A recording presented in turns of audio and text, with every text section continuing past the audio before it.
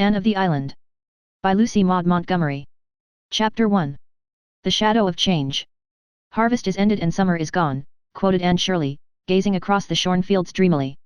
She and Diana Barry had been picking apples in the Green Gables orchard, but were now resting from their labors in a sunny corner, where airy fleets of thistledown drifted by on the wings of a wind that was still summer sweet with the incense of ferns in the haunted wood. But everything in the landscape around them spoke of autumn. The sea was roaring hollowly in the distance, the fields were bare and sere, scarfed with goldenrod, the brook valley below Green Gables overflowed with asters of ethereal purple, and the lake of shining waters was blue, blue, blue, not the changeful blue of spring, nor the pale azure of summer, but a clear, steadfast, serene blue, as if the water were past all moods and tenses of emotion and had settled down to a tranquility unbroken by fickle dreams. "It has been a nice summer," said Diana, twisting the new ring on her left hand with a smile. "And Miss Lavender's wedding seemed to come as a sort of crown to it. I suppose Mr. and Mrs. Irving are on the Pacific coast now. It seems to me they have been gone long enough to go around the world," sighed Anne. "I can't believe it is only a week since they were married. Everything has changed. Miss Lavender and Mr. and Mrs. Allen gone, how lonely the manse looks with the shutters all closed. I went past it last night, and it made me feel as if everybody in it had died. We'll never get another minister as nice as Mr. Allen," said Diana, with gloomy conviction. "I suppose we'll have all kinds of supplies this winter, and half the Sundays no preaching at all. And you and Gilbert gone, it will be awfully dull." "Fred will be here," insinuated Anne slyly. "When is Mrs. Lindy going to move up?" asked Diana, as if she had not heard Anne's remark. "Tomorrow. I'm glad she's coming, but it will be another change. Marilla and I cleared everything out of the spare room yesterday. Do you know, I hated to do it. Of course, it was silly, but it did seem as if we were committing sacrilege. That old spare room has always seemed like a shrine to me. When I was a child I thought it the most wonderful apartment in the world. You remember what a consuming desire I had to sleep in a spare room bed, but not the Green Gables spare room. Oh, no, never there. It would have been too terrible, I couldn't have slept a wink from awe. I never walked through that room when Marilla sent me in on an errand, no, indeed, I tiptoed through it and held my breath, as if I were in church, and felt relieved when I got out of it. The pictures of George Whitefield and the Duke of Wellington hung there, one on each side of the mirror, and frowned so sternly at me all the time I was in, especially if I dared peep in the mirror, which was the only one in the house that didn't twist my face a little. I always wondered how Marilla dared house clean that room. And now it's not only cleaned but stripped bare. George Whitefield and the Duke have been relegated to the upstairs hall. So passes the glory of this world," concluded Anne, with a laugh in which there was a little note of regret. "It is never pleasant to have our old shrines desecrated, even when we have outgrown them." "I'll be so lonesome when you go," moaned Diana for the 100th time. "And to think you go next week." "But we're together still," said Anne cheerily. "We mustn't let next week rob us of this week's joy. I hate the thought of going myself, home and I are such good friends. Talk of being lonesome. It's I who should groan. You'll be here with any number of your old friends, and Fred. While I shall be alone among strangers, not knowing a soul. Except Gilbert, and Charlie Sloane," said Diana, imitating Anne's italics and slyness. "Charlie Sloane will be a great comfort, of course," agreed Anne sarcastically, whereupon both those irresponsible damsels laughed. Diana knew exactly what Anne thought of Charlie Sloane, but, despite sundry confidential talks, she did not know just what Anne thought of Gilbert Blythe. To be sure, Anne herself did not know that. "The boys may be boarding at the other end of Kingsport, for all I know," Anne went on. "I am glad I'm going to Redmond, and I am sure I shall like it after a while. But for the first few weeks I know I won't. I shan't even have the comfort of looking forward to the weekend visit home, as I had when I went to Queen's. Christmas will seem like 1,000 years away." "Everything is changing, or going to change," said Diana sadly. "I have a feeling that things will never be the same again, Anne. We have come to a parting of the ways, I suppose," said Anne thoughtfully. "We had to come to it. Do you think, Diana, that being grown up is really as nice as we used to imagine it would be when we were children?" "I don't know, there are some nice things about it," answered Diana, again caressing her ring with that little smile which always had the effect of making Anne feel suddenly left out and inexperienced. "But there are so many puzzling things, too. Sometimes I feel as if being grown up just frightened me, and then I would give anything to be a little girl again." "I suppose we'll get used to being grown up in time," said Anne cheerfully. "There won't be so many unexpected things about it by and by, though, after all, I fancy it's the unexpected things that give spice to life. We're 18, Diana. In 2 more years we'll be 20. When I was 10 I thought 20 was a green old age. In no time you'll be a staid, middle-aged matron, and I shall be nice, old maid Aunt Anne, coming to visit you on vacations. You'll always keep a corner for me, won't you, dear darling?" Not the spare room, of course, old maids can't aspire to spare rooms, and I shall be as humble as Uriah Heep, and quite content with a little over the porch or off the parlor cubby hole. What nonsense you do talk, Anne, laughed Diana. You'll marry somebody splendid and handsome and rich, and no spare room in Avonlea will be half gorgeous enough for you, and you'll turn up your nose at all the friends of your youth. That would be a pity, my nose is quite nice, but I fear turning it up would spoil it, said Anne, patting that shapely organ. I haven't so many good features that I could afford to spoil those I have, so, even if I should marry the king of the Cannibal Islands, I promise you I won't turn up my nose at you, Diana. With another gay laugh the girls separated, Diana to return to Orchard Slope, and to walk to the post office. She found a letter awaiting her there, and when Gilbert Blythe overtook her on the bridge over the lake of shining waters she was sparkling with the excitement of it. Priscilla Grant is going to Redmond, too, she exclaimed. Isn't that splendid? I hoped she would, but she didn't think her father would consent. He has, however, and we're to board together. I feel that I can face an army with banners, or all the professors of Redmond in one fell phalanx, with a chum like Priscilla by my side. I think we'll like Kingsport, said Gilbert. It's a nice old burg, they tell me, and has the finest natural park in the world. I've heard that the scenery in it is magnificent. I wonder if it can be, any more beautiful than this, murmured Anne, looking around her with the loving, enraptured eyes of those to whom home must always be the loveliest spot in the world, no matter what fairer lands may lie under alien stars.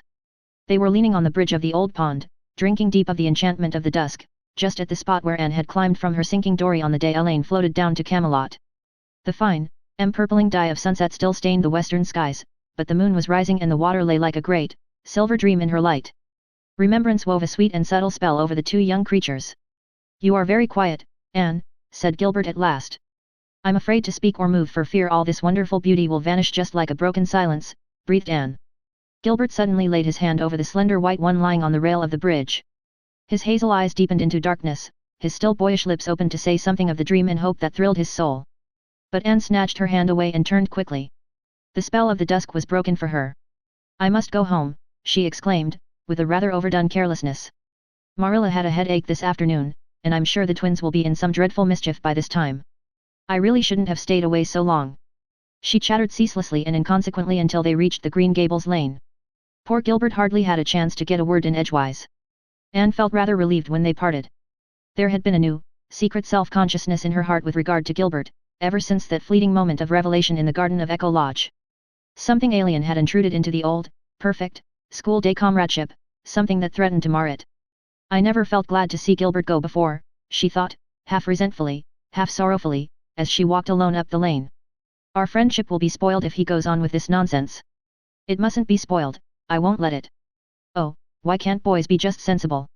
Anne had an uneasy doubt that it was not strictly sensible that she should still feel on her hand the warm pressure of Gilbert's, as distinctly as she had felt it for the swift second his had rested there, and still less sensible that the sensation was far from being an unpleasant one, very different from that which had attended a similar demonstration on Charlie Sloane's part, when she had been sitting out a dance with him at a White Sands party 3 nights before. Anne shivered over the disagreeable recollection. But all problems connected with infatuated swains vanished from her mind when she entered the homely, unsentimental atmosphere of the Green Gables kitchen where an 8-year-old boy was crying grievously on the sofa. What is the matter, Davy? Asked Anne, taking him up in her arms. Where are Marilla and Dora? Marilla's putting Dora to bed, sobbed Davy, and I'm crying 'cause Dora fell down the outside cellar steps, heels over head, and scraped all the skin off her nose, and... Oh, well, don't cry about it, dear. Of course, you are sorry for her, but crying won't help her any. She'll be all right tomorrow. Crying never helps anyone, Davy boy, and... I ain't crying 'cause Dora fell down cellar, said Davy, cutting short Anne's well-meant preachment with increasing bitterness. I'm crying, 'cause I wasn't there to see her fall. I'm always missing some fun or other, seems to me. Oh, Davy! Anne choked back an unholy shriek of laughter. Would you call it fun to see poor little Dora fall down the steps and get hurt? She wasn't much hurt, said Davy, defiantly. Course, if she'd been killed I'd have been real sorry, Anne. But the Keiths ain't so easy killed. They're like the Blewetts, I guess. Herb Blewett fell off the hayloft last Wednesday, and rolled right down through the turnip chute into the box stall, where they had a fearful wild, cross horse and rolled right under his heels. And still he got out alive, with only 3 bones broke. Mrs. Lynde says there are some folks you can't kill with a meat axe. Is Mrs. Lynde coming here tomorrow, Anne? Yes, Davy, and I hope you'll be always very nice and good to her. I'll be nice and good. But will she ever put me to bed at nights, Anne? Perhaps. Why? "'Cause," said Davy very decidedly, "if she does I won't say my prayers before her like I do before you, Anne." "Why not?" "'Cause I don't think it would be nice to talk to God before strangers, Anne. Dora can say hers to Mrs. Lynde if she likes, but I won't. I'll wait till she's gone and then say 'em. Won't that be all right, Anne?" "Yes, if you are sure you won't forget to say them, Davy boy." "Oh, I won't forget, you bet. I think saying my prayers is great fun. But it won't be as good fun saying them alone as saying them to you. I wish you'd stay home, Anne. I don't see what you want to go away and leave us for." "I don't exactly want to, Davy, but I feel I ought to go." "If you don't want to go you needn't. You're grown up." "When I'm grown up I'm not going to do one single thing I don't want to do, Anne." "All your life, Davy, you'll find yourself doing things you don't want to do." "I won't," said Davy flatly. "Catch me. I have to do things I don't want to now 'cause you and Marilla'll send me to bed if I don't. But when I grow up you can't do that, and there'll be nobody to tell me not to do things. Won't I have the time? Say, Anne, Milty Boulter says his mother says you're going to college to see if you can catch a man. Are you, Anne? I want to know." For a second Anne burned with resentment. Then she laughed, reminding herself that Mrs. Boulter's crude vulgarity of thought and speech could not harm her. "No, Davy, I'm not. I'm going to study and grow and learn about many things." "What things?" "Shoes and ships and sealing wax. And cabbages and kings," quoted Anne. "But if you did want to catch a man how would you go about it?" "I want to know," persisted Davy, for whom the subject evidently possessed a certain fascination. "You'd better ask Mrs. Boulter," said Anne thoughtlessly. "I think it's likely she knows more about the process than I do." "I will, the next time I see her," said Davy gravely. "Davy! If you do," cried Anne, realizing her mistake. "But you just told me to," protested Davy aggrieved. "It's time you went to bed," decreed Anne, by way of getting out of the scrape. After Davy had gone to bed Anne wandered down to Victoria Island and sat there alone, curtained with fine-spun, moonlit gloom, while the water laughed around her in a duet of brook and wind. Anne had always loved that brook. Many a dream had she spun over its sparkling water in days gone by. She forgot lovelorn youths, and the cayenne speeches of malicious neighbors, and all the problems of her girlish existence. In imagination she sailed over storied seas that wash the distant shining shores of fairy lands forlorn, where lost Atlantis and Elysium lie, with the evening star for pilot, to the land of heart's desire. And she was richer in those dreams than in realities, for things seen pass away, but the things that are unseen are eternal. Chapter 2. Garlands of Autumn. The following week sped swiftly, crowded with innumerable last things, as Anne called them. Goodbye calls had to be made and received, being pleasant or otherwise, according to whether callers and called upon were heartily in sympathy with Anne's hopes, or thought she was too much puffed up over going to college and that it was their duty to take her down a peg or two. The AVIS gave a farewell party in honor of Anne and Gilbert one evening at the home of Josie Pye, choosing that place, partly because Mr. Pye's house was large and convenient, partly because it was strongly suspected that the Pye girls would have nothing to do with the affair if their offer of the house for the party was not accepted.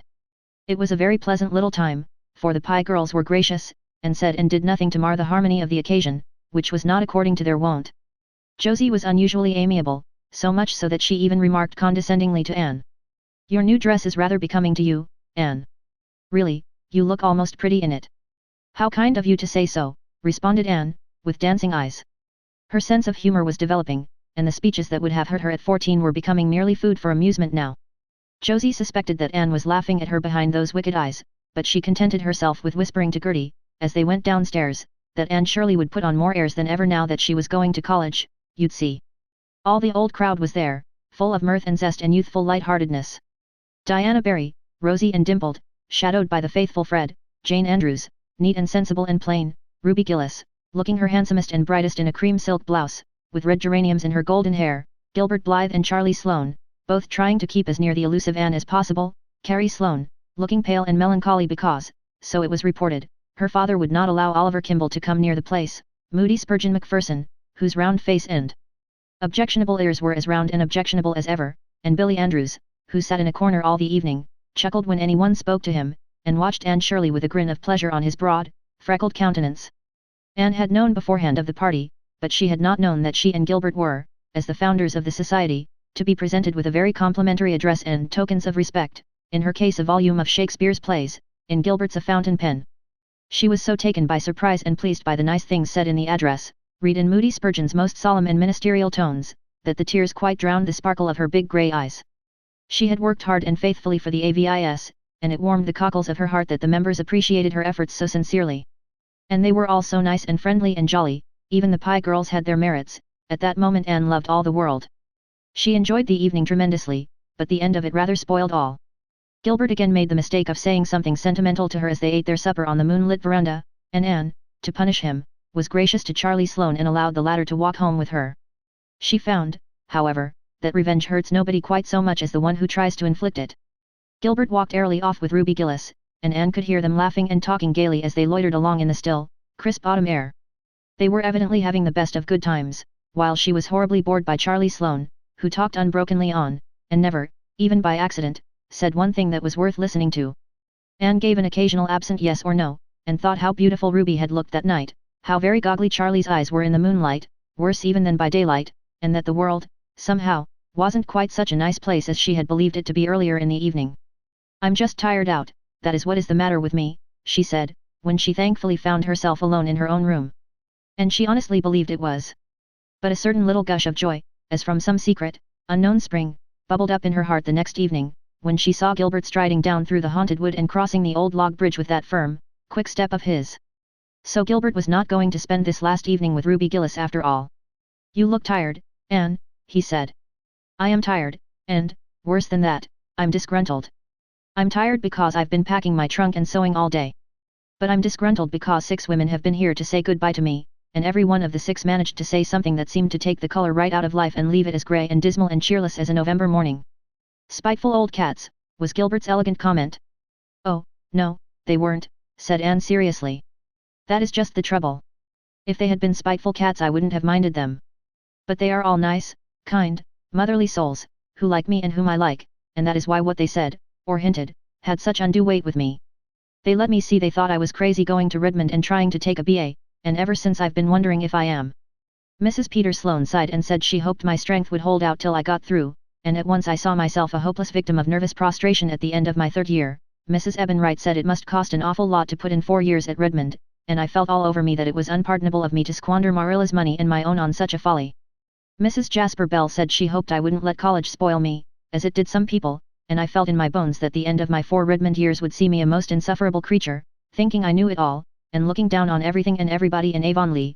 Mrs. Alicia Wright said she understood that Redmond girls, especially those who belonged to Kingsport, were dreadful dressy and stuck up, and she guessed I wouldn't feel much at home among them, and I saw myself, a snubbed, dowdy, humiliated country girl, shuffling through Redmond's classic halls in coppertoned boots. Anne ended with a laugh and a sigh commingled. With her sensitive nature all disapproval had weight, even the disapproval of those for whose opinions she had scant respect. For the time being life was savourless, and ambition had gone out like a snuffed candle. "You surely don't care for what they said," protested Gilbert. "You know exactly how narrow their outlook on life is, excellent creatures though they are.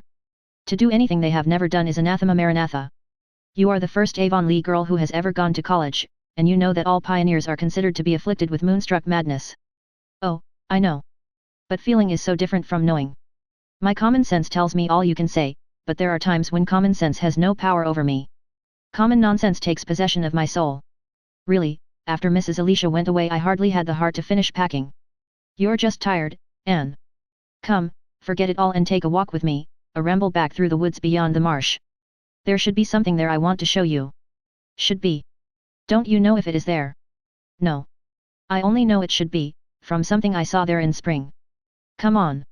We'll pretend we are 2 children again and we'll go the way of the wind." They started gaily off. Anne, remembering the unpleasantness of the preceding evening, was very nice to Gilbert, and Gilbert, who was learning wisdom, took care to be nothing save the schoolboy comrade again. Mrs. Lindy and Marilla watched them from the kitchen window.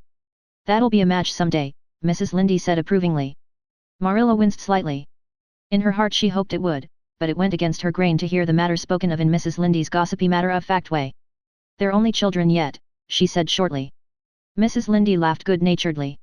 "Anne is 18, I was married when I was that age. We old folks, Marilla, are too much given to thinking children never grow up, that's what. Anne is a young woman and Gilbert's a man, and he worships the ground she walks on, as anyone can see. He's a fine fellow, and Anne can't do better. I hope she won't get any romantic nonsense into her head at Redmond.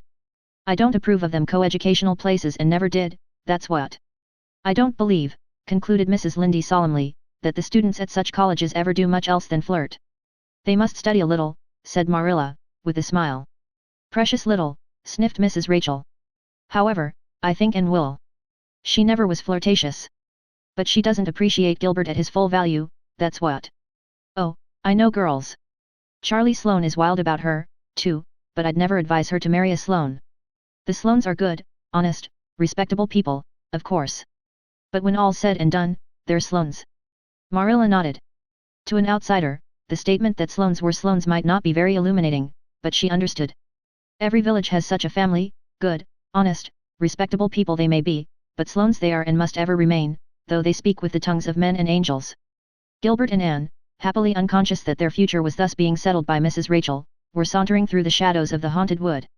Beyond, the harvest hills were basking in an amber sunset radiance, under a pale, aerial sky of rose and blue. The distant spruce groves were burnished bronze, and their long shadows barred the upland meadows. But around them a little wind sang among the fir tassels, and in it there was the note of autumn. This wood really is haunted now, by old memories, said Anne, stooping to gather a spray of ferns, bleached to waxen whiteness by frost. It seems to me that the little girls Diana and I used to play here still, and sit by the Dryad's bubble in the twilights, trysting with the ghosts. Do you know, I can never go up this path in the dusk without feeling a bit of the old fright and shiver? There was one especially horrifying phantom which we created, the ghost of the murdered child that crept up behind you and laid cold fingers on yours. I confess that, to this day, I cannot help fancying its little, furtive footsteps behind me when I come here after nightfall. I'm not afraid of the White Lady or the Headless Man or the skeletons, but I wish I had never imagined that baby's ghost into existence. How angry Marilla and Mrs. Barry were over that affair, concluded Anne, with reminiscent laughter. The woods around the head of the marsh were full of purple vistas, threaded with gossamers. Past a dour plantation of gnarled spruces and a maple-fringed, sun-warm valley they found the something Gilbert was looking for. Ah, here it is, he said with satisfaction. An apple tree, and away back here, exclaimed Anne delightedly. Yes, a veritable apple-bearing apple tree, too, here in the very midst of pines and beeches, a mile away from any orchard. I was here one day last spring and found it, all white with blossom. So I resolved I'd come again in the fall and see if it had been apples. See, it's loaded. They look good, too, tawny as russets but with a dusky red cheek. Most wild seedlings are green and uninviting. I suppose it sprang years ago from some chance-sown seed, said Anne dreamily. And how it has grown and flourished and held its own here all alone among aliens, the brave determined thing. Here's a fallen tree with a cushion of moss. Sit down, Anne, it will serve for a woodland throne. I'll climb for some apples. They all grow high, the tree had to reach up to the sunlight. The apples proved to be delicious. Under the tawny skin was a white flesh, faintly veined with red, and, besides their own proper apple taste, they had a certain wild, delightful tang no orchard-grown apple ever possessed. The fatal apple of Eden couldn't have had a rarer flavor, commented Anne. But it's time we were going home. See, it was twilight 3 minutes ago and now it's moonlight. What a pity we couldn't have caught the moment of transformation. But such moments never are caught, I suppose. Let's go back around the marsh and home by way of Lover's Lane. Do you feel as disgruntled now as when you started out, Anne? Not I. Those apples have been as manna to a hungry soul. I feel that I shall love Redmond and have a splendid 4 years there. And after those 4 years, what? Oh, there's another bend in the road at their end, answered Anne lightly. I've no idea what may be around it, I don't want to have. It's nicer not to know. Lover's Lane was a dear place that night, still and mysteriously dim in the pale radiance of the moonlight. They loitered through it in a pleasant chummy silence, neither caring to talk. If Gilbert were always as he has been this evening how nice and simple everything would be, reflected Anne. Gilbert was looking at Anne, as she walked along. In her light dress, with her slender delicacy, she made him think of a white iris. I wonder if I can ever make her care for me, he thought, with a pang of self-distrust. Chapter 3. Greeting and Farewell. Charlie Sloane, Gilbert Blythe and Anne Shirley left Avonlea the following Monday morning. Anne had hoped for a fine day. Diana was to drive her to the station and they wanted this, their last drive together for some time, to be a pleasant one. But when Anne went to bed Sunday night the east wind was moaning around Green Gables with an ominous prophecy which was fulfilled in the morning. Anne awoke to find raindrops pattering against her window and shadowing the pond's grey surface with widening rings, hills and sea were hidden in mist, and the whole world seemed dim and dreary. Anne dressed in the cheerless grey dawn, for an early start was necessary to catch the boat train, she struggled against the tears that would well up in her eyes in spite of herself. She was leaving the home that was so dear to her, and something told her that she was leaving it forever, save as a holiday refuge. Things would never be the same again, coming back for vacations would not be living there. And oh, how dear and beloved everything was, that little white porch room, sacred to the dreams of girlhood, the old snow queen at the window, the brook in the hollow, the Dryad's bubble, the haunted woods, and Lover's Lane, all the 1,001 dear spots where memories of the old years bided. Could she ever be really happy anywhere else? Breakfast at Green Gables that morning was a rather doleful meal. Davy, for the first time in his life probably, could not eat, but blubbered shamelessly over his porridge. Nobody else seemed to have much appetite, save Dora, who tucked away her rations comfortably. Dora, like the immortal and most prudent Charlotte, who went on cutting bread and butter when her frenzied lover's body had been carried past on a shutter, was one of those fortunate creatures who are seldom disturbed by anything. Even at 8 it took a great deal to ruffle Dora's placidity. She was sorry Anne was going away, of course, but was that any reason why she should fail to appreciate a poached egg on toast? Not at all. And, seeing that Davy could not eat his, Dora ate it for him. Promptly on time Diana appeared with horse and buggy, her rosy face glowing above her raincoat. The goodbyes had to be said then somehow. Mrs. Lindy came in from her quarters to give Anne a hearty embrace and warn her to be careful of her health, whatever she did. Marilla, brusque and tearless, pecked Anne's cheek and said she supposed they'd hear from her when she got settled. A casual observer might have concluded that Anne's going mattered very little to her, unless said observer had happened to get a good look in her eyes. Dora kissed Anne primly and squeezed out 2 decorous little tears, but Davy, who had been crying on the back porch step ever since they rose from the table, refused to say goodbye at all. When he saw Anne coming towards him he sprang to his feet, bolted up the back stairs, and hid in a clothes closet, out of which he would not come. His muffled howls were the last sounds Anne heard as she left Green Gables. It rained heavily all the way to Bright River, to which station they had to go, since the branch line train from Carmody did not connect with the boat train. Charlie and Gilbert were on the station platform when they reached it, and the train was whistling. Anne had just time to get her ticket and trunk check, say a hurried farewell to Diana, and hasten on board. She wished she were going back with Diana to Avonlea. She knew she was going to die of homesickness. And oh, if only that dismal rain would stop pouring down as if the whole world were weeping over summer vanished and joys departed. Even Gilbert's presence brought her no comfort, for Charlie Sloane was there, too, and Sloanishness could be tolerated only in fine weather. It was absolutely insufferable in rain. But when the boat steamed out of Charlottetown harbor things took a turn for the better. The rain ceased and the sun began to burst out goldenly now and again between the rents in the clouds, burnishing the grey seas with copper-hued radiance, and lighting up the mists that curtained the island's red shores with gleams of gold foretokening a fine day after all. Besides, Charlie Sloane promptly became so seasick that he had to go below, and Anne and Gilbert were left alone on deck. I am very glad that all the Sloanes get seasick as soon as they go on water, thought Anne mercilessly. I am sure I couldn't take my farewell look at the old sod with Charlie standing there pretending to look sentimentally at it, too. Well, we're off, remarked Gilbert unsentimentally. Yes, I feel like Byron's Childe Harold, only it isn't really my native shore that I'm watching, said Anne, winking her grey eyes vigorously. Nova Scotia is that, I suppose. But one's native shore is the land one loves the best, and that's good old PEI for me. I can't believe I didn't always live here. Those 11 years before I came seem like a bad dream. It's 7 years since I crossed on this boat, the evening Mrs. Spencer brought me over from Hopetown. I can see myself, in that dreadful old wincey dress and faded sailor hat, exploring decks and cabins with enraptured curiosity. It was a fine evening, and how those Red Island shores did gleam in the sunshine. Now I'm crossing the strait again. Oh, Gilbert, I do hope I'll like Redmond and Kingsport, but I'm sure I won't. Where's all your philosophy gone, Anne? It's all submerged under a great, swamping wave of loneliness and homesickness. I've longed for 3 years to go to Redmond, and now I'm going, and I wish I weren't. Never mind. I shall be cheerful and philosophical again after I have just one good cry. I must have that, as a went, and I'll have to wait until I get into my boarding house bed tonight, wherever it may be, before I can have it. Then Anne will be herself again. I wonder if Davy has come out of the closet yet. It was 9 that night when their train reached Kingsport, and they found themselves in the blue-white glare of the crowded station. Anne felt horribly bewildered, but a moment later she was seized by Priscilla Grant, who had come to Kingsport on Saturday. Here you are, beloved. And I suppose you're as tired as I was when I got here Saturday night. Tired? Priscilla, don't talk of it. I'm tired and green and provincial, and only about 10 years old. For pity's sake take your poor, broken-down chum to some place where she can hear herself think. I'll take you right up to our boarding house. I've a cab ready outside. It's such a blessing you're here, Prissy. If you weren't I think I should just sit down on my suitcase, here and now, and weep bitter tears. What a comfort one familiar face is in a howling wilderness of strangers. Is that Gilbert Blythe over there, Anne? How he has grown up this past year.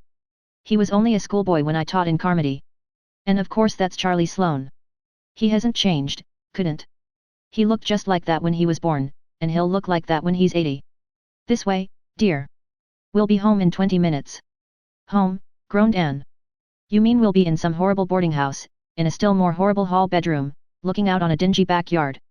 It isn't a horrible boarding house, Anne girl. Here's our cab. Hop in, the driver will get your trunk. Oh, yes, the boarding house, it's really a very nice place of its kind, as you'll admit tomorrow morning when a good night's sleep has turned your blues rosy pink. It's a big, old-fashioned, grey stone house on St. John Street, just a nice little constitutional from Redmond. It used to be the residence of great folk, but fashion has deserted St. John Street and its houses only dream now of better days. They're so big that people living in them have to take boarders just to fill up. At least, that is the reason our landladies are very anxious to impress on us. They're delicious, Anne, our landladies, I mean. How many are there? 2. Miss Hannah Harvey and Miss Ada Harvey. They were born twins about 50 years ago. I can't get away from twins, it seems, smiled Anne. Wherever I go they confront me. Oh, they're not twins now, dear. After they reached the age of 30 they never were twins again. Miss Hannah has grown old, not too gracefully, and Miss Ada has stayed 30, less gracefully still. I don't know whether Miss Hannah can smile or not, I've never caught her at it so far, but Miss Ada smiles all the time and that's worse. However, they're nice, kind souls, and they take 2 boarders every year because Miss Hannah's economical soul cannot bear to waste room space, not because they need to or have to, as Miss Ada has told me 7 times since Saturday night. As for our rooms, I admit they are hall bedrooms, and mine does look out on the backyard. Your room is a front one and looks out on Old St. John's graveyard, which is just across the street. That sounds gruesome, shivered Anne. I think I'd rather have the backyard view. Oh, no, you wouldn't. Wait and see. Old St. John's is a darling place. It's been a graveyard so long that it's ceased to be one and has become one of the sights of Kingsport. I was all through it yesterday for a pleasure exertion. There's a big stone wall and a row of enormous trees all around it, and rows of trees all through it, and the queerest old tombstones, with the queerest and quaintest inscriptions. You'll go there to study, Anne, see if you don't. Of course, nobody is ever buried there now. But a few years ago they put up a beautiful monument to the memory of Nova Scotian soldiers who fell in the Crimean War. It is just opposite the entrance gates and there's scope for imagination in it, as you used to say. Here's your trunk at last, and the boys coming to say good night. Must I really shake hands with Charlie Sloane, Anne? His hands are always so cold and fishy feeling. We must ask them to call occasionally. Miss Hannah gravely told me we could have young gentlemen callers 2 evenings in the week, if they went away at a reasonable hour, and Miss Ada asked me, smiling, please to be sure they didn't sit on her beautiful cushions. I promised to see to it, but goodness knows where else they can sit, unless they sit on the floor, for there are cushions on everything. Miss Ada even has an elaborate Battenberg one on top of the piano. Anne was laughing by this time. Priscilla's gay chatter had the intended effect of cheering her up. Homesickness vanished for the time being, and did not even return in full force when she finally found herself alone in her little bedroom. She went to her window and looked out. The street below was dim and quiet. Across it the moon was shining above the trees in Old St. John's, just behind the great dark head of the lion on the monument. Anne wondered if it could have been only that morning that she had left Green Gables. She had the sense of a long passage of time which one day of change and travel gives. I suppose that very moon is looking down on Green Gables now, she mused. But I won't think about it, that way homesickness lies. I'm not even going to have my good cry. I'll put that off to a more convenient season, and just now I'll go calmly and sensibly to bed and to sleep. Chapter 4. April's Lady. Kingsport is a quaint old town, harking back to early colonial days, and wrapped in its ancient atmosphere, as some fine old dame in garments fashioned like those of her youth. Here and there it sprouts out into modernity, but at heart it is still unspoiled, it is full of curious relics, and haloed by the romance of many legends of the past. Once it was a mere frontier station on the fringe of the wilderness, and those were the days when Indians kept life from being monotonous to the settlers. Then it grew to be a bone of contention between the British and the French, being occupied now by the one and now by the other, emerging from each occupation with some fresh scar of battling nations branded on it. It has in its park a Martello Tower, autographed all over by tourists, a dismantled old French fort on the hills beyond the town, and several antiquated cannon in its public squares. It has other historic spots also, which may be hunted out by the curious, and none is more quaint and delightful than Old St. John's Cemetery at the very core of the town, with streets of quiet, old-time houses on 2 sides, and busy, bustling, modern thoroughfares on the others. Every citizen of Kingsport feels a thrill of possessive pride in Old St. John's, for, if he be of any pretensions at all, he has an ancestor buried there, with a queer, crooked slab at his head, or else sprawling protectively over the grave, on which all the main facts of his history are recorded. For the most part no great art or skill was lavished on those old tombstones. The larger number are of roughly chiseled brown or grey native stone, and only in a few cases is there any attempt at ornamentation. Some are adorned with skull and crossbones, and this grisly decoration is frequently coupled with a cherub's head. Many are prostrate and in ruins. Into almost all time's tooth has been gnawing, until some inscriptions have been completely effaced, and others can only be deciphered with difficulty. The graveyard is very full and very bowery, for it is surrounded and intersected by rows of elms and willows, beneath whose shade the sleepers must lie very dreamlessly, forever crooned to by the winds and leaves over them, and quite undisturbed by the clamour of traffic just beyond. Anne took the first of many rambles in Old St. John's the next afternoon.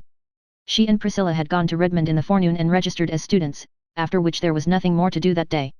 The girls gladly made their escape, for it was not exhilarating to be surrounded by crowds of strangers, most of whom had a rather alien appearance, as if not quite sure where they belonged.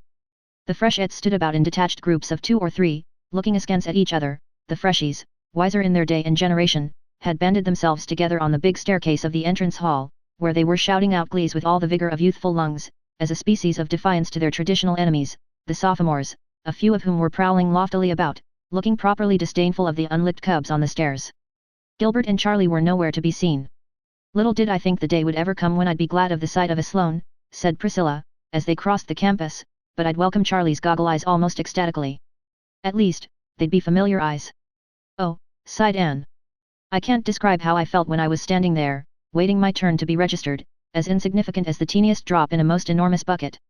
It's bad enough to feel insignificant, but it's unbearable to have it grained into your soul that you will never, can never, be anything but insignificant, and that is how I did feel, as if I were invisible to the naked eye and some of those sophs might step on me. I knew I would go down to my grave unwept, unhonored and unsung." "Wait till next year," comforted Priscilla. "Then we'll be able to look as bored and sophisticated as any sophomore of them all." "No doubt it is rather dreadful to feel insignificant, but I think it's better than to feel as big and awkward as I did, as if I were sprawled all over Redmond. That's how I felt, I suppose because I was a good 2 inches taller than anyone else in the crowd. I wasn't afraid a soph might walk over me, I was afraid they'd take me for an elephant, or an overgrown sample of a potato-fed islander." "I suppose the trouble is we can't forgive Big Redmond for not being Little Queens," said Anne, gathering about her the shreds of her old cheerful philosophy to cover her nakedness of spirit. "When we left Queens we knew everybody and had a place of our own. I suppose we have been unconsciously expecting to take life up at Redmond just where we left off at Queens, and now we feel as if the ground had slipped from under our feet. I'm thankful that neither Mrs. Lindy nor Mrs. Alicia Wright know, or ever will know, my state of mind at present. They would exult in saying I told you so, and be convinced it was the beginning of the end. Whereas it is just the end of the beginning." "Exactly. That sounds more Annish. In a little while we'll be acclimated and acquainted, and all will be well. Anne, did you notice the girl who stood alone just outside the door of the co-ed's dressing room all the morning, the pretty one with the brown eyes and crooked mouth?" "Yes, I did. I noticed her particularly because she seemed the only creature there who looked as lonely and friendless as I felt. I had you, but she had no one. I think she felt pretty all by herselfish, too. Several times I saw her make a motion as if to cross over to us, but she never did it, too shy, I suppose. I wished she would come. If I hadn't felt so much like the aforesaid elephant I'd have gone to her. But I couldn't lumber across that big hall with all those boys howling on the stairs. She was the prettiest freshette I saw today, but probably favor is deceitful and even beauty is vain on your first day at Redmond," concluded Priscilla with a laugh. "I'm going across to Old St. John's after lunch," said Anne. "I don't know that a graveyard is a very good place to go to get cheered up, but it seems the only get-at-able place where there are trees, and trees I must have. I'll sit on one of those old slabs and shut my eyes and imagine I'm in the Avonlea woods." Anne did not do that, however, for she found enough of interest in Old St. John's to keep her eyes wide open. They went in by the entrance gates, past the simple, massive, stone arch surmounted by the Great Lion of England. "And on Inkerman yet the wild bramble is gory. And those bleak heights henceforth shall be famous in story," quoted Anne, looking at it with a thrill. They found themselves in a dim, cool, green place where winds were fond of purring. Up and down the long grassy aisles they wandered, reading the quaint, voluminous epitaphs, carved in an age that had more leisure than our own. "Here lieth the body of Albert Crawford, Esq., read Anne from a worn, grey slab, for many years keeper of His Majesty's Ordnance at Kingsport. He served in the army till the peace of 1763, when he retired from bad health. He was a brave officer, the best of husbands, the best of fathers, the best of friends. He died October 29, 1792, aged 84 years. There's an epitaph for you, Prissy." There is certainly some scope for imagination in it. How full such a life must have been of adventure. And as for his personal qualities, I'm sure human eulogy couldn't go further. I wonder if they told him he was all those best things while he was alive. Here's another, said Priscilla. Listen. To the memory of Alexander Ross, who died on the 22nd of September, 1840, aged 43 years. This is raised as a tribute of affection by one whom he served so faithfully for 27 years that he was regarded as a friend, deserving the fullest confidence and attachment. A very good epitaph, commented Anne thoughtfully. I wouldn't wish a better. We are all servants of some sort, and if the fact that we are faithful can be truthfully inscribed on our tombstones, nothing more need be added. Here's a sorrowful little grey stone, Prissy, to the memory of a favourite child. And here is another erected to the memory of one who is buried elsewhere. I wonder where that unknown grave is. Really, the graveyards of today will never be as interesting as this. You were right, I shall come here often. I love it already. I see we're not alone here, there's a girl down at the end of this avenue. Yes, and I believe it's the very girl we saw at Redmond this morning. I've been watching her for 5 minutes. She has started to come up the avenue exactly half a dozen times, and half a dozen times has she turned and gone back. Either she's dreadfully shy or she has got something on her conscience. Let's go and meet her. It's easier to get acquainted in a graveyard than at Redmond, I believe. They walked down the long grassy arcade towards the stranger, who was sitting on a grey slab under an enormous willow. She was certainly very pretty, with a vivid, irregular, bewitching type of prettiness. There was a gloss as of brown nuts on her satin-smooth hair and a soft, ripe glow on her round cheeks. Her eyes were big and brown and velvety, under oddly pointed black brows, and her crooked mouth was rose-red. She wore a smart brown suit, with 2 very modish little shoes peeping from beneath it, and her hat of dull pink straw, wreathed with golden brown poppies, had the indefinable, unmistakable air which pertains to the creation of an artist in millinery. Priscilla had a sudden stinging consciousness that her own hat had been trimmed by her village store milliner, and Anne wondered uncomfortably if the blouse she had made herself, and which Mrs. Lindy had fitted, looked very countrified and homemade besides the stranger's smart attire. For a moment both girls felt like turning back. But they had already stopped and turned towards the grey slab. It was too late to retreat, for the brown-eyed girl had evidently concluded that they were coming to speak to her. Instantly she sprang up and came forward with outstretched hand and a gay, friendly smile in which there seemed not a shadow of either shyness or burdened conscience. Oh, I want to know who you 2 girls are, she exclaimed eagerly. I've been dying to know. I saw you at Redmond this morning. Say, wasn't it awful there? For the time I wished I had stayed home and got married. Anne and Priscilla both broke into unconstrained laughter at this unexpected conclusion. The brown-eyed girl laughed, too. I really did. I could have, you know. Come, let's all sit down on this gravestone and get acquainted. It won't be hard. I know we're going to adore each other, I knew it as soon as I saw you at Redmond this morning. I wanted so much to go right over and hug you both. Why didn't you? Asked Priscilla.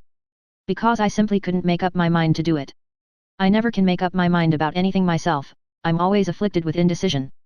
Just as soon as I decide to do something I feel in my bones that another course would be the correct one.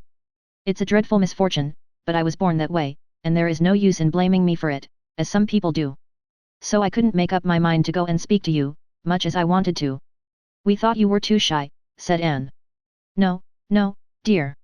Shyness isn't among the many failings, or virtues, of Philippa Gordon, Phil for short. Do call me Phil right off. Now, what are your handles? She's Priscilla Grant, said Anne, pointing. And she's Anne Shirley, said Priscilla, pointing in turn. And we're from the island, said both together. I hail from Bolingbroke, Nova Scotia, said Philippa. Bolingbroke, exclaimed Anne. Why, that is where I was born. Do you really mean it? Why, that makes you a Bluenose after all. No, it doesn't, retorted Anne. Wasn't it Dan O'Connell who said that if a man was born in a stable it didn't make him a horse? I'm island to the core. Well, I'm glad you were born in Bolingbroke anyway. It makes us kind of neighbors, doesn't it? And I like that, because when I tell you secrets it won't be as if I were telling them to a stranger. I have to tell them. I can't keep secrets, it's no use to try. That's my worst failing, that, and indecision, as aforesaid. Would you believe it, it took me half an hour to decide which hat to wear when I was coming here, to a graveyard. At first I inclined to my brown one with the feather, but as soon as I put it on I thought this pink one with the floppy brim would be more becoming. When I got it pinned in place I liked the brown one better.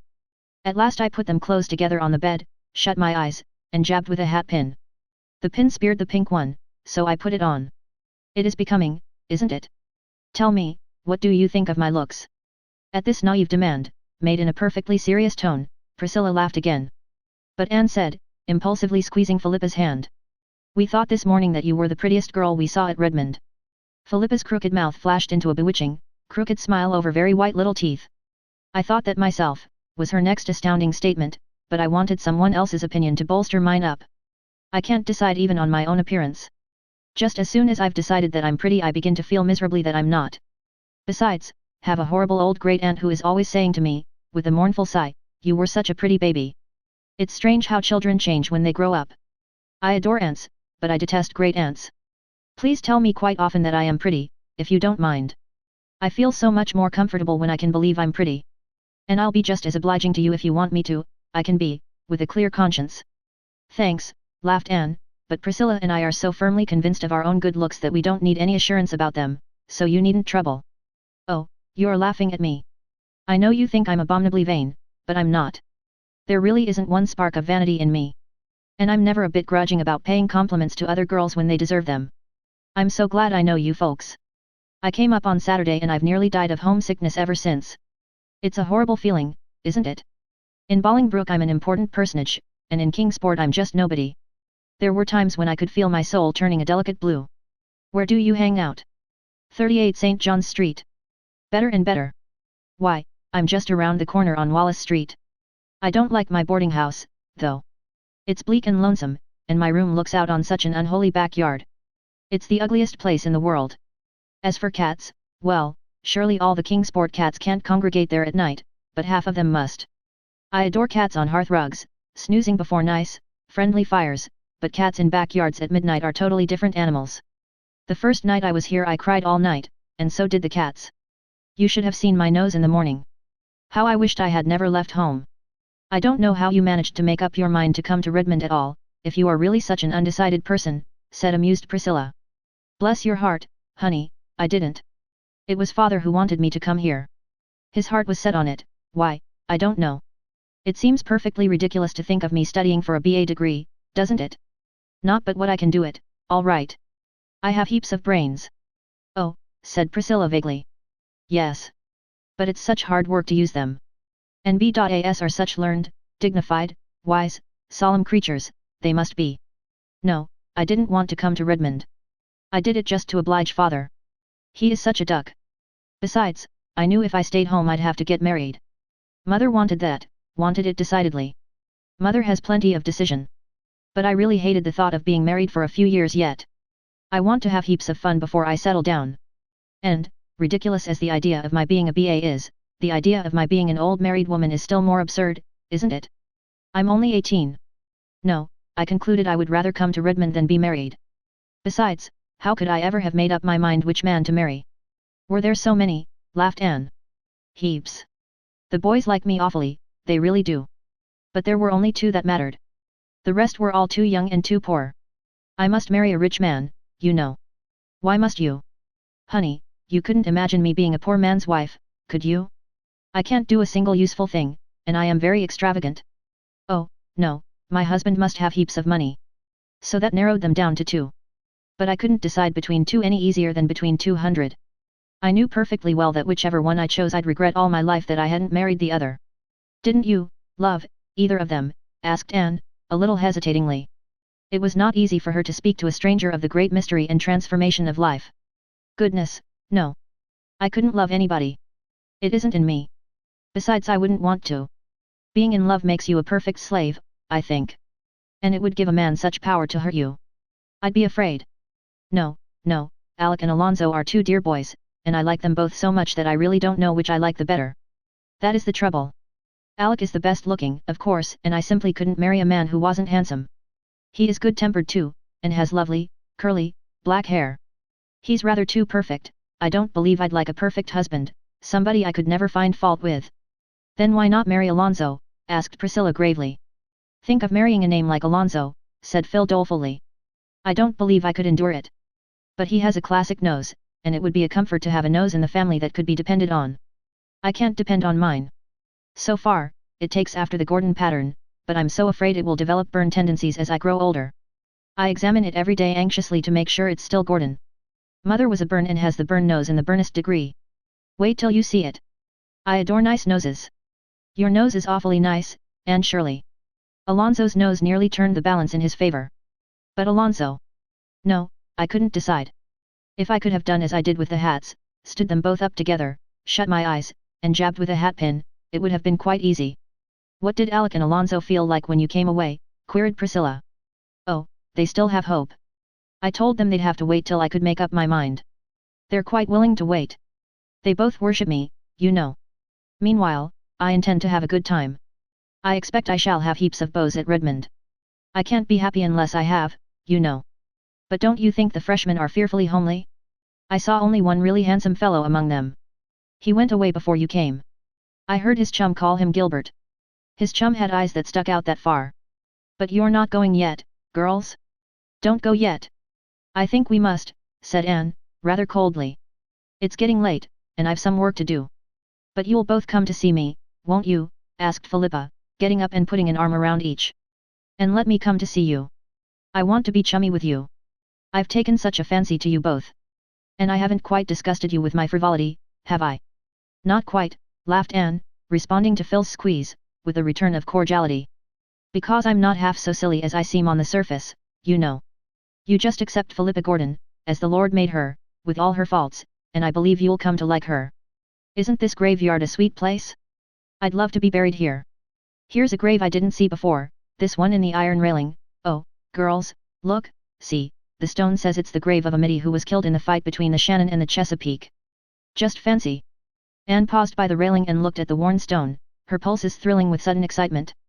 The old graveyard, with its overarching trees and long aisles of shadows, faded from her sight. Instead, she saw the Kingsport harbor of nearly a century agone. Out of the mist came slowly a great frigate, brilliant with the meteor flag of England. Behind her was another, with a still, heroic form, wrapped in his own starry flag, lying on the quarter deck, the gallant Lawrence. Time's finger had turned back his pages, and that was the Shannon sailing triumphant up the bay with the Chesapeake as her prize. Come back, Anne Shirley, come back, laughed Philippa, pulling her arm. You're 100 years away from us. Come back. Anne came back with a sigh, her eyes were shining softly. I've always loved that old story, she said, and although the English won that victory, I think it was because of the brave, defeated commander. I love it. This grave seems to bring it so near and make it so real. This poor little middy was only 18.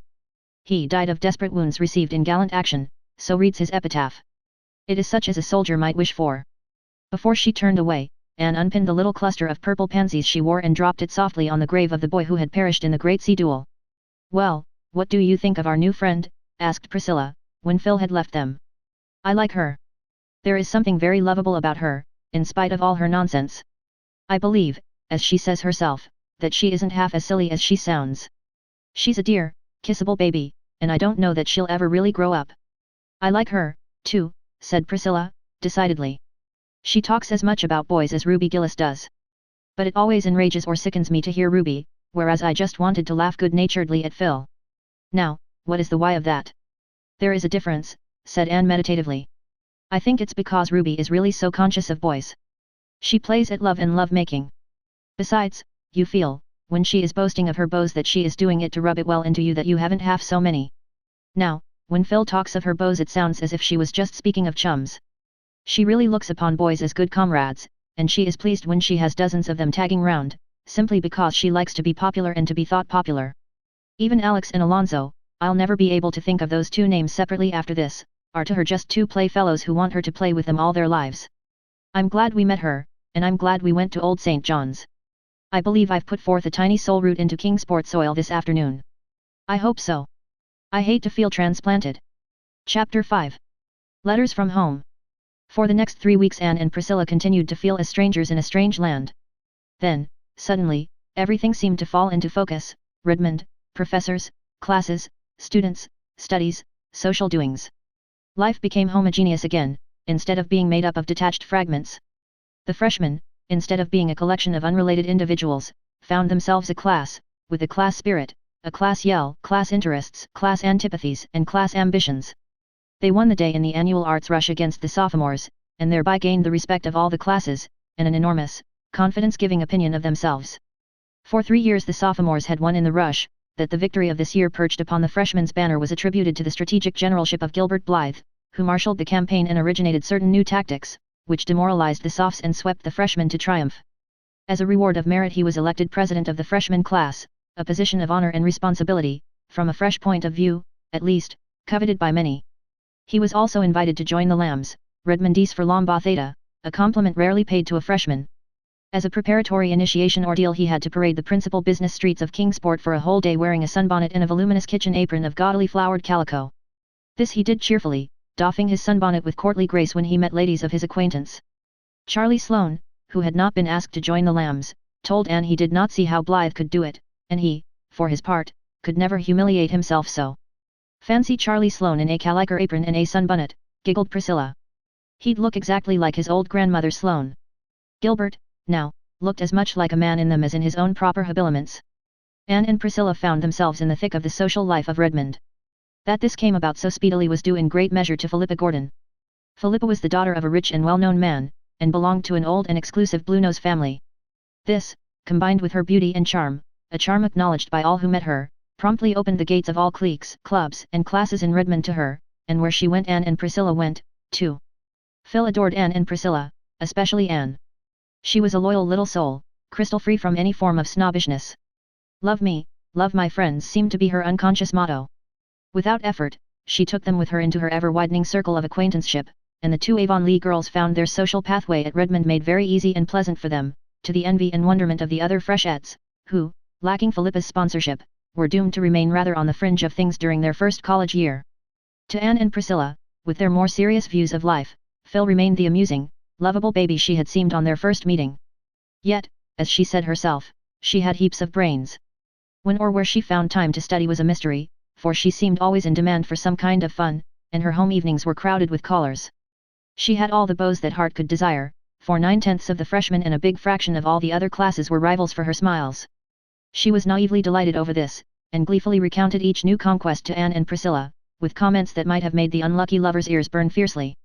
Alec and Alonzo don't seem to have any serious rival yet, remarked Anne, teasingly. Not one, agreed Philippa. I write them both every week and tell them all about my young men here. I'm sure it must amuse them. But, of course, the one I like best I can't get. Gilbert Blythe won't take any notice of me, except to look at me as if I were a nice little kitten he'd like to pat. Too well I know the reason. I owe you a grudge, Queen Anne. I really ought to hate you and instead I love you madly, and I'm miserable if I don't see you every day. You're different from any girl I ever knew before. When you look at me in a certain way I feel what an insignificant, frivolous little beast I am, and I long to be better and wiser and stronger. And then I make good resolutions, but the first nice-looking manny who comes my way knocks them all out of my head. Isn't college life magnificent? It's so funny to think I hated it that first day. But if I hadn't I might never got really acquainted with you. Anne, please tell me over again that you like me a little bit. I yearn to hear it. I like you a big bit, and I think you're a dear, sweet, adorable, velvety, clawless, little, kitten, laughed Anne, but I don't see when you ever get time to learn your lessons.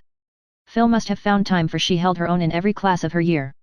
Even the grumpy old professor of mathematics, who detested co-eds, and had bitterly opposed their admission to Redmond, couldn't floor her. She led the freshettes everywhere, except in English, where Anne surely left her far behind.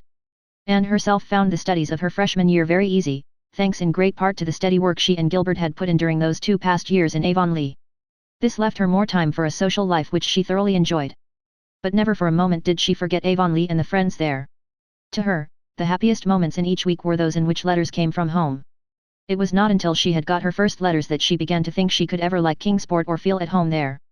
Before they came, Avonlea had seemed thousands of miles away. Those letters brought it near and linked the old life to the new so closely that they began to seem one and the same, instead of 2 hopelessly segregated existences. The first batch contained 6 letters, from Jane Andrews, Ruby Gillis, Diana Barry, Marilla, Mrs. Lindy, and Davy. Jane's was a copperplate production, with every T nicely crossed and every I precisely dotted, and not an interesting sentence in it. She never mentioned the school, concerning which Anne was avid to hear. She never answered one of the questions Anne had asked in her letter. But she told Anne how many yards of lace she had recently crocheted, and the kind of weather they were having in Avonlea, and how she intended to have her new dress made, and the way she felt when her head ached. Ruby Gillis wrote a gushing epistle deploring Anne's absence, assuring her she was horribly missed in everything, asking what the Redmond fellows were like, and filling the rest with accounts of her own harrowing experiences with her numerous admirers.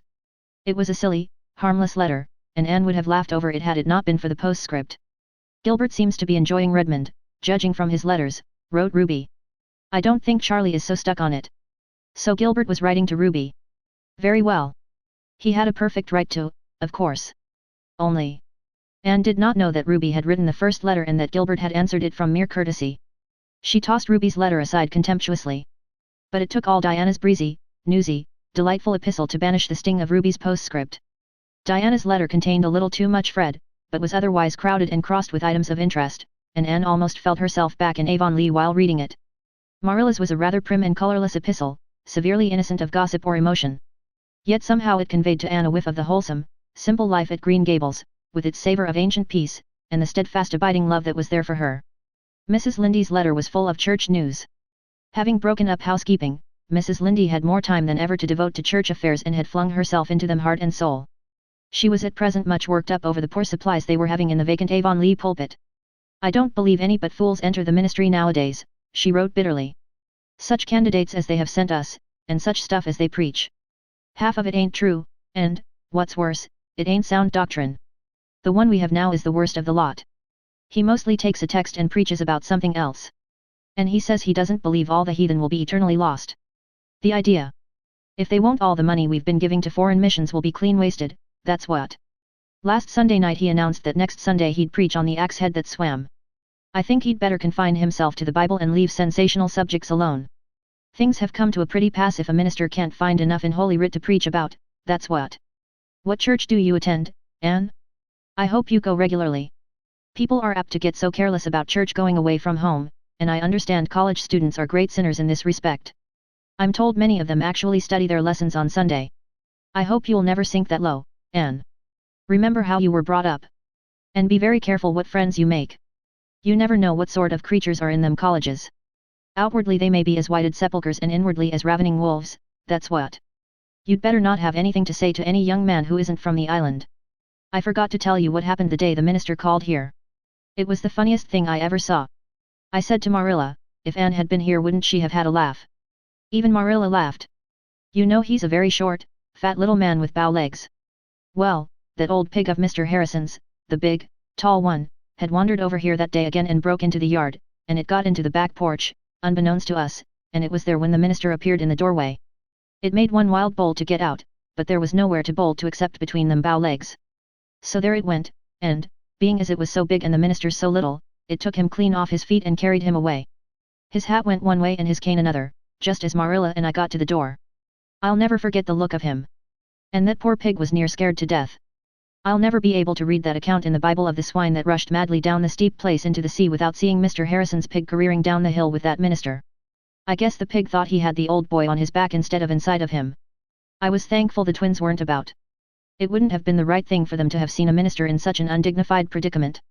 Just before they got to the brook the minister jumped off or fell off.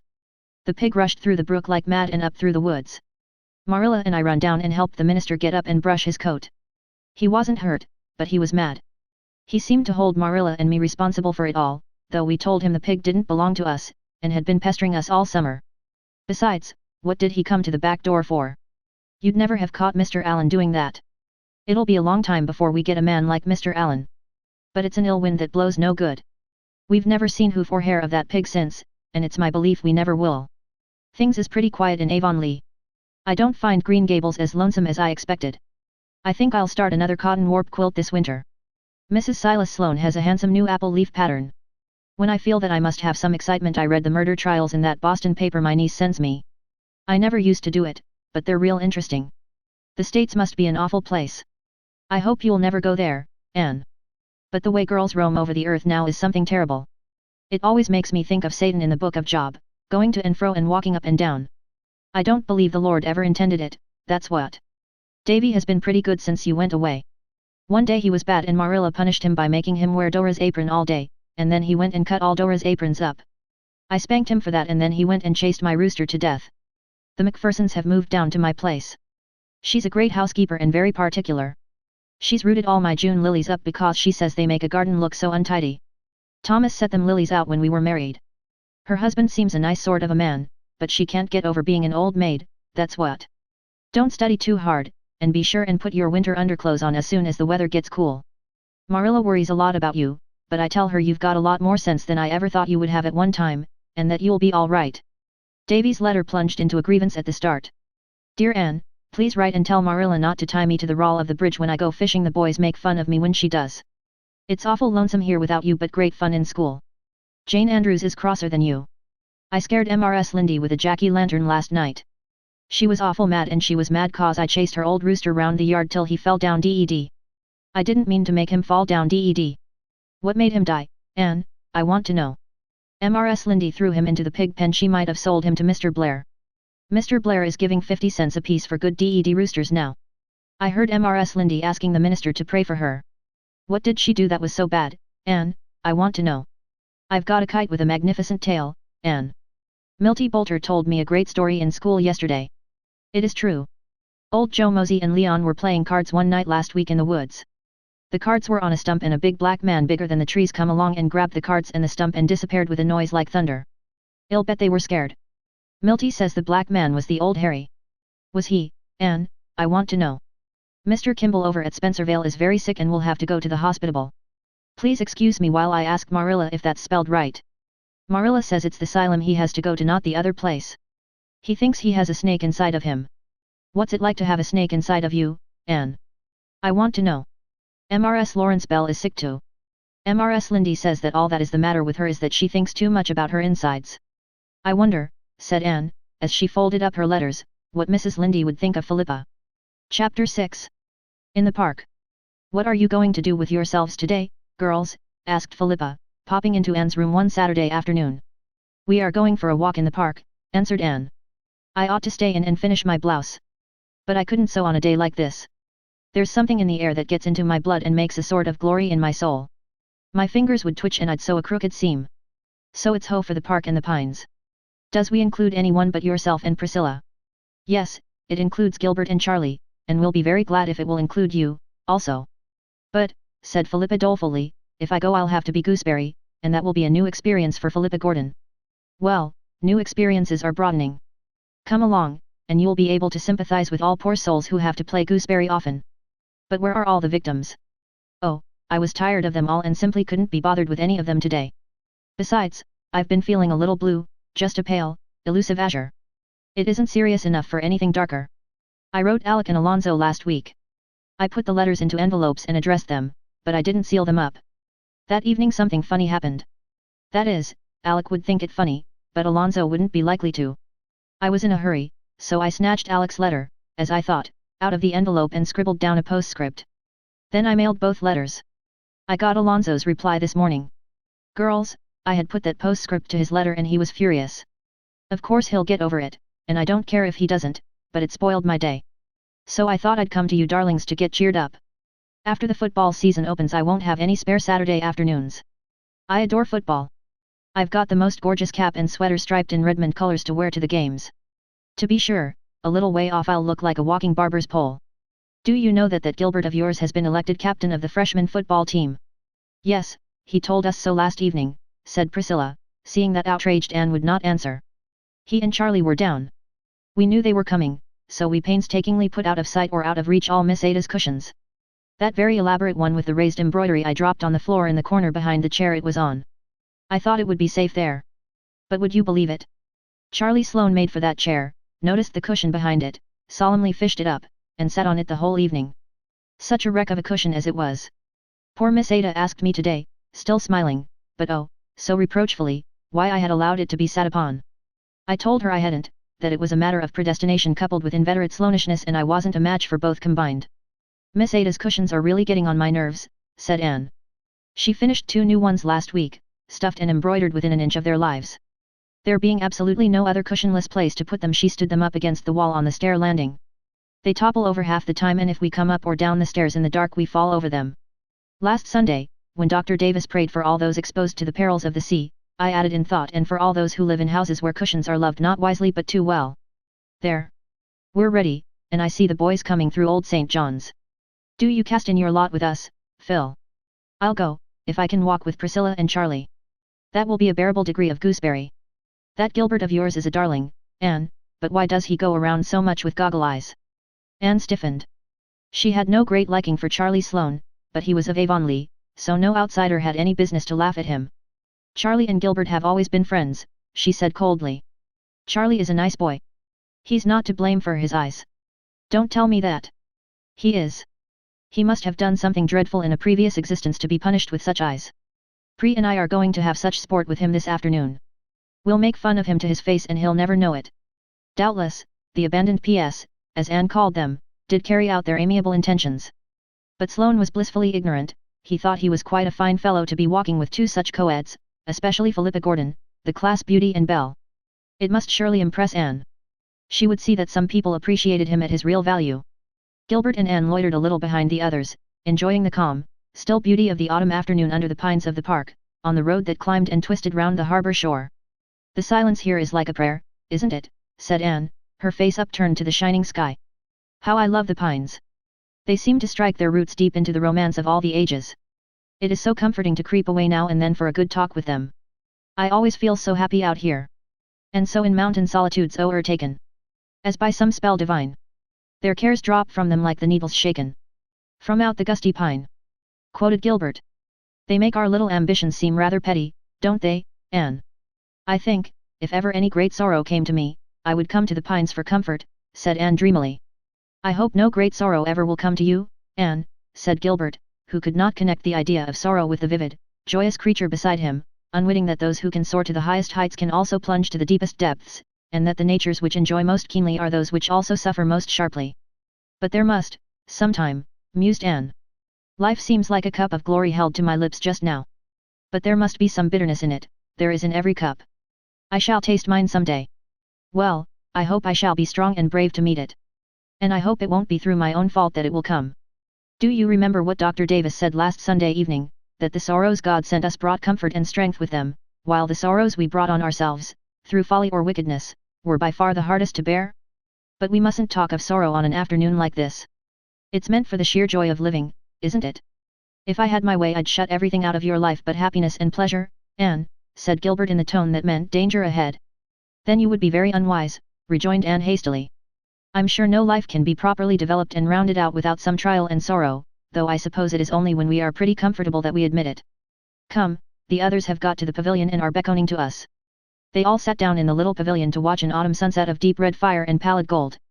To their left lay Kingsport, its roofs and spires dim in their shroud of violet smoke. To their right lay the harbour, taking on tints of rose and copper as it stretched out into the sunset. Before them the water shimmered, satin smooth and silver grey, and beyond, clean-shaven William's Island loomed out of the mist, guarding the town like a sturdy bulldog. Its lighthouse beacon flared through the mist like a baleful star, and was answered by another in the far horizon. "Did you ever see such a strong-looking place?" asked Philippa. "I don't want William's Island especially, but I'm sure I couldn't get it if I did. Look at that sentry on the summit of the fort, right beside the flag. Doesn't he look as if he had stepped out of a romance?" "Speaking of romance," said Priscilla, "we've been looking for heather, but, of course, we couldn't find any. It's too late in the season, I suppose." "Heather?" exclaimed Anne. "Heather doesn't grow in America, does it?" "There are just 2 patches of it in the whole continent," said Phil, "one right here in the park, and one somewhere else in Nova Scotia, I forget where. The famous Highland Regiment, the Black Watch, camped here one year, and, when the men shook out the straw of their beds in the spring, some seeds of heather took root." "Oh, how delightful," said enchanted Anne. "Let's go home around by Spofford Avenue," suggested Gilbert. "We can see all the handsome houses where the wealthy nobles dwell. Spofford Avenue is the finest residential street in Kingsport. Nobody can build on it unless he's a millionaire." "Oh, do," said Phil. "There's a perfectly killing little place I want to show you, and it wasn't built by a millionaire. It's the first place after you leave the park, and must have grown while Spofford Avenue was still a country road. It did grow, it wasn't built. I don't care for the houses on the avenue. They're too brand new and plate glassy.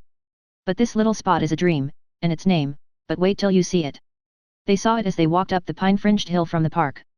Just on the crest, where Spofford Avenue petered out into a plain road, was a little white frame house with groups of pines on either side of it, stretching their arms protectingly over its low roof. It was covered with red and gold vines, through which its green-shuttered windows peeped. Before it was a tiny garden, surrounded by a low stone wall. October though it was, the garden was still very sweet with dear, old-fashioned, unworldly flowers and shrubs, sweet may, southernwood, lemon verbena, alyssum, petunias, marigolds and chrysanthemums. A tiny brick wall, in herringbone pattern, led from the gate to the front porch. The whole place might have been transplanted from some remote country village, yet there was something about it that made its nearest neighbor, the big lawn-encircled palace of a tobacco king, look exceedingly crude and showy and ill-bred by contrast. As Phil said, it was the difference between being born and being made. "It's the dearest place I ever saw," said Anne delightedly. "It gives me one of my old, delightful funny aches. It's dearer and quainter than even Miss Lavender's stone house." "It's the name I want you to notice especially," said Phil. "Look, in white letters, around the archway over the gate. Patty's Place. Isn't that killing? Especially on this avenue of Pinehursts and Elmwolds and Cedarcrofts? Patty's Place, if you please. I adore it." "Have you any idea who Patty is?" asked Priscilla. "Patty Spofford is the name of the old lady who owns it, I've discovered. She lives there with her niece, and they've lived there for hundreds of years, more or less, maybe a little less, Anne. Exaggeration is merely a flight of poetic fancy. I understand that wealthy folk have tried to buy the lot time and again, it's really worth a small fortune now, you know, but Patty won't sell upon any consideration. And there's an apple orchard behind the house in place of a backyard, you'll see it when we get a little past, a real apple orchard on Spofford Avenue." "I'm going to dream about Patty's Place tonight," said Anne.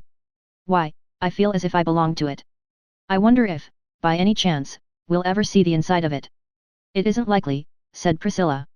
Anne smiled mysteriously. "No, it isn't likely. But I believe it will happen. I have a queer, creepy, crawly feeling, you can call it a presentiment, if you like, that Patty's Place and I are going to be better acquainted yet." Chapter 7. Home again.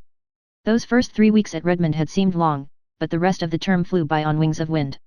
Before they realized it, the Redmond students found themselves in the grind of Christmas examinations, emerging therefrom more or less triumphantly. The honor of leading in the freshman classes fluctuated between Anne, Gilbert, and Philippa. Priscilla did very well, Charlie Sloane scraped through respectably, and comported himself as complacently as if he had led in everything.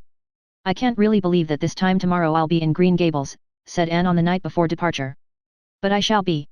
And you, Phil, will be in Bolingbroke with Alec and Alonzo." "I'm longing to see them," admitted Phil, between the chocolate she was nibbling. "They really are such dear boys, you know. There's to be no end of dances and drives and general jamborees.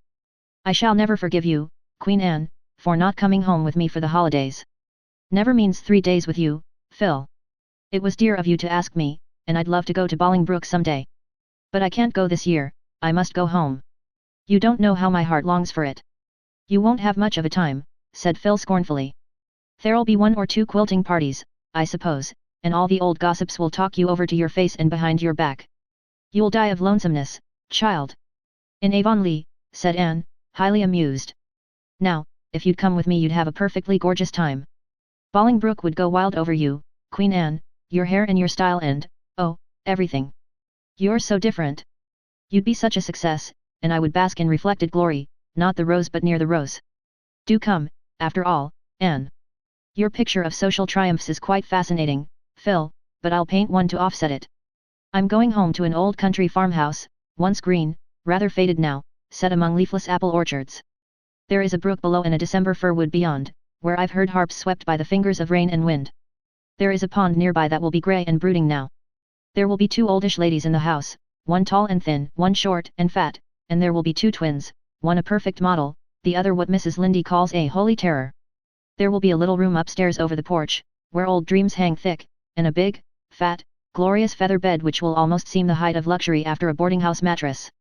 How do you like my picture, Phil?" "It seems a very dull one," said Phil, with a grimace. "Oh, but I've left out the transforming thing," said Anne softly.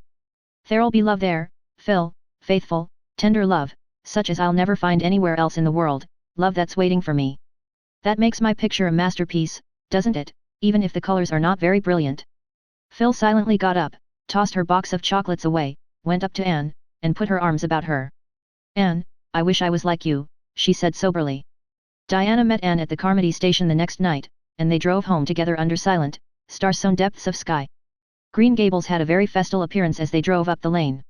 There was a light in every window, the glow breaking out through the darkness like flame-red blossoms swung against the dark background of the haunted wood. And in the yard was a brave bonfire with 2 gay little figures dancing around it, one of which gave an unearthly yell as the buggy turned in under the poplars. "Davy means that for an Indian war whoop," said Diana. "Mr. Harrison's hired boy taught it to him, and he's been practicing it up to welcome you with. Mrs. Lindy says it has worn her nerves to a frazzle.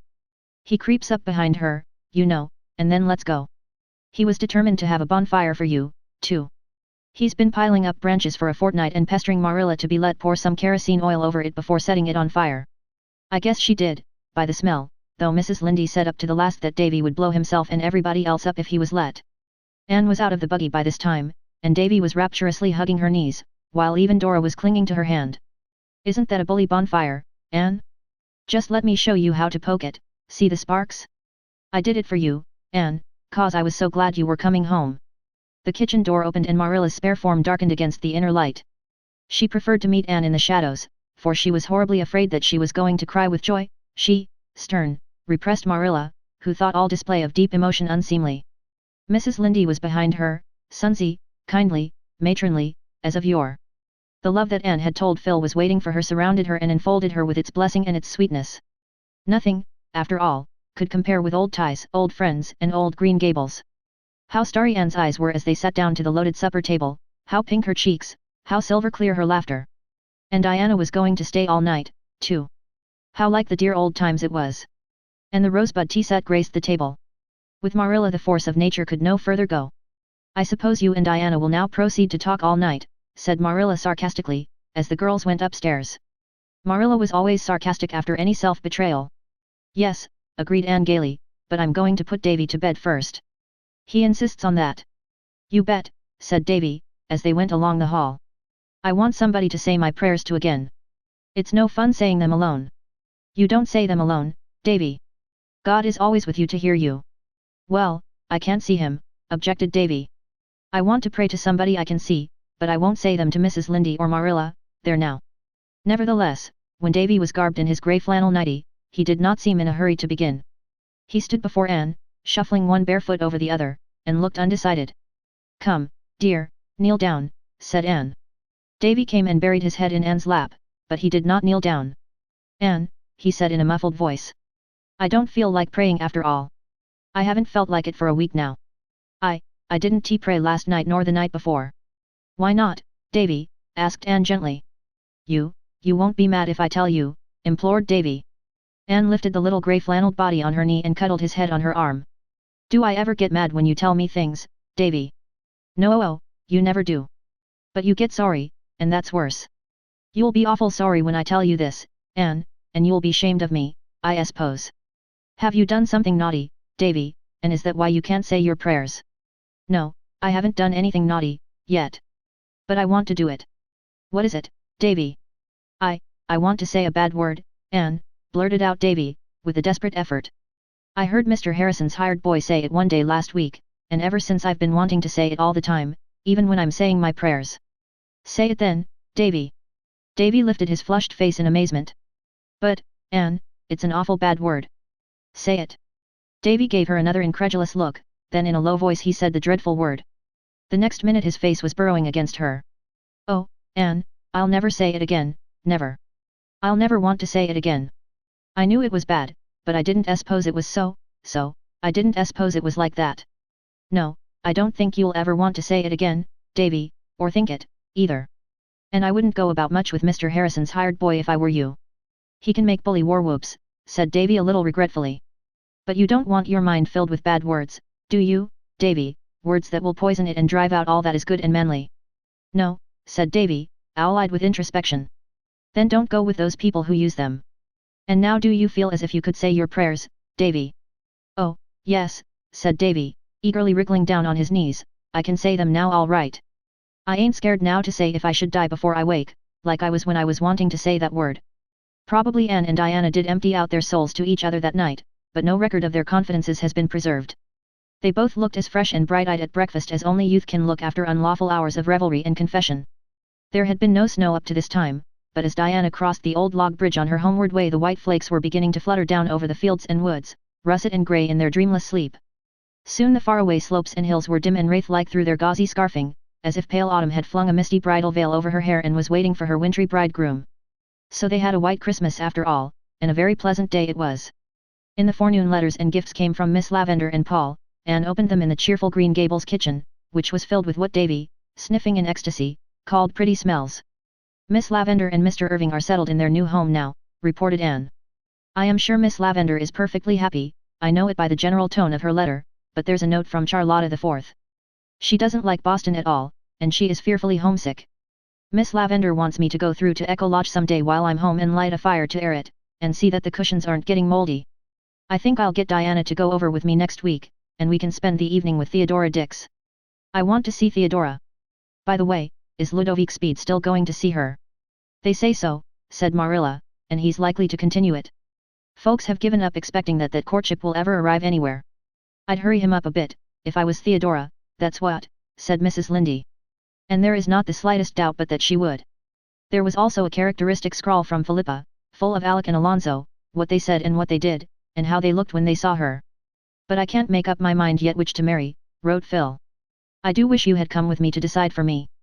Someone will have to. When I saw Alec my heart gave a great thump and I thought, he might be the right one. And then, when Alonso came, thump went my heart again. So that's no guide, though it should be, according to all the novels I've ever read. Now, Anne, your heart wouldn't thump for anybody but the genuine Prince Charming, would it? There must be something radically wrong with mine. But I'm having a perfectly gorgeous time. How I wish you were here. It's snowing today, and I'm rapturous. I was so afraid we'd have a green Christmas and I loathe them.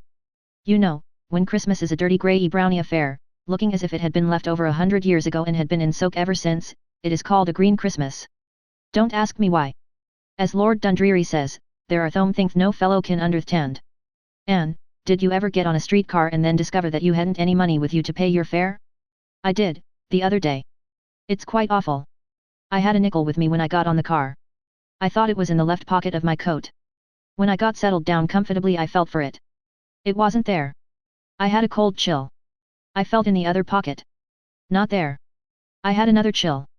Then I felt in a little inside pocket. All in vain. I had 2 chills at once. I took off my gloves, laid them on the seat, and went over all my pockets again. It was not there. I stood up and shook myself, and then looked on the floor. The car was full of people, who were going home from the opera, and they all stared at me, but I was past caring for a little thing like that. But I could not find my fare. I concluded I must have put it in my mouth and swallowed it inadvertently. I didn't know what to do. Would the conductor, I wondered, stop the car and put me off in ignominy and shame? Was it possible that I could convince him that I was merely the victim of my own absent-mindedness, and not an unprincipled creature trying to obtain a ride upon false pretenses? How I wished that Alec or Alonso were there. But they weren't because I wanted them. If I hadn't wanted them they would have been there by the dozen. And I couldn't decide what to say to the conductor when he came around. As soon as I got one sentence of explanation mapped out in my mind I felt nobody could believe it and I must compose another. It seemed there was nothing to do but trust in Providence, and for all the comfort that gave me I might as well have been the old lady who, when told by the captain during a storm that she must put her trust in the Almighty, exclaimed, "Oh, Captain, is it as bad as that?" Just at the conventional moment, when all hope had fled, and the conductor was holding out his box to the passenger next to me, I suddenly remembered where I had put that wretched coin of the realm. I hadn't swallowed it after all. I meekly fished it out of the index finger of my glove and poked it in the box. I smiled at everybody and felt that it was a beautiful world. The visit to Echo Lodge was not the least pleasant of many pleasant holiday outings. Anne and Diana went back to it by the old way of the beech woods, carrying a lunch basket with them. Echo Lodge, which had been closed ever since Miss Lavender's wedding, was briefly thrown open to wind and sunshine once more, and firelight glimmered again in the little rooms. The perfume of Miss Lavender's rose bowl still filled the air. It was hardly possible to believe that Miss Lavender would not come tripping in presently, with her brown eyes a-star with welcome, and that Charlotta the Fourth, blue of bow and white of smile, would not pop through the door. Paul, too, seemed hovering around, with his fairy fancies. It really makes me feel a little bit like a ghost revisiting the old-time glimpses of the moon, laughed Anne. Let's go out and see if the echoes are at home. Bring the old horn. It is still behind the kitchen door. The echoes were at home, over the White River, as silver clear and multitudinous as ever, and when they had ceased to answer the girls locked up Echo Lodge again and went away in the perfect half-hour that follows the rose and saffron of a winter sunset. Chapter 8. Anne's first proposal. The old year did not slip away in a green twilight, with a pinky-yellow sunset. Instead, it went out with a wild, white bluster and blow. It was one of the nights when the storm wind hurtles over the frozen meadows and black hollows, and moans around the eaves like a lost creature, and drives the snow sharply against the shaking panes. Just the sort of night people like to cuddle down between their blankets and count their mercies, said Anne to Jane Andrews, who had come up to spend the afternoon and stay all night. But when they were cuddled between their blankets, in Anne's little porch room, it was not her mercies of which Jane was thinking. "Anne," she said very solemnly, "I want to tell you something." "May I?" Anne was feeling rather sleepy after the party Ruby Gillis had given the night before. She would much rather have gone to sleep than listen to Jane's confidences, which she was sure would bore her. She had no prophetic inkling of what was coming. Probably Jane was engaged, too. Rumor averred that Ruby Gillis was engaged to the Spencervale schoolteacher, about whom all the girls were said to be quite wild. I'll soon be the only fancy-free maiden of our old quartet, thought Anne, drowsily. Aloud she said, of course. Anne, said Jane, still more solemnly, what do you think of my brother Billy? Anne gasped over this unexpected question, and floundered helplessly in her thoughts. Goodness, what did she think of Billy Andrews? She had never thought anything about him, round-faced, stupid, perpetually smiling, good-natured Billy Andrews. Did anybody ever think about Billy Andrews? I don't understand, Jane, she stammered. What do you mean, exactly? Do you like Billy? Asked Jane bluntly. Why, yes, I like him, of course, gasped Anne, wondering if she were telling the literal truth. Certainly she did not dislike Billy. But could the indifferent tolerance with which she regarded him, when he happened to be in her range of vision, be considered positive enough for liking? What was Jane trying to elucidate? Would you like him for a husband? Asked Jane calmly. A husband? Anne had been sitting up in bed, the better to wrestle with the problem of her exact opinion of Billy Andrews. Now she fell flatly back on her pillows, the very breath gone out of her. Whose husband? Yours, of course, answered Jane. Billy wants to marry you. He's always been crazy about you, and now father has given him the upper farm in his own name and there's nothing to prevent him from getting married. But he's so shy he couldn't ask you himself if you'd have him, so he got me to do it. I'd rather not have, but he gave me no peace till I said I would, if I got a good chance. What do you think about it, Anne? Was it a dream? Was it one of those nightmare things in which you find yourself engaged or married to someone you hate or don't know, without the slightest idea how it ever came about? No, she, Anne Shirley, was lying there, wide awake, in her own bed, and Jane Andrews was beside her, calmly proposing for her brother Billy. Anne did not know whether she wanted to writhe or laugh, but she could do neither, for Jane's feelings must not be hurt. I couldn't marry Bill, you know, Jane, she managed to gasp. Why, such an idea never occurred to me, never. I don't suppose it did, agreed Jane. Billy has always been far too shy to think of courting. But you might think it over, Anne. Billy is a good fellow. I must say that, if he is my brother. He has no bad habits and he's a great worker, and you can depend on him. A bird in the hand is worth two in the bush. He told me to tell you he'd be quite willing to wait till you got through college, if you insisted, though he'd rather get married this spring before the planting begins. He'd always be very good to you, I'm sure, and you know, Anne, I'd love to have you for a sister. I can't marry Billy, said Anne decidedly. She had recovered her wits, and was even feeling a little angry. It was all so ridiculous. There is no use thinking of it, Jane. I don't care anything for him in that way, and you must tell him so. Well, I didn't suppose you would, said Jane with a resigned sigh, feeling that she had done her best. I told Billy I didn't believe it was a bit of use to ask you, but he insisted. Well, you've made your decision, Anne, and I hope you won't regret it. Jane spoke rather coldly. She had been perfectly sure that the enamored Billy had no chance at all of inducing Anne to marry him. Nevertheless, she felt a little resentment that Anne Shirley, who was, after all, merely an adopted orphan, without kith or kin, should refuse her brother, one of the Avonlea Andrews. Well, pride sometimes goes before a fall, Jane reflected ominously. Anne permitted herself to smile in the darkness over the idea that she might ever regret not marrying Billy Andrews. I hope Billy won't feel very badly over it, she said nicely. Jane made a movement as if she were tossing her head on her pillow. Oh, he won't break his heart. Billy has too much good sense for that.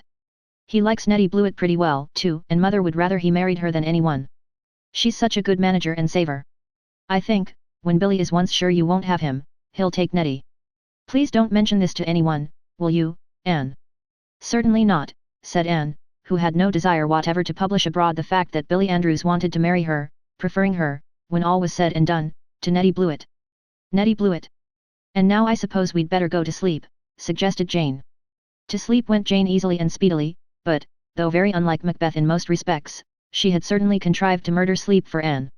That proposed to damsel lay on a wakeful pillow until the wee smaws, but her meditations were far from being romantic.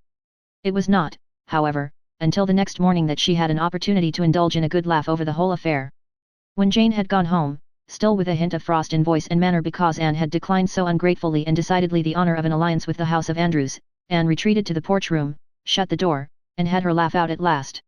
If I could only share the joke with someone, she thought. But I can't. Diana is the only one I'd want to tell, and, even if I hadn't sworn secrecy to Jane, I can't tell Diana things now. She tells everything to Fred, I know she does. Well, I've had my first proposal. I supposed it would come someday, but I certainly never thought it would be by proxy. It's awfully funny, and yet there's a sting in it, too, somehow. Anne knew quite well wherein the sting consisted, though she did not put it into words. She had had her secret dreams of the first time someone should ask her the great question.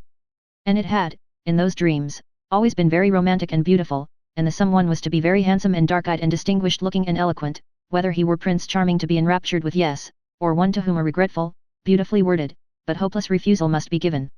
If the latter, the refusal was to be expressed so delicately that it would be next best thing to acceptance, and he would go away, after kissing her hand, assuring her of his unalterable, lifelong devotion. And it would always be a beautiful memory, to be proud of and a little sad about, also. And now, this thrilling experience had turned out to be merely grotesque. Billy Andrews had got his sister to propose for him because his father had given him the upper farm, and if Anne wouldn't have him Nettie Blewett would. There was romance for you, with a vengeance. Anne laughed, and then sighed. The bloom had been brushed from one little maiden dream. Would the painful process go on until everything became prosaic and humdrum? Chapter 9. An unwelcome lover and a welcome friend. The second term at Redmond sped as quickly as had the first, actually whizzed away, Philippa said. Anne enjoyed it thoroughly in all its phases, the stimulating class rivalry, the making and deepening of new and helpful friendships, the gay little social stunts, the doings of the various societies of which she was a member, the widening of horizons and interests. She studied hard, for she had made up her mind to win the Thorburn Scholarship in English. This being won, meant that she could come back to Redmond the next year without trenching on Marilla's small savings, something Anne was determined she would not do. Gilbert, too, was in full chase after a scholarship, but found plenty of time for frequent calls at 38, St. John's. He was Anne's escort at nearly all the college affairs, and she knew that their names were coupled in Redmond gossip. Anne raged over this but was helpless. She could not cast an old friend like Gilbert aside, especially when he had grown suddenly wise and wary, as behooved him in the dangerous proximity of more than one Redmond youth who would gladly have taken his place by the side of the slender, red-haired co-ed, whose grey eyes were as alluring as stars of evening. Anne was never attended by the crowd of willing victims who hovered around Philippa's conquering march through her freshman year, but there was a lanky, brainy freshie, a jolly, little, round sophomore, and a tall, learned junior who all liked to call at 38, St. John's, and talk over ologies and isms, as well as lighter subjects, with Anne, in the becushioned parlour of that domicile. Gilbert did not love any of them, and he was exceedingly careful to give none of them the advantage over him by any untimely display of his real feelings. Anne Ward. To her he had become again the boy comrade of Avonlea days, and as such could hold his own against any smitten swain who had so far entered the lists against him. As a companion, Anne honestly acknowledged nobody could be so satisfactory as Gilbert. She was very glad, so she told herself, that he had evidently dropped all nonsensical ideas, though she spent considerable time secretly wondering why. Only one disagreeable incident marred that winter. Charlie Sloane, sitting bolt upright on Miss Ada's most dearly beloved cushion, asked Anne one night if she would promise to become Mrs. Charlie Sloane someday. Coming after Billy Andrews' proxy effort, this was not quite the shock to Anne's romantic sensibilities that it would otherwise have been, but it was certainly another heart-rending disillusion. She was angry, too, for she felt that she had never given Charlie the slightest encouragement to suppose such a thing possible. But what could you expect of a Sloane, as Mrs. Rachel Lynde would ask scornfully. Charlie's whole attitude, tone, air, words, fairly reeked with Sloanishness. He was conferring a great honor, no doubt whatever about that. And when Anne, utterly insensible to the honor, refused him, as delicately and considerately as she could, for even a Sloane had feelings which ought not to be unduly lacerated, Sloanishness still further betrayed itself. Charlie certainly did not take his dismissal as Anne's imaginary rejected suitors did. Instead, he became angry, and showed it. He said 2 or 3 quite nasty things. Anne's temper flashed up mutinously and she retorted with a cutting little speech whose keenness pierced even Charlie's protective Sloanishness and reached the quick. He caught up his hat and flung himself out of the house with a very red face. Anne rushed upstairs, falling twice over Miss Ada's cushions on the way, and threw herself on her bed, in tears of humiliation and rage. Had she actually stooped to quarrel with a Sloane? Was it possible anything Charlie Sloane could say had power to make her angry? Oh, this was degradation, indeed, worse even than being the rival of Nettie Blewett. I wish I need never see the horrible creature again, she sobbed vindicatively into her pillows.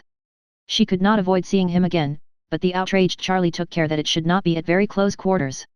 Miss Ada's cushions were henceforth safe from his depredations, and when he met Anne on the street, or in Redmond's halls, his bow was icy in the extreme. Relations between these two old schoolmates continued to be thus strained for nearly a year. Then Charlie transferred his blighted affections to a round, rosy, snub-nosed, blue-eyed, little sophomore who appreciated them as they deserved, whereupon he forgave Anne and condescended to be civil to her again, in a patronizing manner intended to show her just what she had lost. One day Anne scurried excitedly into Priscilla's room. "Read that," she cried, tossing Priscilla a letter. "It's from Stella, and she's coming to Redmond next year, and what do you think of her idea?" "I think it's a perfectly splendid one, if we can only carry it out." "Do you suppose we can, Pri?" "I'll be better able to tell you when I find out what it is," said Priscilla, casting aside a Greek lexicon and taking up Stella's letter. Stella Maynard had been one of their chums at Queen's Academy and had been teaching school ever since. "But I'm going to give it up, Anne dear," she wrote, "and go to college next year. As I took the third year at Queen's I can enter the sophomore year.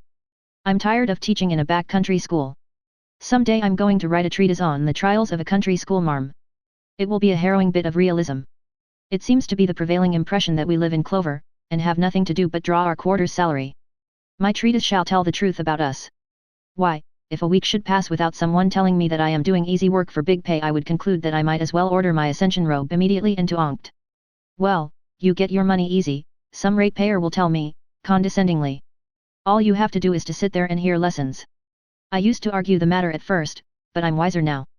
Facts are stubborn things, but as someone has wisely said, not half so stubborn as fallacies. So I only smile loftily now in eloquent silence. Why, I have 9 grades in my school and I have to teach a little of everything, from investigating the interiors of earthworms to the study of the solar system. My youngest pupil is 4, his mother sends him to school to get him out of the way, and my oldest 20, it suddenly struck him that it would be easier to go to school and get an education than follow the plough any longer. In the wild effort to cram all sorts of research into 6 hours a day I don't wonder if the children feel like the little boy who was taken to see the biograph. I have to look for what's coming next before I know what went last, he complained. I feel like that myself. And the letters I get, Anne. Tommy's mother writes me that Tommy is not coming on in arithmetic as fast as she would like. He is only in simple reduction yet, and Johnny Johnson is in fractions, and Johnny isn't half as smart as her Tommy, and she can't understand it. And Susie's father wants to know why Susie can't write a letter without misspelling half the words, and Dick's aunt wants me to change his seat, because that bad brown boy he is sitting with is teaching him to say naughty words. As to the financial part, but I'll not begin on that. Those whom the gods wish to destroy they first make country schoolmarms. There, I feel better, after that growl. After all, I've enjoyed these past 2 years. But I'm coming to Redmond. And now, Anne, I've a little plan. You know how I loathe boarding. I've boarded for 4 years and I'm so tired of it. I don't feel like enduring 3 years more of it. Now, why can't you and Priscilla and I club together, rent a little house somewhere in Kingsport, and board ourselves? It would be cheaper than any other way. Of course, we would have to have a housekeeper and I have one ready on the spot. You've heard me speak of Aunt Jamesina? She's the sweetest aunt that ever lived, in spite of her name. She can't help that. She was called Jamesina because her father, whose name was James, was drowned at sea a month before she was born. I always call her Aunt Jimsy. Well, her only daughter has recently married and gone to the foreign mission field. Aunt Jamesina is left alone in a great big house, and she is horribly lonesome. She will come to Kingsport and keep house for us if we want her, and I know you'll both love her. The more I think of the plan the more I like it. We could have such good, independent times. Now, if you and Priscilla agree to it, wouldn't it be a good idea for you, who are on the spot, to look around and see if you can find a suitable house this spring? That would be better than leaving it till the fall. If you could get a furnished one so much the better, but if not, we can scare up a few sticks of furniture between us and old family friends with attics. Anyhow, decide as soon as you can and write me, so that Aunt Jamesina will know what plans to make for next year. I think it's a good idea, said Priscilla. So do I, agreed Anne delightedly. Of course, we have a nice boarding house here, but, when all's said and done, a boarding house isn't home. So let's go house hunting at once, before exams come on. I'm afraid it will be hard enough to get a really suitable house, warned Priscilla. Don't expect too much, Anne. Nice houses in nice localities will probably be a way beyond our means.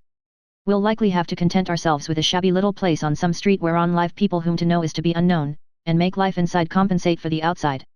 Accordingly they went house hunting, but to find just what they wanted proved even harder than Priscilla had feared. Houses there were galore, furnished and unfurnished, but one was too big, another too small, this one too expensive, that one too far from Redmond. Exams were on and over, the last week of the term came and still their house o'dreams, as Anne called it, remained a castle in the air. We shall have to give up and wait till the fall, I suppose, said Priscilla wearily, as they rambled through the park on one of April's darling days of breeze and blue, when the harbor was creaming and shimmering beneath the pearl-hued mists floating over it. We may find some shack to shelter us then, and if not, boarding houses we shall have always with us. I'm not going to worry about it just now, anyway, and spoil this lovely afternoon, said Anne, gazing around her with delight. The fresh chill air was faintly charged with the aroma of pine balsam, and the sky above was crystal clear and blue, a great inverted cup of blessing. Spring is singing in my blood today, and the lure of April is abroad on the air. I'm seeing visions and dreaming dreams, That's because the wind is from the west. I do love the west wind. It sings of hope and gladness, doesn't it? When the east wind blows I always think of sorrowful rain on the eaves and sad waves on a grey shore. When I get old I shall have rheumatism when the wind is east. And isn't it jolly when you discard furs and winter garments for the first time and sally forth, like this, in spring attire, laughed Priscilla. Don't you feel as if you had been made over new? Everything is new in the spring, said Anne. Springs themselves are always so new, too. No spring is ever just like any other spring. It always has something of its own to be its own peculiar sweetness. See how green the grass is around that little pond, and how the willow buds are bursting.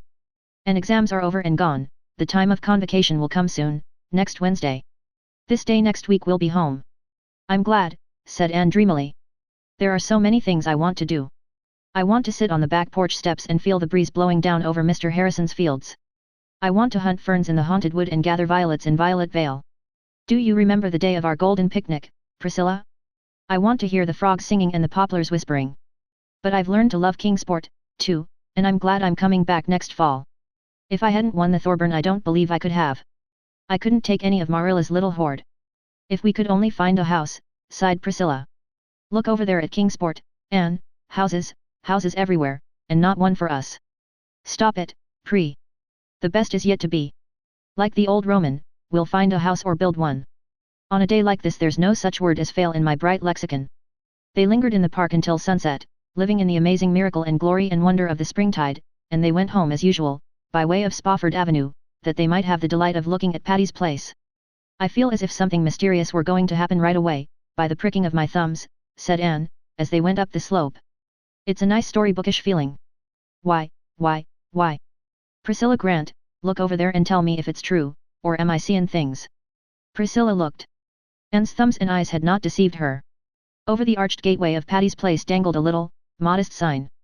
It said to let, furnished. Inquire within. Priscilla, said Anne, in a whisper, do you suppose it's possible that we could rent Patty's place? No, I don't, averred Priscilla. It would be too good to be true. Fairy tales don't happen nowadays. I won't hope, Anne. The disappointment would be too awful to bear. They're sure to want more for it than we can afford. Remember, it's on Spofford Avenue. We must find out anyhow, said Anne resolutely. It's too late to call this evening, but we'll come tomorrow. Oh, Pri, if we can get this darling spot. I've always felt that my fortunes were linked with Patty's place, ever since I saw it first. Chapter 10. Patty's Place. The next evening found them treading resolutely the herringbone walk through the tiny garden. The April wind was filling the pine trees with its roundelay, and the grove was alive with robins, great, plump, saucy fellows, strutting along the paths. The girls rang rather timidly, and were admitted by a grim and ancient handmaiden. The door opened directly into a large living room, where by a cheery little fire sat two other ladies, both of whom were also grim and ancient. Except that one looked to be about 70 and the other 50, there seemed little difference between them. Each had amazingly big, light blue eyes behind steel-rimmed spectacles, each wore a cap and a grey shawl, each was knitting without haste and without rest, each rocked placidly and looked at the girls without speaking, and just behind each sat a large white china dog, with round green spots all over it, a green nose and green ears. Those dogs captured Anne's fancy on the spot, they seemed like the twin guardian deities of Patty's place. For a few minutes nobody spoke. The girls were too nervous to find words, and neither the ancient ladies nor the china dog seemed conversationally inclined. Anne glanced about the room. What a dear place it was. Another door opened out of it directly into the pine grove and the robins came boldly up on the very step. The floor was spotted with round, braided mats, such as Marilla made at Green Gables, but which were considered out of date everywhere else, even in Avonlea. And yet here they were on Spofford Avenue. A big, polished grandfather's clock ticked loudly and solemnly in a corner. There were delightful little cupboards over the mantelpiece, behind whose glass doors gleamed quaint bits of china. The walls were hung with old prints and silhouettes. In one corner the stairs went up, and at the first low turn was a long window with an inviting seat. It was all just as Anne had known it must be. By this time the silence had grown too dreadful, and Priscilla nudged Anne to intimate that she must speak. We saw by your sign that this house is to let," said Anne faintly, addressing the older lady, who was evidently Miss Patty Spofford. "Oh, yes," said Miss Patty. "I intended to take that sign down today." Then we are too late," said Anne sorrowfully. "You've let it to someone else." "No, but we have decided not to let it at all." "Oh, I'm so sorry," exclaimed Anne impulsively. "I love this place so. I did hope we could have got it." Then did Miss Patty lay down her knitting, take off her specs, rub them, put them on again, and for the first time look at Anne as at a human being. The other lady followed her example so perfectly that she might as well have been a reflection in a mirror. "You love it," said Miss Patty with emphasis. "Does that mean that you really love it? Or that you merely like the looks of it?" The girls nowadays indulge in such exaggerated statements that one never can tell what they do mean. "It wasn't so in my young days." Then a girl did not say she loved turnips, in just the same tone as she might have said she loved her mother or her savior. Anne's conscience bore her up. "I really do love it," she said gently. "I've loved it ever since I saw it last fall. My 2 college chums and I want to keep house next year instead of boarding, so we are looking for a little place to rent, and when I saw that this house was to let I was so happy." "If you love it, you can have it," said Miss Patty. "Maria and I decided today that we would not let it after all, because we did not like any of the people who have wanted it. We don't have to let it. We can afford to go to Europe even if we don't let it. It would help us out, but not for gold will I let my home pass into the possession of such people as have come here and looked at it. You are different. I believe you do love it and will be good to it. You can have it. If we can afford to pay what you ask for it," hesitated Anne. Miss Patty named the amount required. Anne and Priscilla looked at each other. Priscilla shook her head. "I'm afraid we can't afford quite so much," said Anne, choking back her disappointment. "You see, we are only college girls and we are poor." "What were you thinking you could afford?" demanded Miss Patty, ceasing not to knit. Anne named her amount. Miss Patty nodded gravely. "That will do. As I told you, it is not strictly necessary that we should let it at all. We are not rich, but we have enough to go to Europe on. I have never been in Europe in my life, and never expected or wanted to go. But my niece there, Maria Spofford, has taken a fancy to go. Now, you know a young person like Maria can't go globe-trotting alone." "No, I suppose not," murmured Anne, seeing that Miss Patty was quite solemnly in earnest. "Of course not. So I have to go along to look after her. I expect to enjoy it, too. I'm 70 years old, but I'm not tired of living yet.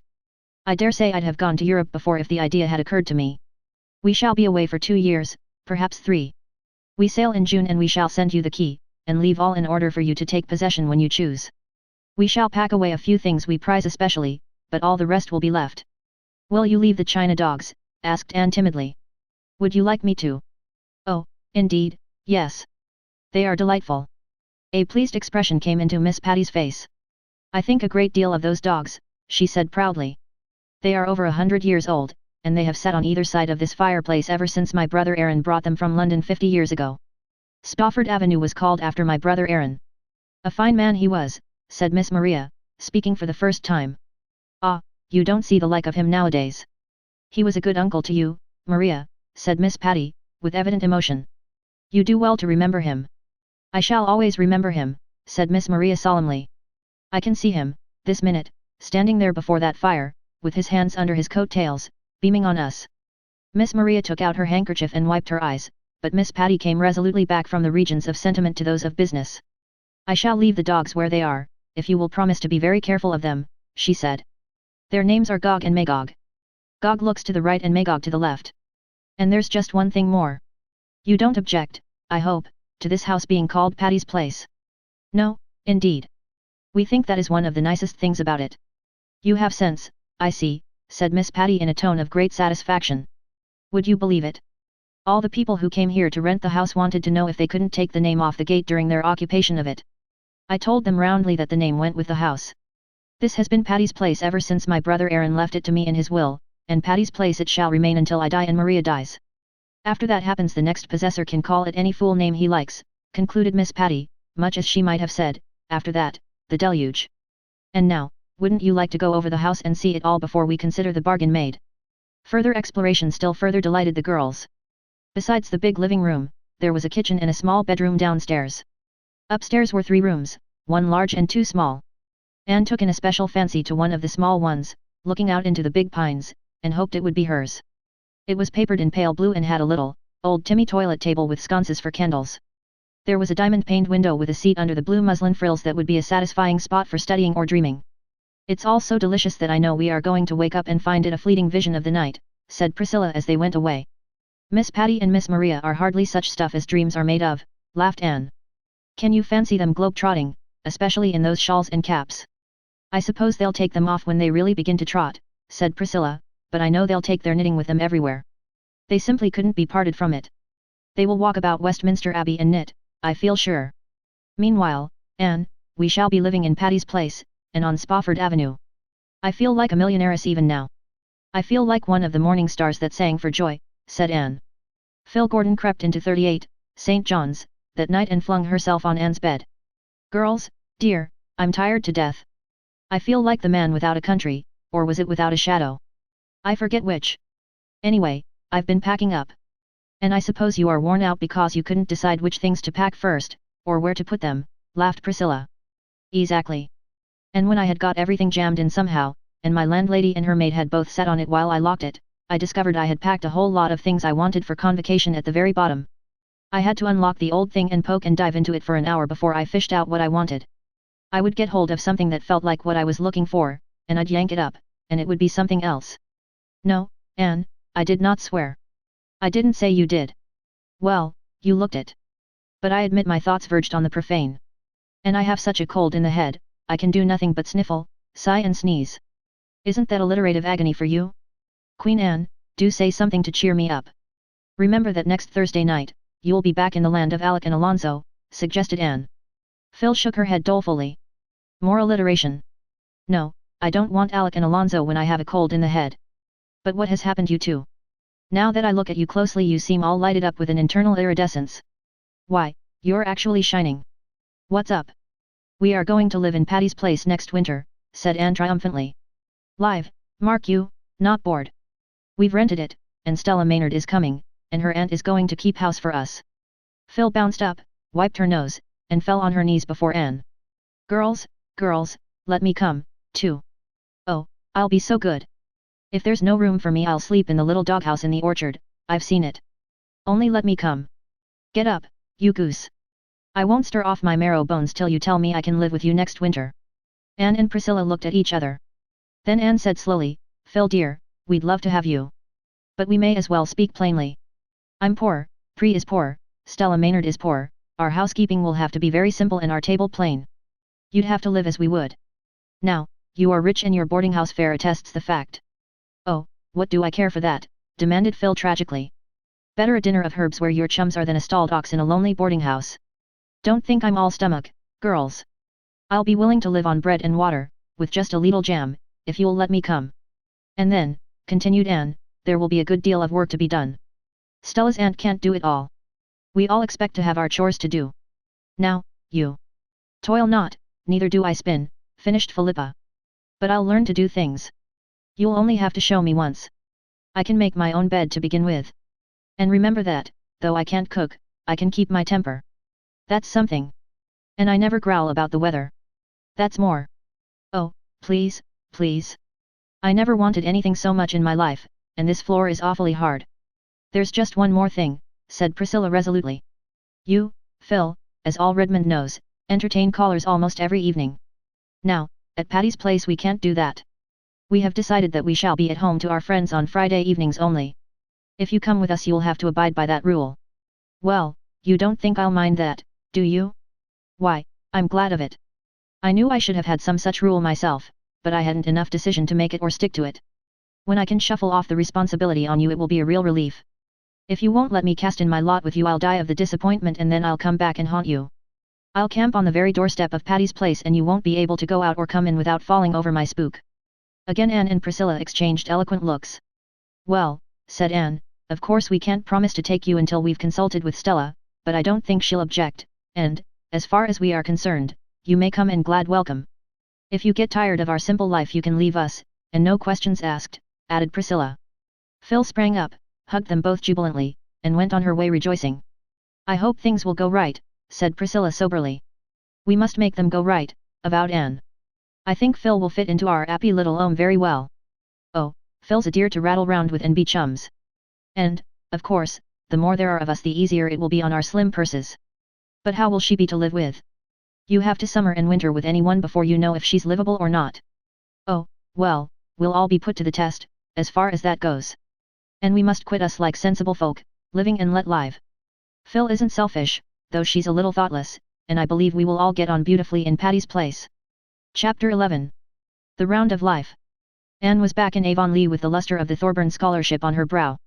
People told her she hadn't changed much, in a tone which hinted they were surprised and a little disappointed she hadn't. Avonlea had not changed, either. At least, so it seemed at first. But as Anne sat in the Green Gables pew, on the first Sunday after her return, and looked over the congregation, she saw several little changes which, all coming home to her at once, made her realize that time did not quite stand still, even in Avonlea.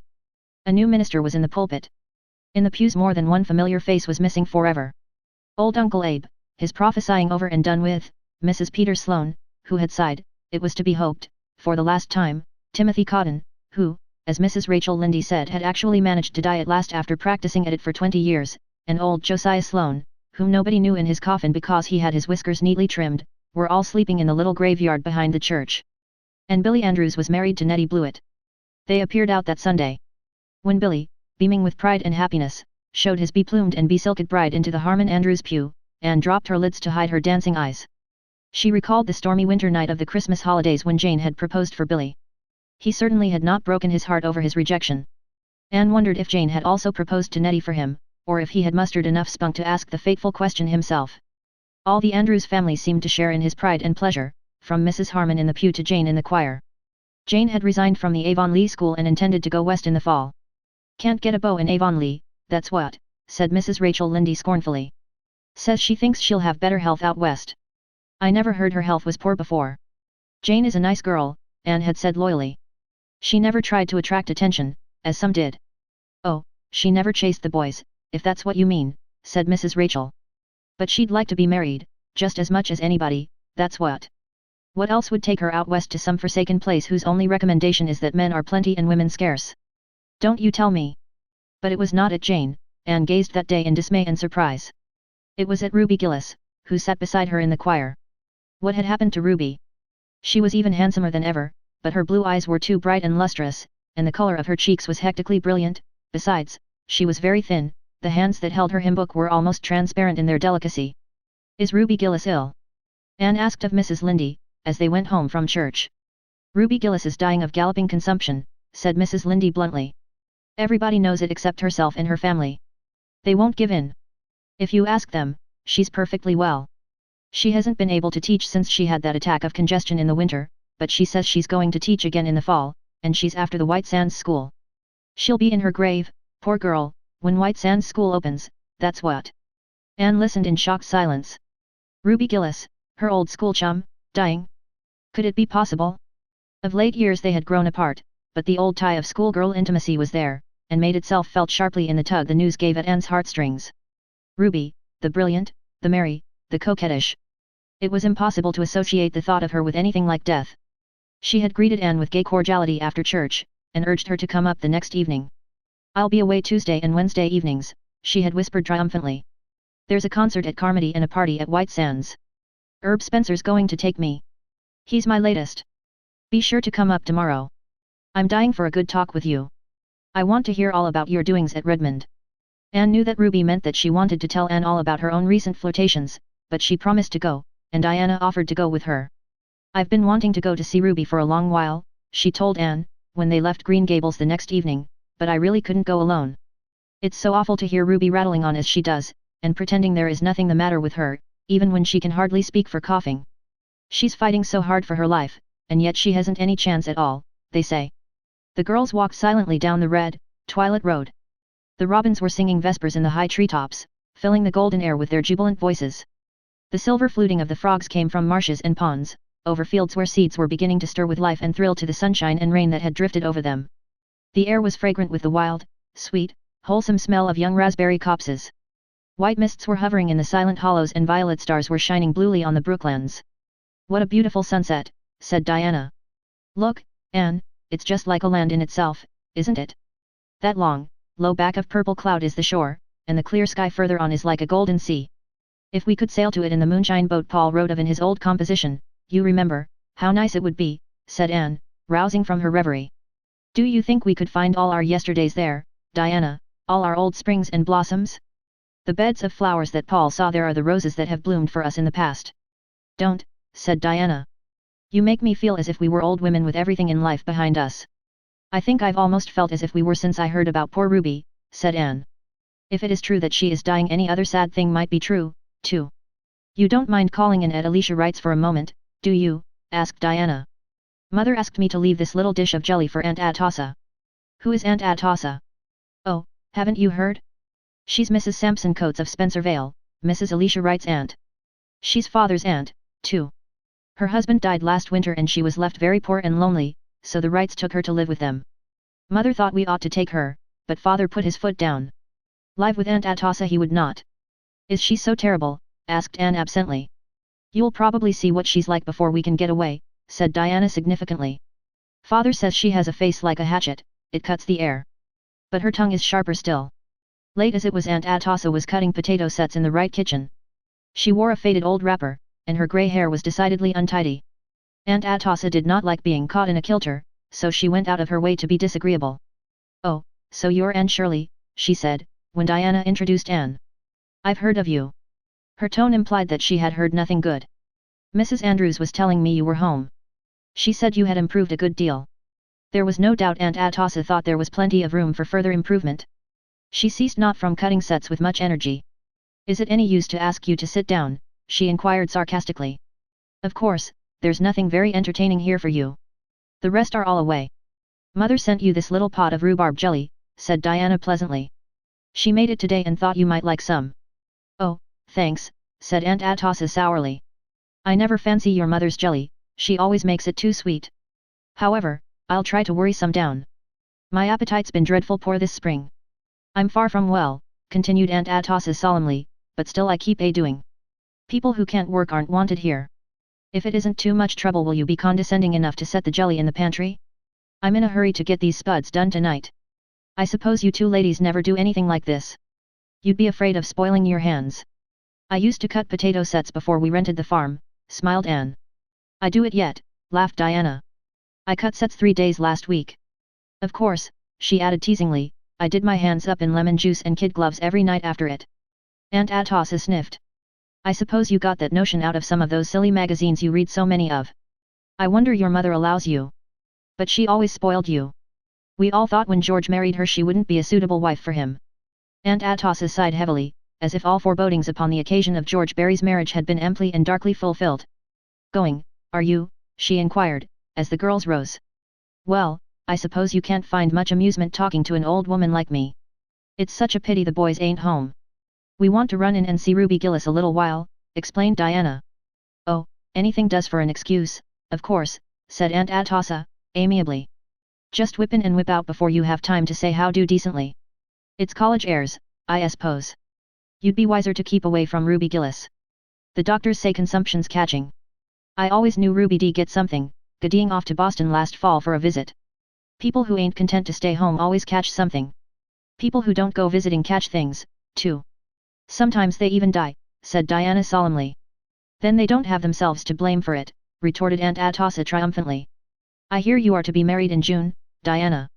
There is no truth in that report, said Diana, blushing. Well, don't put it off too long, said Aunt Atossa significantly. You'll fade soon, you're all complexion and hair. And the Wrights are terrible fickle. You ought to wear a hat, Miss Shirley. Your nose is freckling scandalous. My, but you are red-headed.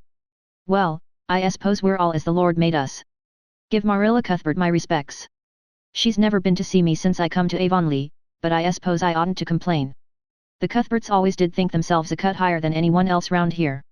Oh, isn't she dreadful, gasped Diana, as they escaped down the lane. She's worse than Miss Eliza Andrews, said Anne. But then think of living all your life with a name like Atossa. Wouldn't it sour almost anyone? She should have tried to imagine her name was Cordelia. It might have helped her a great deal. It certainly helped me in the days when I didn't like Anne. Josie Pye will be just like her when she grows up, said Diana. Josie's mother and Aunt Atossa are cousins, you know. Oh, dear, I'm glad that's over. She's so malicious, she seems to put a bad flavor in everything. Father tells such a funny story about her. One time they had a minister in Spencervale who was a very good, spiritual man but very deaf. He couldn't hear any ordinary conversation at all. Well, they used to have a prayer meeting on Sunday evenings, and all the church members present would get up and pray in turn, or say a few words on some Bible verse. But one evening Aunt Atossa bounced up. She didn't either pray or preach.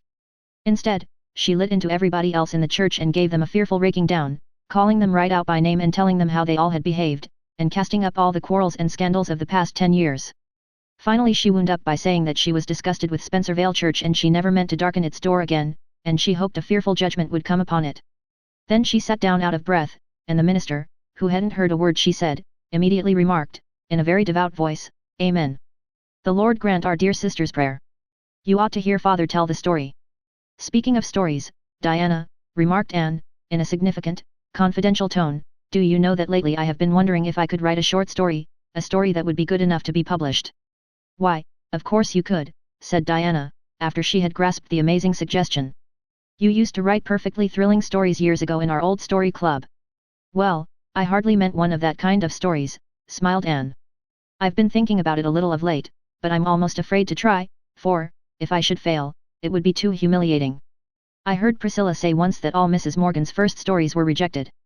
But I'm sure yours wouldn't be, Anne, for it's likely editors have more sense nowadays. Margaret Burton, one of the junior girls at Redmond, wrote a story last winter and it was published in the Canadian Woman. I really do think I could write one at least as good." "And will you have it published in the Canadian Woman?" "I might try one of the bigger magazines first. It all depends on what kind of a story I write." "What is it to be about?" "I don't know yet. I want to get hold of a good plot. I believe this is very necessary from an editor's point of view. The only thing I've settled on is the heroine's name. It is to be Averill Lester. Rather pretty, don't you think?" "Don't mention this to anyone, Diana. I haven't told anybody but you and Mr. Harrison." He wasn't very encouraging. He said there was far too much trash written nowadays as it was, and he'd expected something better of me, after a year at college. "What does Mr. Harrison know about it?" demanded Diana scornfully. They found the Gillis home gay with lights and callers. Leonard Kimball, of Spencervale, and Morgan Bell, of Carmody, were glaring at each other across the parlor. Several merry girls had dropped in. Ruby was dressed in white and her eyes and cheeks were very brilliant. She laughed and chattered incessantly, and after the other girls had gone she took Anne upstairs to display her new summer dresses. "I've a blue silk to make up yet, but it's a little heavy for summer wear. I think I'll leave it until the fall. I'm going to teach in White Sands, you know. How do you like my hat? That one you had on in church yesterday was real dinky. But I like something brighter for myself. Did you notice those two ridiculous boys downstairs? They've both come determined to sit each other out. I don't care a single bit about either of them, you know. Herb Spencer is the one I like. Sometimes I really do think he's Mr. Right. At Christmas I thought the Spencervale schoolmaster was that. But I found out something about him that turned me against him. He nearly went insane when I turned him down. I wish those two boys hadn't come tonight. I wanted to have a nice good talk with you, Anne, and tell you such heaps of things. You and I were always good chums, weren't we?" Ruby slipped her arm about Anne's waist with a shallow little laugh. But just for a moment their eyes met, and, behind all the luster of Ruby's, Anne saw something that made her heart ache. "Come up often, won't you, Anne?" whispered Ruby. "Come alone, I want you. Are you feeling quite well, Ruby?" "Me? Why, I'm perfectly well. I never felt better in my life. Of course, that congestion last winter pulled me down a little. But just see my color. I don't look much like an invalid, I'm sure." Ruby's voice was almost sharp. She pulled her arm away from Anne, as if in resentment, and ran downstairs, where she was gayer than ever, apparently so much absorbed in bantering her two swains that Diana and Anne felt rather out of it and soon went away. Chapter 12. Averill's Atonement. "What are you dreaming of, Anne?" The two girls were loitering one evening in a fairy hollow of the brook. Ferns nodded in it, and little grasses were green, and wild pears hung finely scented, white curtains around it.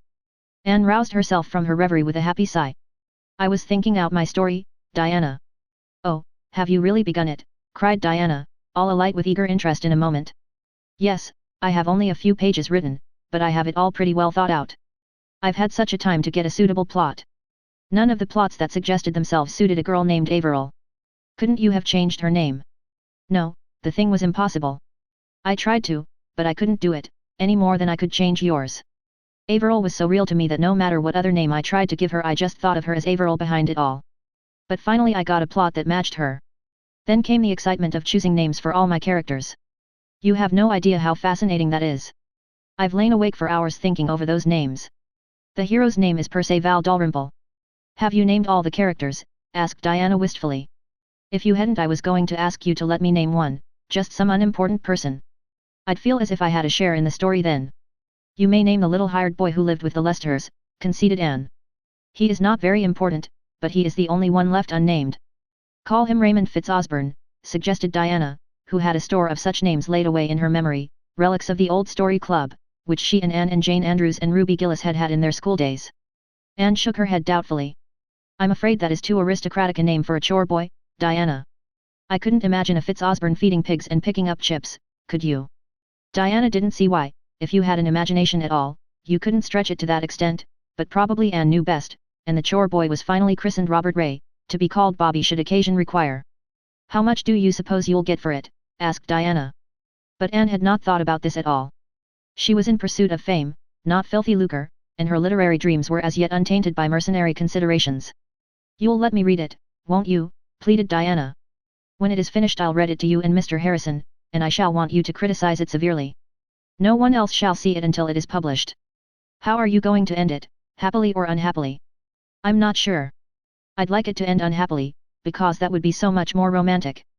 But I understand editors have a prejudice against sad endings. I heard Professor Hamilton say once that nobody but a genius should try to write an unhappy ending. And, concluded Anne modestly, I'm anything but a genius. Oh, I like happy endings best.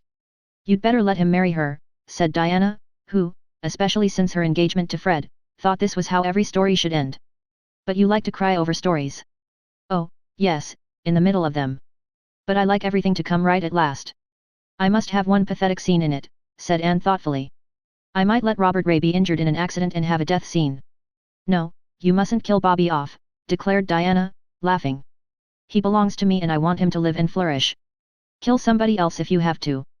For the next fortnight Anne writhed or revelled, according to mood, in her literary pursuits. Now she would be jubilant over a brilliant idea, now despairing because some contrary character would not behave properly. Diana could not understand this. Make them do as you want them to, she said. I can't, mourned Anne. Averill is such an unmanageable heroine. She will do and say things I never meant her to. Then that spoils everything that went before and I have to write it all over again. Finally, however, the story was finished, and Anne read it to Diana in the seclusion of the porch gable. She had achieved her pathetic scene without sacrificing Robert Ray, and she kept a watchful eye on Diana as she read it. Diana rose to the occasion and cried properly, but, when the end came, she looked a little disappointed. Why did you kill Maurice Lennox? She asked reproachfully. He was the villain, protested Anne. He had to be punished. I like him best of them all, said unreasonable Diana. Well, he's dead, and he'll have to stay dead, said Anne, rather resentfully. If I had let him live he'd have gone on persecuting Averill and Perceval. Yes, unless you had reformed him. That wouldn't have been romantic, and, besides, it would have made the story too long. Well, anyway, it's a perfectly elegant story, Anne, and will make you famous, of that I'm sure. Have you got a title for it? Oh, I decided on the title long ago. I call it Averill's Atonement. Doesn't that sound nice and alliterative? Now, Diana, tell me candidly, do you see any faults in my story? Well, hesitated Diana, that part where Averill makes the cake doesn't seem to me quite romantic enough to match the rest. It's just what anybody might do. Heroines shouldn't do cooking, I think. Why, that is where the humor comes in, and it's one of the best parts of the whole story, said Anne. And it may be stated that in this she was quite right. Diana prudently refrained from any further criticism, but Mr. Harrison was much harder to please. First he told her there was entirely too much description in the story. Cut out all those flowery passages, he said unfeelingly. Anne had an uncomfortable conviction that Mr. Harrison was right, and she forced herself to expunge most of her beloved descriptions, though it took 3 rewritings before the story could be pruned down to please the fastidious Mr. Harrison. I've left out all the descriptions but the sunset, she said at last. I simply couldn't let it go. It was the best of them all. It hasn't anything to do with the story, said Mr. Harrison, and you shouldn't have laid the scene among rich city people. What do you know of them? Why didn't you lay it right here in Avonlea, changing the name, of course, or else Mrs. Rachel Lynde would probably think she was the heroine. Oh, that would never have done, protested Anne. Avonlea is the dearest place in the world, but it isn't quite romantic enough for the scene of a story. I dare say there's been many a romance in Avonlea, and many a tragedy, "Too," said Mr. Harrison drily. "But your folks ain't like real folks anywhere. They talk too much and use too high-flown language. There's one place where that Dalrymple chap talks even on for 2 pages, and never lets the girl get a word in edgewise. If he'd done that in real life she'd have pitched him." "I don't believe it," said Anne flatly. In her secret soul she thought that the beautiful, poetical things said to Averill would win any girl's heart completely. Besides, it was gruesome to hear of Averill, the stately, queen-like Averill, pitching anyone. Averill declined her suitors. "Anyhow," resumed the merciless Mr. Harrison, "I don't see why Maurice Lennox didn't get her. He was twice the man the other is. He did bad things, but he did them. Perceval hadn't time for anything but mooning." "Mooning? That was even worse than pitching." "Maurice Lennox was the villain," said Anne indignantly. "I don't see why everyone likes him better than Perceval. Perceval is too good. He's aggravating. Next time you write about a hero put a little spice of human nature in him." Averill couldn't have married Maurice. He was bad. She'd have reformed him. "You can reform a man, you can't reform a jellyfish, of course. Your story isn't bad, it's kind of interesting, I'll admit. But you're too young to write a story that would be worthwhile. Wait 10 years. Anne made up her mind that the next time she wrote a story she wouldn't ask anybody to criticize it. It was too discouraging. She would not read the story to Gilbert, although she told him about it. "If it is a success you'll see it when it is published, Gilbert, but if it is a failure nobody shall ever see it." Marilla knew nothing about the venture. In imagination Anne saw herself reading a story out of a magazine to Marilla, entrapping her into praise of it, for in imagination all things are possible, and then triumphantly announcing herself the author. One day Anne took to the post office a long, bulky envelope, addressed, with the delightful confidence of youth and inexperience, to the very biggest of the big magazines. Diana was as excited over it as Anne herself. "How long do you suppose it will be before you hear from it?" she asked. "It shouldn't be longer than a fortnight." "Oh, how happy and proud I shall be if it is accepted." "Of course it will be accepted, and they will likely ask you to send them more. You may be as famous as Mrs. Morgan someday, Anne, and then how proud I'll be of knowing you," said Diana, who possessed, at least, the striking merit of an unselfish admiration of the gifts and graces of her friends. A week of delightful dreaming followed, and then came a bitter awakening. One evening Diana found Anne in the porch gable, with suspicious-looking eyes. On the table lay a long envelope and a crumpled manuscript.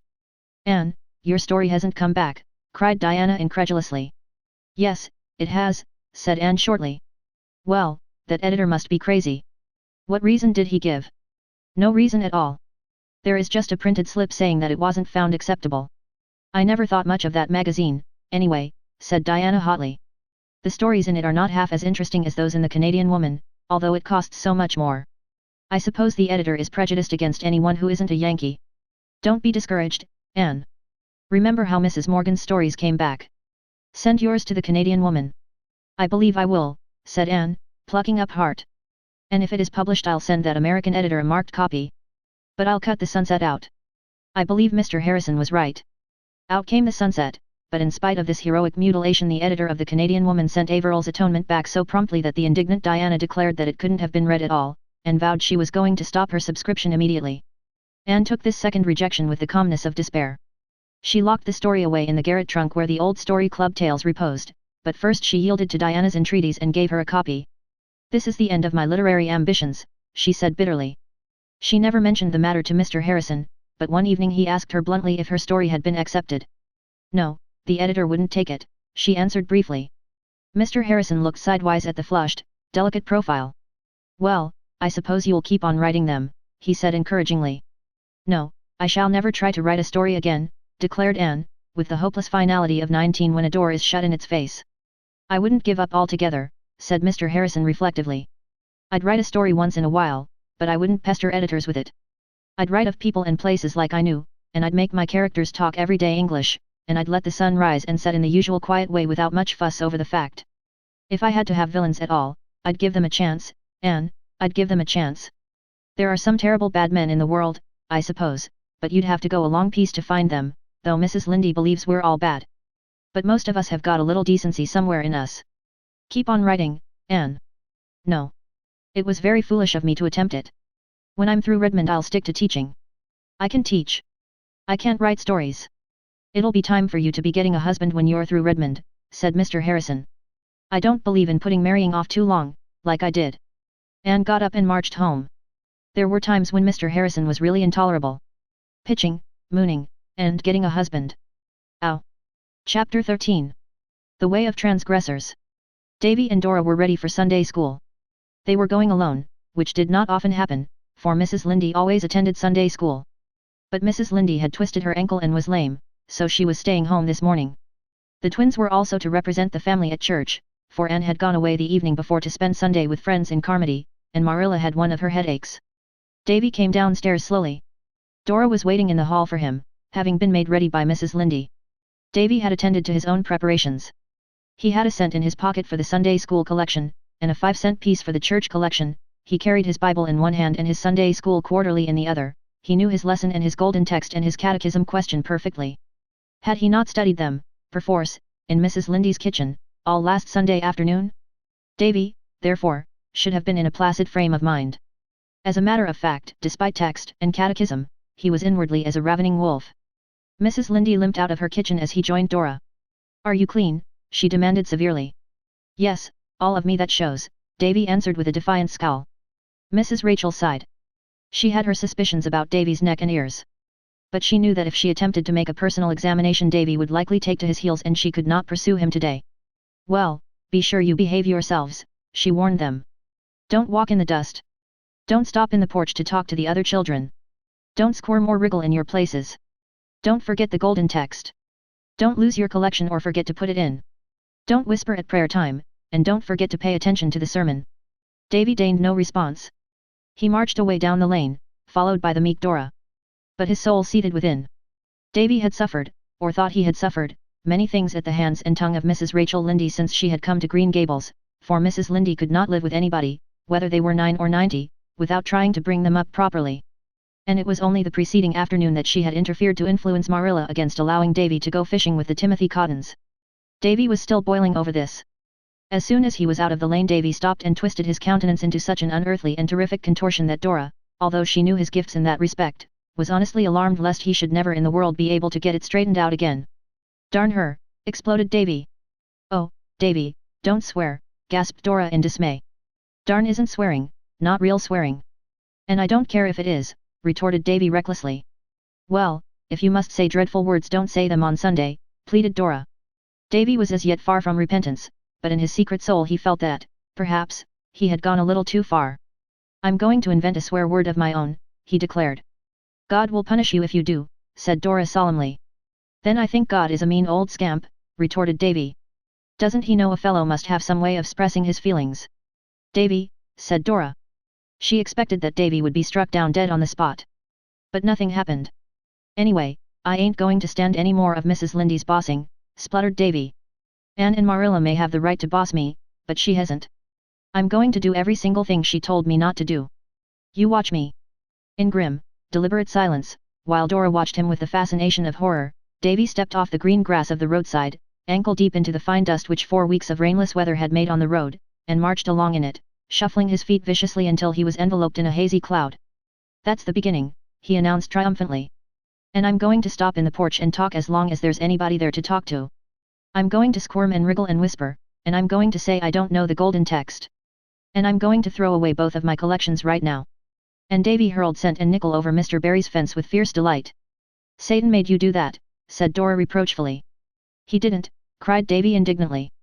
"I just thought it out for myself. And I've thought of something else. I'm not going to Sunday school or church at all. I'm going up to play with the Cottons. They told me yesterday they weren't going to Sunday school today, 'cause their mother was away and there was nobody to make them. Come along, Dora, we'll have a great time." "I don't want to go," protested Dora. "You've got to," said Davy. "If you don't come I'll tell Marilla that Frank Bell kissed you in school last Monday." "I couldn't help it. I didn't know he was going to," cried Dora, blushing scarlet. "Well, you didn't slap him or seem a bit cross," retorted Davy. "I'll tell her that, too, if you don't come. We'll take the shortcut up this field." "I'm afraid of those cows," protested poor Dora, seeing a prospect of escape. "The very idea of your being scared of those cows," scoffed Davy. "Why, they're both younger than you." "They're bigger," said Dora. "They won't hurt you. Come along, now. This is great. When I grow up I ain't going to bother going to church at all. I believe I can get to heaven by myself." "You'll go to the other place if you break the Sabbath day," said unhappy Dora, following him sorely against her will. But Davy was not scared, Yet, hell was very far off, and the delights of a fishing expedition with the Cottons were very near. He wished Dora had more spunk. She kept looking back as if she were going to cry every minute, and that spoiled a fellow's fun. Hang girls, anyway. Davy did not say darn this time, even in thought. He was not sorry, yet, that he had said it once, but it might be as well not to tempt the unknown powers too far on one day. The small Cottons were playing in their backyard, and hailed Davy's appearance with whoops of delight. Pete, Tommy, Adolphus, and Mirabel Cotton were all alone. Their mother and older sisters were away. Dora was thankful Mirabel was there, at least. She had been afraid she would be alone in a crowd of boys. Mirabel was almost as bad as a boy, she was so noisy and sunburned and reckless. But at least she wore dresses. We've come to go fishing, announced Davy. Hoop, yelled the Cottons. They rushed away to dig worms at once, Mirabel leading the van with a tin can. Dora could have sat down and cried. Oh, if only that hateful Frank Bell had never kissed her. Then she could have defied Davy, and gone to her beloved Sunday school. They dared not, of course, go fishing on the pond, where they would be seen by people going to church. They had to resort to the brook in the woods behind the Cotton house. But it was full of trout, and they had a glorious time that morning, at least the Cottons certainly had, and Davy seemed to have it. Not being entirely bereft of prudence, he had discarded boots and stockings and borrowed Tommy Cotton's overalls. Thus accoutred, bog and marsh and undergrowth had no terrors for him. Dora was frankly and manifestly miserable. She followed the others in their peregrinations from pool to pool, clasping her Bible and quarterly tightly and thinking with bitterness of soul of her beloved class where she should be sitting that very moment, before a teacher she adored. Instead, here she was roaming the woods with those half-wild Cottons, trying to keep her boots clean and her pretty white dress free from rents and stains. Mirabel had offered the loan of an apron but Dora had scornfully refused. The trout bit as they always do on Sundays. In an hour the transgressors had all the fish they wanted, so they returned to the house, much to Dora's relief. She sat primly on a hen coop in the yard while the others played an uproarious game of tag, and then they all climbed to the top of the pig house roof and cut their initials on the saddleboard. The flat-roofed henhouse and a pile of straw beneath gave Davy another inspiration. They spent a splendid half-hour climbing on the roof and diving off into the straw with whoops and yells. But even unlawful pleasures must come to an end. When the rumble of wheels over the pond bridge told that people were going home from church, Davy knew they must go. He discarded Tommy's overalls, resumed his own rightful attire, and turned away from his string of trout with a sigh. No use to think of taking them home. Well, hadn't we a splendid time, he demanded defiantly, as they went down the hill field. I hadn't, said Dora flatly. And I don't believe you had, really, either, she added, with a flash of insight that was not to be expected of her. I had so, cried Davy, but in the voice of one who doth protest too much. No wonder you hadn't, just sitting there like a mule. I ain't going to associate with the Cottons, said Dora loftily. The Cottons are all right, retorted Davy. And they have far better times than we have. They do just as they please and say just what they like before everybody. I'm going to do that, too, after this. There are lots of things you wouldn't dare say before everybody, averred Dora. No, there isn't. There is, too. Would you, demanded Dora gravely, would you say tomcat before the minister? This was a staggerer. Davy was not prepared for such a concrete example of the freedom of speech. But one did not have to be consistent with Dora. Of course not, he admitted sulkily. Tomcat isn't a holy word. I wouldn't mention such an animal before a minister at all. But if you had to, persisted Dora. I'd call it a Thomas pussy, said Davy. I think gentleman cat would be more polite, reflected Dora. You thinking, retorted Davy with withering scorn. Davy was not feeling comfortable, though he would have died before he admitted it to Dora. Now that the exhilaration of truant delights had died away, his conscience was beginning to give him salutary twinges. After all, perhaps it would have been better to have gone to Sunday school and church. Mrs. Lindy might be bossy, but there was always a box of cookies in her kitchen cupboard and she was not stingy. At this inconvenient moment Davy remembered that when he had torn his new school pants the week before, Mrs. Lindy had mended them beautifully and never said a word to Marilla about them. But Davy's cup of iniquity was not yet full. He was to discover that one sin demands another to cover it. They had dinner with Mrs. Lindy that day, and the first thing she asked Davy was, "Were all your class in Sunday school today?" "Yes'm," said Davy with a gulp. "All were there, 'cept one." "Did you say your golden text and catechism?" "Yes'm." "Did you put your collection in?" "Yes'm." "Was Mrs. Malcolm MacPherson in church?" "I don't know." This, at least, was the truth, thought wretched Davy. "Was the ladies' aid announced for next week?" "Yes'm," quakingly. "Was prayer meeting?" I don't know." "You should know. You should listen more attentively to the announcements." What was Mr. Harvey's text? Davy took a frantic gulp of water and swallowed it in the last protest of conscience together. He glibly recited an old golden text learned several weeks ago. Fortunately Mrs. Lindy now stopped questioning him, but Davy did not enjoy his dinner. He could only eat one helping of pudding. What's the matter with you? Demanded justly astonished Mrs. Lindy. Are you sick? No, muttered Davy. You look pale. You'd better keep out of the sun this afternoon, admonished Mrs. Lindy. Do you know how many lies you told Mrs. Lindy? Asked Dora reproachfully, as soon as they were alone after dinner. Davy, goaded to desperation, turned fiercely. I don't know and I don't care, he said. You just shut up, Dora Keith. Then poor Davy betook himself to a secluded retreat behind the woodpile to think over the way of transgressors. Green Gables was wrapped in darkness and silence when Anne reached home. She lost no time going to bed, for she was very tired and sleepy. There had been several Avonlea jollifications the preceding week, involving rather late hours. Anne's head was hardly on her pillow before she was half asleep, but just then her door was softly opened and a pleading voice said, Anne. Anne sat up drowsily. Davy, is that you? What is the matter? A white-clad figure flung itself across the floor and onto the bed. Anne, sobbed Davy, getting his arms about her neck. I'm awful glad you're home. I couldn't go to sleep till I'd told somebody. Told somebody what? How miserable I am. Why are you miserable, dear? 'Cause I was so bad today, Anne. Oh, I was awful bad, badder'n I've ever been yet. What did you do? Oh, I'm afraid to tell you. You'll never like me again, Anne.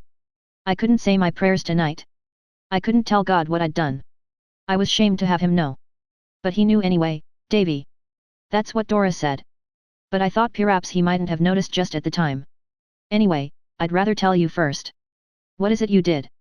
Out it all came in a rush. I run away from Sunday school, and went fishing with the Cottons, and I told ever so many whoppers to Mrs. Lindy, oh. Most half a dozen, and, I said a swear word, Anne, a pretty near swear word, anyhow, and I called God names. There was silence. Davy didn't know what to make of it. Was Anne so shocked that she never would speak to him again? Anne, what are you going to do to me? He whispered. Nothing, dear. You've been punished already, I think. No, I haven't. Nothing's been done to me. You've been very unhappy ever since you did wrong, haven't you? You bet, said Davy emphatically. That was your conscience punishing you, Davy. What's my conscience? I want to know. It's something in you, Davy, that always tells you when you are doing wrong and makes you unhappy if you persist in doing it. Haven't you noticed that? Yes, but I didn't know what it was. I wish I didn't have it. I'd have lots more fun. Where is my conscience, Anne? I want to know. Is it in my stomach? No, it's in your soul, answered Anne, thankful for the darkness, since gravity must be preserved in serious matters. I suppose I can't get clear of it then, said Davy with a sigh. Are you going to tell Marilla and Mrs. Lindy on me, Anne? No, dear, I'm not going to tell anyone. You are sorry you were naughty, aren't you? You bet. And you'll never be bad like that again. No, but, added Davy cautiously, I might be bad some other way. You won't say naughty words, or run away on Sundays, or tell falsehoods to cover up your sins. No. It doesn't pay, said Davy. Well, Davy, just tell God you are sorry and ask him to forgive you. Have you forgiven me, Anne? Yes, dear. Then, said Davy joyously, I don't care much whether God does or not. Davy. Oh, I'll ask him, said Davy quickly, scrambling off the bed, convinced by Anne's tone that he must have said something dreadful. I don't mind asking him, Anne, please, God, I'm awful sorry I behaved bad today and I'll try to be good on Sundays always and please forgive me, there now, Anne. Well, now, run off to bed like a good boy. All right. Say, I don't feel miserable anymore. I feel fine. Good night. Good night. Anne slipped down on her pillows with a sigh of relief. Oh, how sleepy she was. In another second. Anne. Davy was back again by her bed. Anne dragged her eyes open. What is it now, dear? She asked, trying to keep a note of impatience out of her voice. Anne, have you ever noticed how Mr. Harrison spits? Do you suppose, if I practice hard, I can learn to spit just like him? Anne sat up. Davy Keith, she said, go straight to your bed and don't let me catch you out of it again tonight. Go, now. Davy went, and stood not upon the order of his going. Chapter 14. The Summons. Anne was sitting with Ruby Gillis in the Gillis garden after the day had crept lingeringly through it and was gone. It had been a warm, smoky summer afternoon. The world was in a splendor of outflowering. The idle valleys were full of hazes. The woodways were pranked with shadows and the fields with the purple of the asters. Anne had given up a moonlight drive to the White Sands beach that she might spend the evening with Ruby. She had so spent many evenings that summer, although she often wondered what good it did anyone, and sometimes went home deciding that she could not go again. Ruby grew paler as the summer waned. The White Sands school was given up. Her father thought it better that she shouldn't teach till New Year's, and the fancy work she loved oftener and oftener fell from hands grown too weary for it. But she was always gay, always hopeful, always chattering and whispering of her beaux, and their rivalries and despairs. It was this that made Anne's visits hard for her. What had once been silly or amusing was gruesome, now, it was death peering through a willful mask of life. Yet Ruby seemed to cling to her, and never let her go until she had promised to come again soon. Mrs. Lindy grumbled about Anne's frequent visits, and declared she would catch consumption. Even Marilla was dubious. "Every time you go to see Ruby you come home looking tired out," she said. "It's so very sad and dreadful," said Anne in a low tone. "Ruby doesn't seem to realize her condition in the least. And yet I somehow feel she needs help, craves it, and I want to give it to her and can't. All the time I'm with her I feel as if I were watching her struggle with an invisible foe, trying to push it back with such feeble resistance as she has. That is why I come home tired." But tonight Anne did not feel this so keenly. Ruby was strangely quiet. She said not a word about parties and drives and dresses and fellows. She lay in the hammock, with her untouched work beside her, and a white shawl wrapped about her thin shoulders. Her long yellow braids of hair, how Anne had envied those beautiful braids in old school days, lay on either side of her. She had taken the pins out, they made her head ache, she said.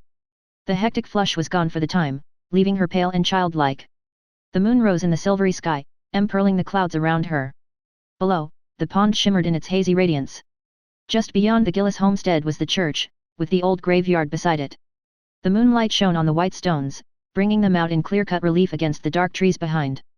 "How strange the graveyard looks by moonlight," said Ruby suddenly. "How ghostly," she shuddered. "Anne, it won't be long now before I'll be lying over there. You and Diana and all the rest will be going about, full of life, and I'll be there, in the old graveyard, dead." The surprise of it bewildered Anne. For a few moments she could not speak. "You know it's so, don't you?" said Ruby insistently. "Yes, I know," answered Anne in a low tone. "Dear Ruby, I know. Everybody knows it," said Ruby bitterly. "I know it, I've known it all summer, though I wouldn't give in.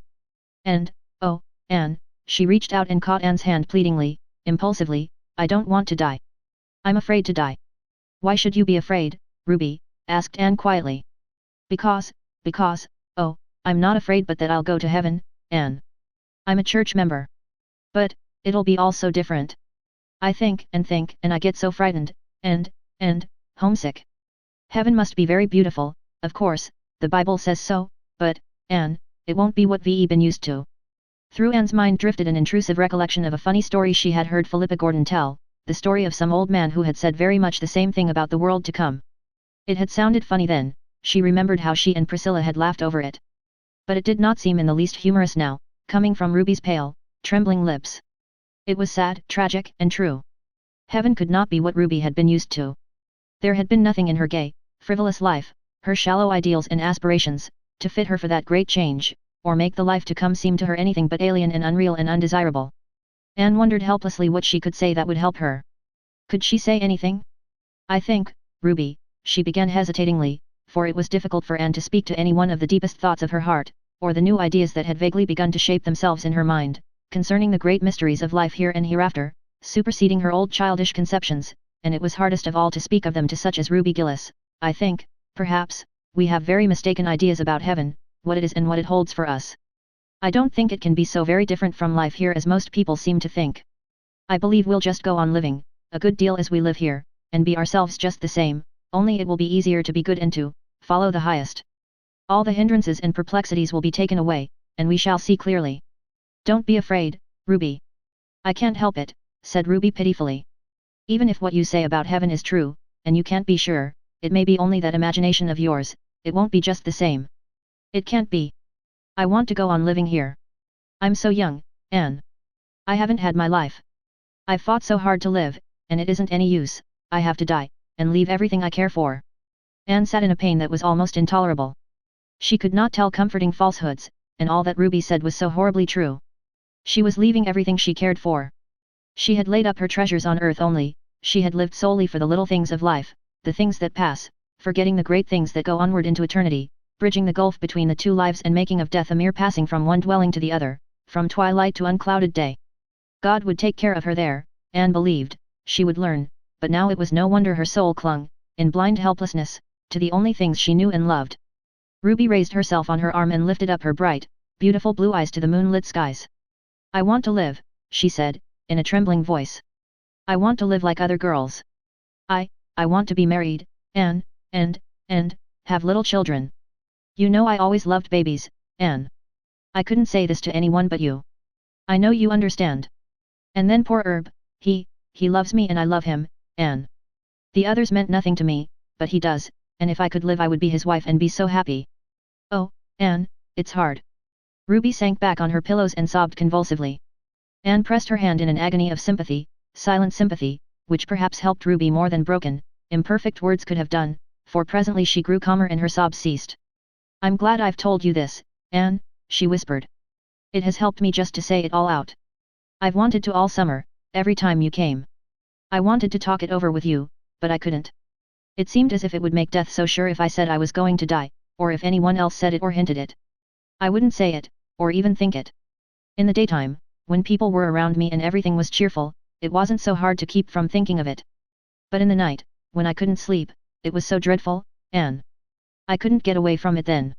Death just came and stared me in the face, until I got so frightened I could have screamed.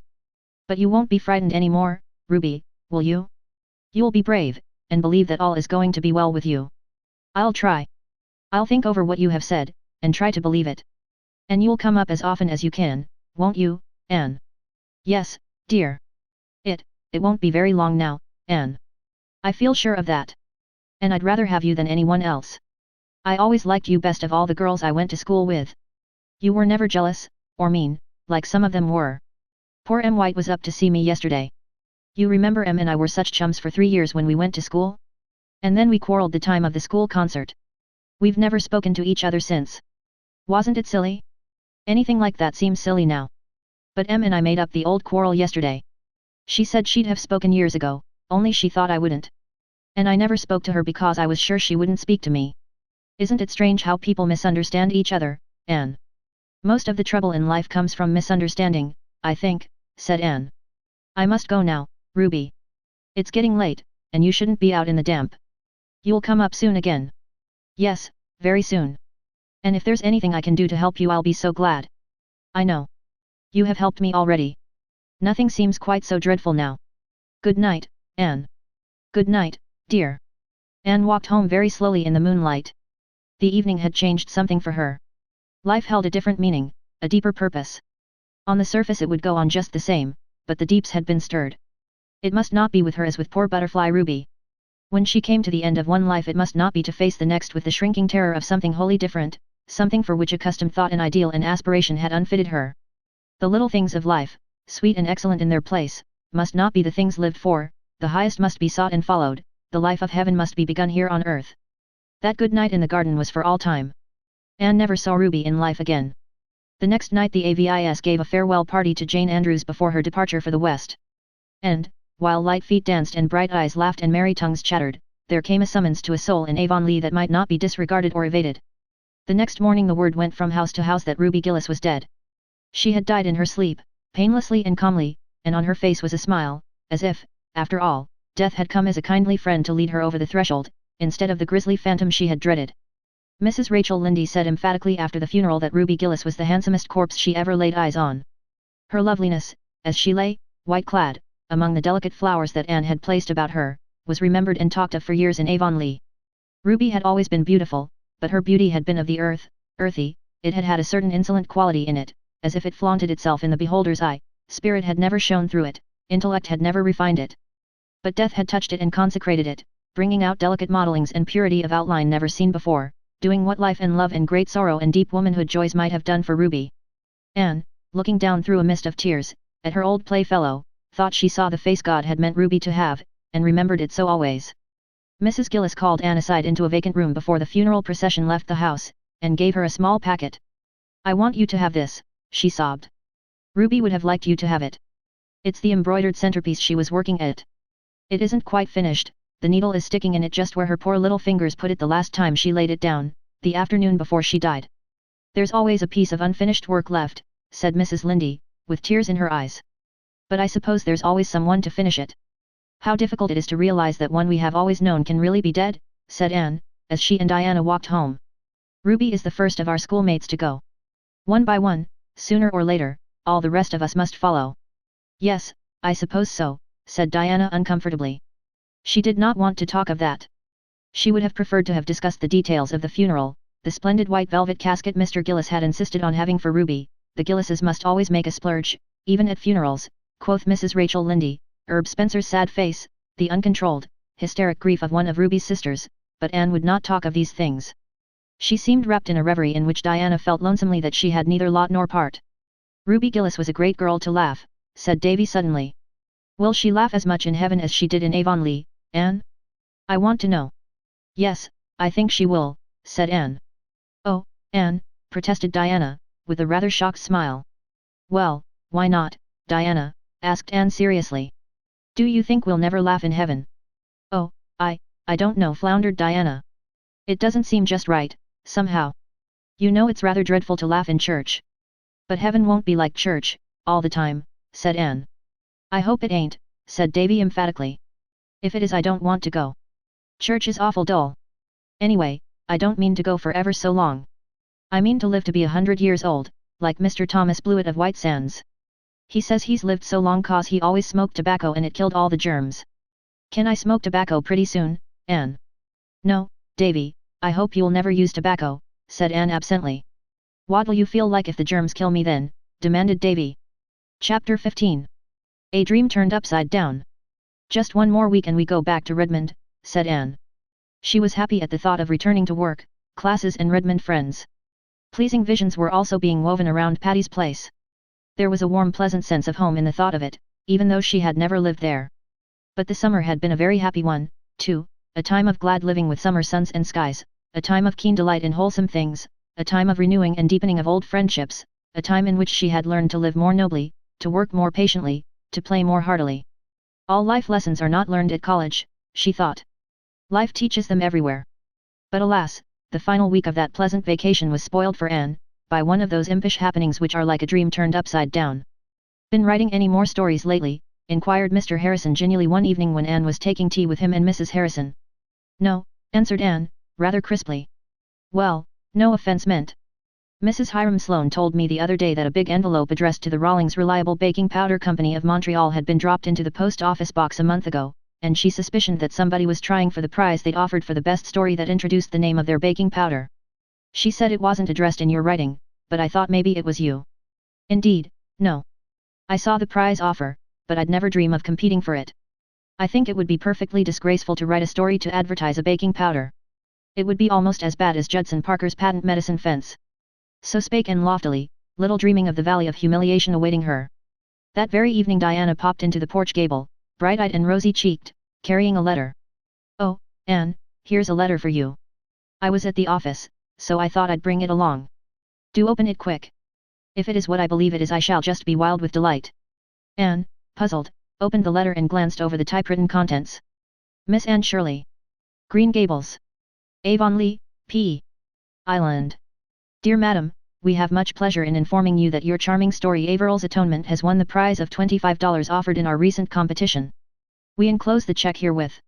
We are arranging for the publication of the story in several prominent Canadian newspapers, and we also intend to have it printed in pamphlet form for distribution among our patrons.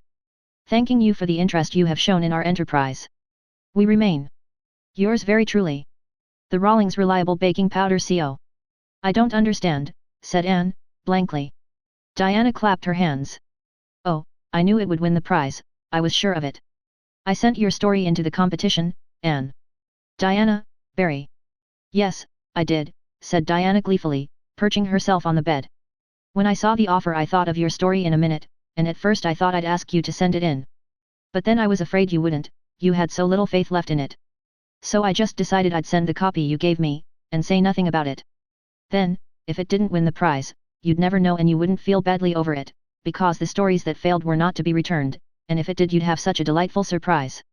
Diana was not the most discerning of mortals, but just at this moment it struck her that Anne was not looking exactly overjoyed. The surprise was there, beyond doubt, but where was the delight? "Why, Anne, you don't seem a bit pleased," she exclaimed. Anne instantly manufactured a smile and put it on. "Of course I couldn't be anything but pleased over your unselfish wish to give me pleasure," she said slowly. "But you know, I'm so amazed, I can't realize it, and I don't understand. There wasn't a word in my story about, Anne choked a little over the word, baking powder. "Oh, I put that in," said Diana, reassured. "It was as easy as wink, and of course my experience in our old story club helped me. You know the scene where Averill makes the cake? Well, I just stated that she used the Rawlings Reliable in it, and that was why it turned out so well, and then, in the last paragraph, where Perceval clasps Averill in his arms and says, 'Sweetheart, the beautiful coming years will bring us the fulfillment of our home of dreams,' I added, 'in which we will never use any baking powder except Rawlings Reliable.'" "Oh," gasped poor Anne, as if someone had dashed cold water on her. "And you've won the $25, continued Diana jubilantly. "Why, I heard Priscilla say once that the Canadian woman only pays $5 for a story." Anne held out the hateful pink slip in shaking fingers. "I can't take it, it's yours by right, Diana. You sent the story in and made the alterations." I would certainly never have sent it. "So you must take the check." "I'd like to see myself," said Diana scornfully. "Why, what I did wasn't any trouble. The honor of being a friend of the prize winner is enough for me. Well, I must go. I should have gone straight home from the post office for we have company. But I simply had to come and hear the news. I'm so glad for your sake, Anne." Anne suddenly bent forward, put her arms about Diana, and kissed her cheek. "I think you are the sweetest and truest friend in the world, Diana," she said, with a little tremble in her voice, "and I assure you I appreciate the motive of what you've done." Diana, pleased and embarrassed, got herself away, and poor Anne, after flinging the innocent check into her bureau drawer as if it were blood money, cast herself on her bed and wept tears of shame and outraged sensibility. Oh, she could never live this down, never. Gilbert arrived at dusk, brimming over with congratulations, for he had called at Orchard Slope and heard the news. But his congratulations died on his lips at sight of Anne's face. "Why, Anne, what is the matter? I expected to find you radiant over winning Rawlings' Reliable prize." "Good for you."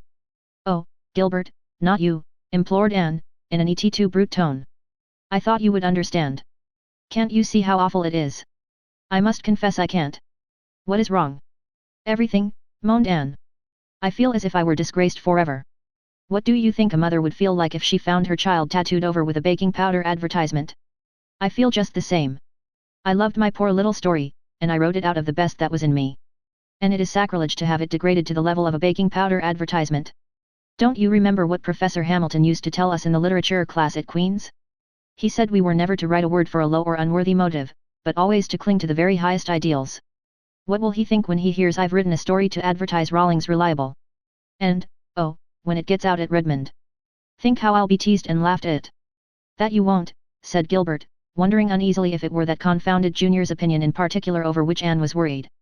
"The Reds will think just as I thought, that you, being like 9 out of 10 of us, not overburdened with worldly wealth, had taken this way of earning an honest penny to help yourself through the year. I don't see that there's anything low or unworthy about that, or anything ridiculous either. One would rather write masterpieces of literature no doubt, but meanwhile board and tuition fees have to be paid." This common sense, matter-of-fact view of the case cheered Anne a little. At least it removed her dread of being laughed at, though the deeper hurt of an outraged ideal remained. Chapter 16. Adjusted Relationships. "It's the homiest spot I ever saw, it's homier than home," avowed Philippa Gordon, looking about her with delighted eyes. They were all assembled at twilight in the big living room at Patty's place, Anne and Priscilla, Phil and Stella, Aunt Jamesina, Rusty, Joseph, the Sarah cat, and Gog and Magog. The firelight shadows were dancing over the walls, the cats were purring, and a huge bowl of hothouse chrysanthemums, sent to Phil by one of the victims, shone through the golden gloom like creamy moons. It was 3 weeks since they had considered themselves settled, and already all believed the experiment would be a success. The first fortnight after their return had been a pleasantly exciting one. They had been busy setting up their household goods, organizing their little establishment, and adjusting different opinions. Anne was not oversorry to leave Avonlea when the time came to return to college. The last few days of her vacation had not been pleasant. Her prize story had been published in the island papers, and Mr. William Blair had, upon the counter of his store, a huge pile of pink, green, and yellow pamphlets, containing it, one of which he gave to every customer. He sent a complimentary bundle to Anne, who promptly dropped them all in the kitchen stove. Her humiliation was the consequence of her own ideals only, for Avonlea folks thought it quite splendid that she should have won the prize. Her many friends regarded her with honest admiration, her few foes with scornful envy. Josie Pye said she believed Anne Shirley had just copied the story, she was sure she remembered reading it in a paper years before. The Sloanes, who had found out or guessed that Charlie had been turned down, said they didn't think it was much to be proud of, almost anyone could have done it, if she tried. Aunt Atossa told Anne she was very sorry to hear she had taken to writing novels, nobody born and bred in Avonlea would do it, that was what came of adopting orphans from goodness knew where, with goodness knew what kind of parents. Even Mrs. Rachel Lynde was darkly dubious about the propriety of writing fiction, though she was almost reconciled to it by that $25 check. It is perfectly amazing, the price they pay for such lies, that's what, she said, half proudly, half severely. All things considered, it was a relief when going away time came. And it was very jolly to be back at Redmond, a wise, experienced soph with hosts of friends to greet on the merry opening day. Pre and Stella and Gilbert were there, Charlie Sloane, looking more important than ever a sophomore looked before, Phil, with the Alec and Alonzo question still unsettled, and Moody Spurgeon Macpherson. Moody Spurgeon had been teaching school ever since leaving Queen's, but his mother had concluded it was high time he gave it up and turned his attention to learning how to be a minister. Poor Moody Spurgeon fell on hard luck at the very beginning of his college career. Half a dozen ruthless sophs, who were among his fellow boarders, swooped down upon him one night and shaved half of his head. In this guise the luckless Moody Spurgeon had to go about until his hair grew again. He told Anne bitterly that there were times when he had his doubts as to whether he was really called to be a minister. Aunt Jamesina did not come until the girls had Patty's place ready for her. Miss Patty had sent the key to Anne, with a letter in which she said Gog and Magog were packed in a box under the spare room bed, but might be taken out when wanted. In a postscript she added that she hoped the girls would be careful about putting up pictures. The living room had been newly papered 5 years before and she and Miss Maria did not want any more holes made in that new paper than was absolutely necessary. For the rest she trusted everything to Anne. How those girls enjoyed putting their nest in order. As Phil said, it was almost as good as getting married. You had the fun of homemaking without the bother of a husband.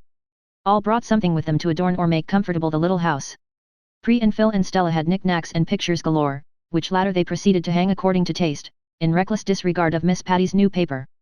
We'll putty the holes up when we leave, dear, she'll never know, they said to protesting Anne.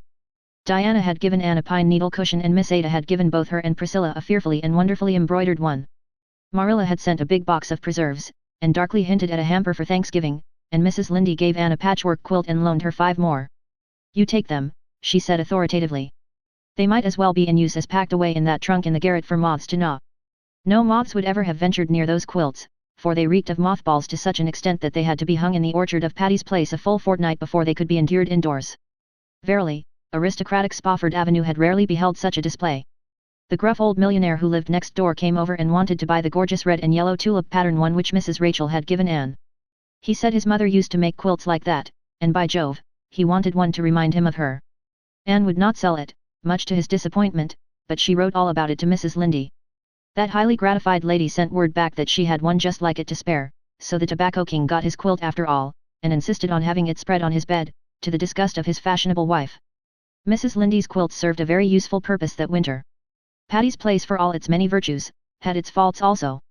It was really a rather cold house, and when the frosty nights came the girls were very glad to snuggle down under Mrs. Lynde's quilts, and hoped that the loan of them might be accounted unto her for righteousness.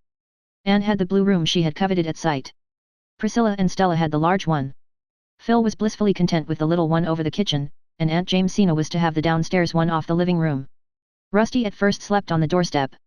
Anne, walking home from Redmond a few days after her return, became aware that the people that she met surveyed her with a covert, indulgent smile. Anne wondered uneasily what was the matter with her. Was her hat crooked? Was her belt loose? Craning her head to investigate, Anne, for the first time, saw Rusty. Trotting along behind her, close to her heels, was quite the most forlorn specimen of the cat tribe she had ever beheld. The animal was well past kittenhood, lank, thin, disreputable looking.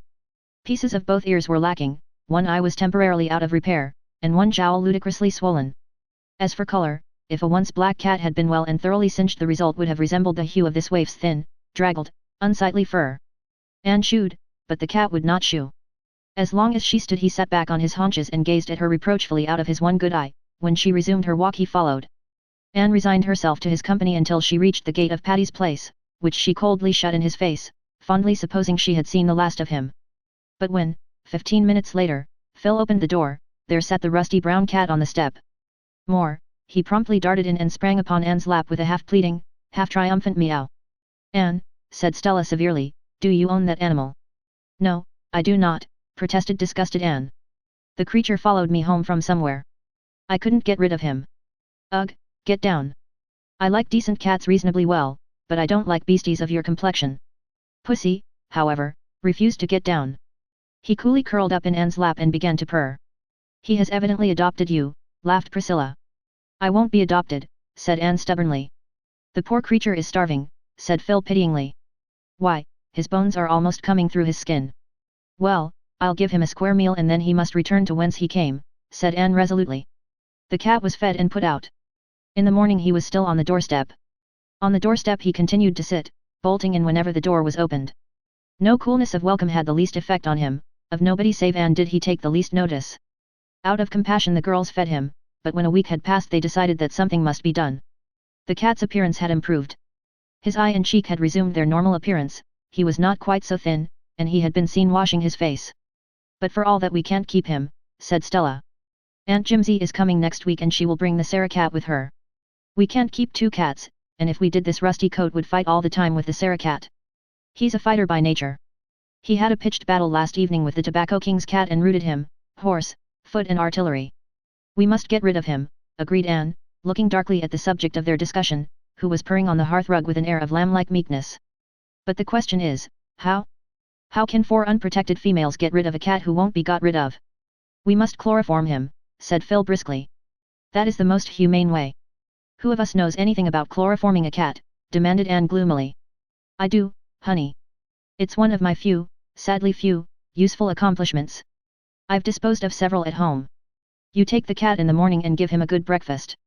Then you take an old burlap bag, there's one in the back porch, put the cat on it and turn over him a wooden box. Then take a 2-ounce bottle of chloroform, uncork it, and slip it under the edge of the box. Put a heavy weight on top of the box and leave it till evening. The cat will be dead, curled up peacefully as if he were asleep. No pain, no struggle." "It sounds easy," said Anne dubiously. "It is easy. Just leave it to me. I'll see to it," said Phil reassuringly. Accordingly the chloroform was procured, and the next morning Rusty was lured to his doom. He ate his breakfast, licked his chops, and climbed into Anne's lap. Anne's heart misgave her. This poor creature loved her, trusted her. How could she be a party to this destruction? "Here, take him," she said hastily to Phil. "I feel like a murderess." "He won't suffer, you know," comforted Phil, but Anne had fled. The fatal deed was done in the back porch. Nobody went near it that day. But at dusk Phil declared that Rusty must be buried. "Pre and Stella must dig his grave in the orchard," declared Phil, "and Anne must come with me to lift the box off. That's the part I always hate." The two conspirators tiptoed reluctantly to the back porch. Phil gingerly lifted the stone she had put on the box. Suddenly, faint but distinct, sounded an unmistakable mew under the box. He isn't dead," gasped Anne, sitting blankly down on the kitchen doorstep. "He must be," said Phil incredulously. Another tiny mew proved that he wasn't. The two girls stared at each other.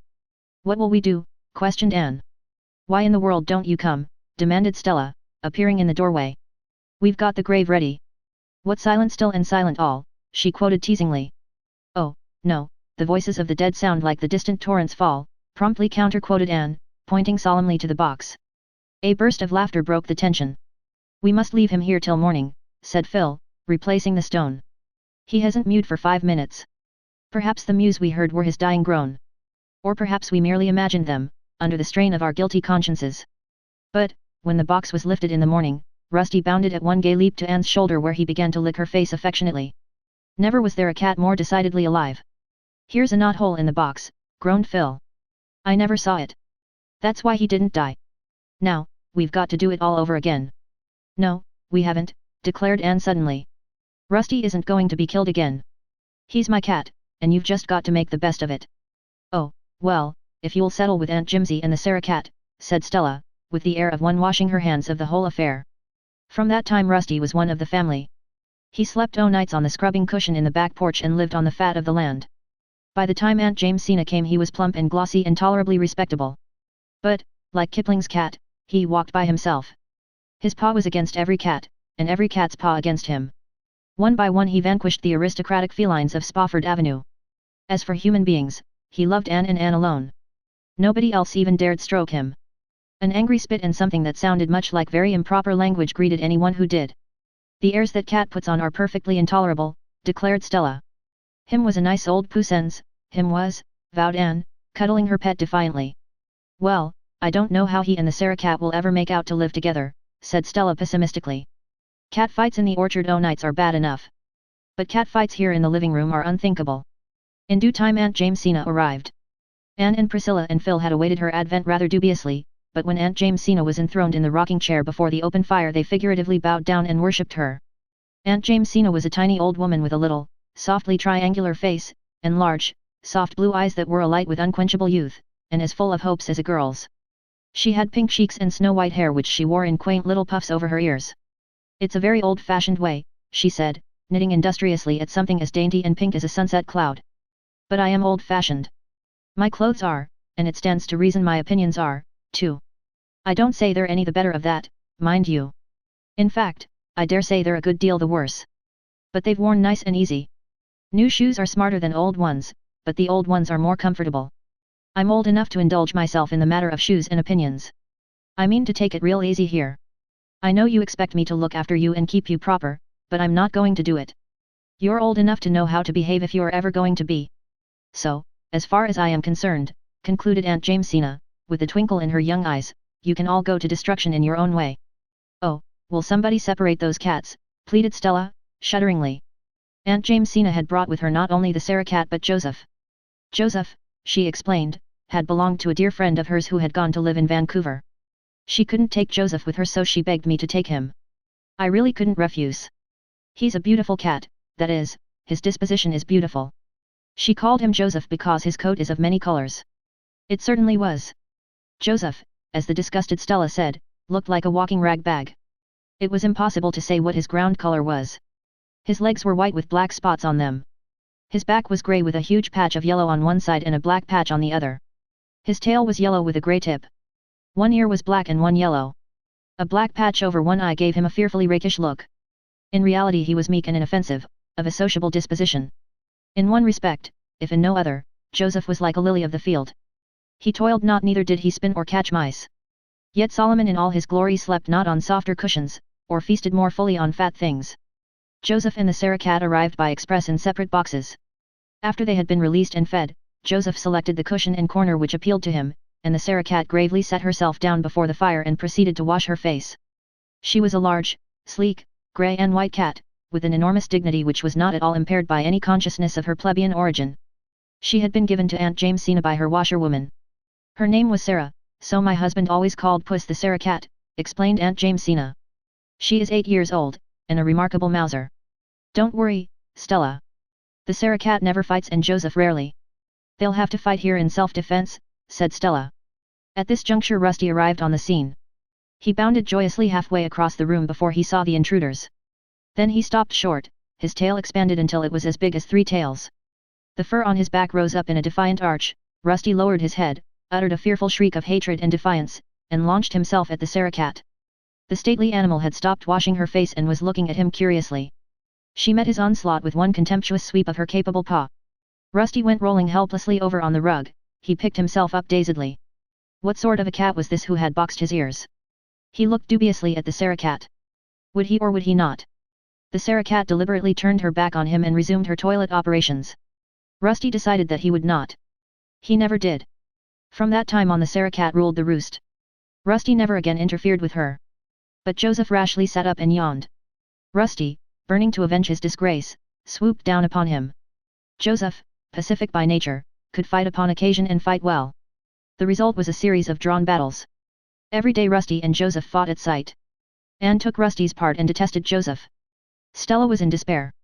But Aunt Jamesina only laughed. Let them fight it out, she said tolerantly. They'll make friends after a bit.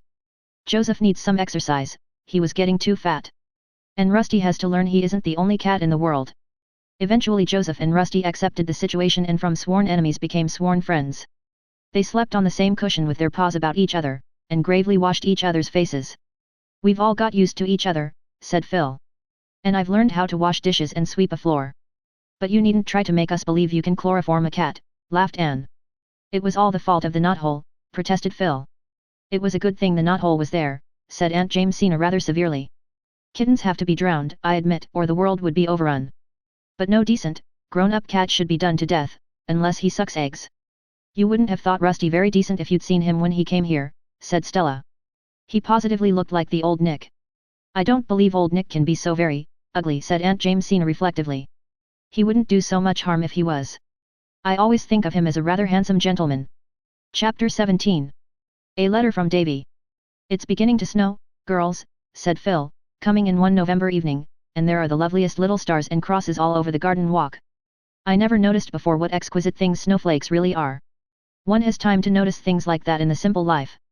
Bless you all for permitting me to live it. It's really delightful to feel worried because butter has gone up 5 cents a pound. Has it? Demanded Stella, who kept the household accounts. It has, and here's your butter. I'm getting quite expert at marketing. It's better fun than flirting, concluded Phil gravely. Everything is going up scandalously, sighed Stella. Never mind. Thank goodness air and salvation are still free, said Aunt Jamesina. And so is laughter, added Anne. There's no tax on it yet, and that is well, because you're all going to laugh presently. I'm going to read you Davy's letter. His spelling has improved immensely this past year, though he is not strong on apostrophes, and he certainly possesses the gift of writing an interesting letter. Listen and laugh, before we settle down to the evening's study grind. Dear Anne, ran Davy's letter, I take my pen to tell you that we are all pretty well and hope this will find you the same. It's snowing some today and Marilla says the old woman in the sky is shaking her feather beds. Is the old woman in the sky God's wife, Anne? I want to know. Mrs. Lynde has been real sick but she is better now. She fell down the cellar stairs last week. When she fell she grabbed hold of the shelf with all the milk pails and stewpans on it, and it gave way and went down with her and made a splendid crash. Marilla thought it was an earthquake at first. One of the stewpans was all dinged up and Mrs. Lynde strained her ribs. The doctor came and gave her medicine to rub on her ribs but she didn't understand him and took it all inside instead. The doctor said it was a wonder it didn't kill her but it didn't and it cured her ribs and Mrs. Lynde says doctors don't know much anyhow. But we can't fix up the stewpan. Marilla had to throw it out. Thanksgiving was last week. There was no school and we had a great dinner. I ate mince pie and roast turkey and fruitcake and donuts and cheese and jam and chocolate cake. Marilla said I'd die but I didn't. Dora had earache after it, only it wasn't in her ears, it was in her stomach. I didn't have earache anywhere. Our new teacher is a man. He does things for jokes. Last week he made all us third-class boys write a composition on what kind of a wife we'd like to have and the girls on what kind of a husband. He laughed fit to kill when he read them. This was mine. I thought you'd like to see it. The kind of a wife I'd like to have. She must have good manners and get my meals on time and do what I tell her and always be very polite to me. She must be 15 years old. She must be good to the poor and keep her house tidy and be good-tempered and go to church regularly. She must be very handsome and have curly hair. If I get a wife that is just what I like, I'll be an awful good husband to her. I think a woman ought to be awful good to her husband. Some poor women haven't any husbands. The end. I was at Mrs. Isaac Wright's funeral at White Sands last week. The husband of the corpse felt real sorry. Mrs. Lynde says Mrs. Wright's grandfather stole a sheep but Marilla says we mustn't speak ill of the dead. Why mustn't we, Anne? I want to know. It's pretty safe, ain't it? Mrs. Lynde was awful mad the other day because I asked her if she was alive in Noah's time. I didn't mean to hurt her feelings. I just wanted to know. Was she, Anne? Mr. Harrison wanted to get rid of his dog. So he hunged him once but he come to life and scooted for the barn while Mr. Harrison was digging the grave, so he hunged him again and he stayed dead that time. Mr. Harrison has a new man working for him. He's awful awkward. Mr. Harrison says he is left-handed in both his feet. Mr. Barry's hired man is lazy. Mrs. Barry says that but Mr. Barry says he ain't lazy exactly, only he thinks it easier to pray for things than to work for them. Mrs. Harmon Andrews' prize pig that she talks so much of died in a fit. Mrs. Lynde says it was a judgment on her for pride. But I think it was hard on the pig. Milty Boulter has been sick. The doctor gave him medicine and it tasted horrid. I offered to take it for him for a quarter but the Boulters are so mean. Milty says he'd rather take it himself and save his money. I asked Mrs. Boulter how a person would go about catching a man and she got awful mad and said she didn't know, she'd never chased men. The AVIS is going to paint the hall again. They're tired of having it blue. The new minister was here to tea last night. He took 3 pieces of pie. If I did that Mrs. Lynde would call me piggy. And he ate fast and took big bites and Marilla is always telling me not to do that. Why can ministers do what boys can't? I want to know. I haven't any more news. Here are 6 kisses. XXXXXX. Dora sends one. Hey, raise hers. X. Your loving friend. David Keith. P.S. Anne, who was the devil's father? I want to know. Chapter 18. Miss Josephine remembers the Anne girl. When Christmas holidays came, the girls of Patty's Place scattered to their respective homes, but Aunt Jamesina elected to stay where she was. I couldn't go to any of the places I've been invited and take those 3 cats, she said. And I'm not going to leave the poor creatures here alone for nearly 3 weeks. If we had any decent neighbors who would feed them I might, but there's nothing except millionaires on this street. So I'll stay here and keep Patty's Place warm for you. Anne went home with the usual joyous anticipations, which were not wholly fulfilled. She found Avonlea in the grip of such an early, cold, and stormy winter as even the oldest inhabitant could not recall. Green Gables was literally hemmed in by huge drifts. Almost every day of that ill-starred vacation it stormed fiercely, and even on fine days it drifted unceasingly. No sooner were the roads broken than they filled in again. It was almost impossible to stir out.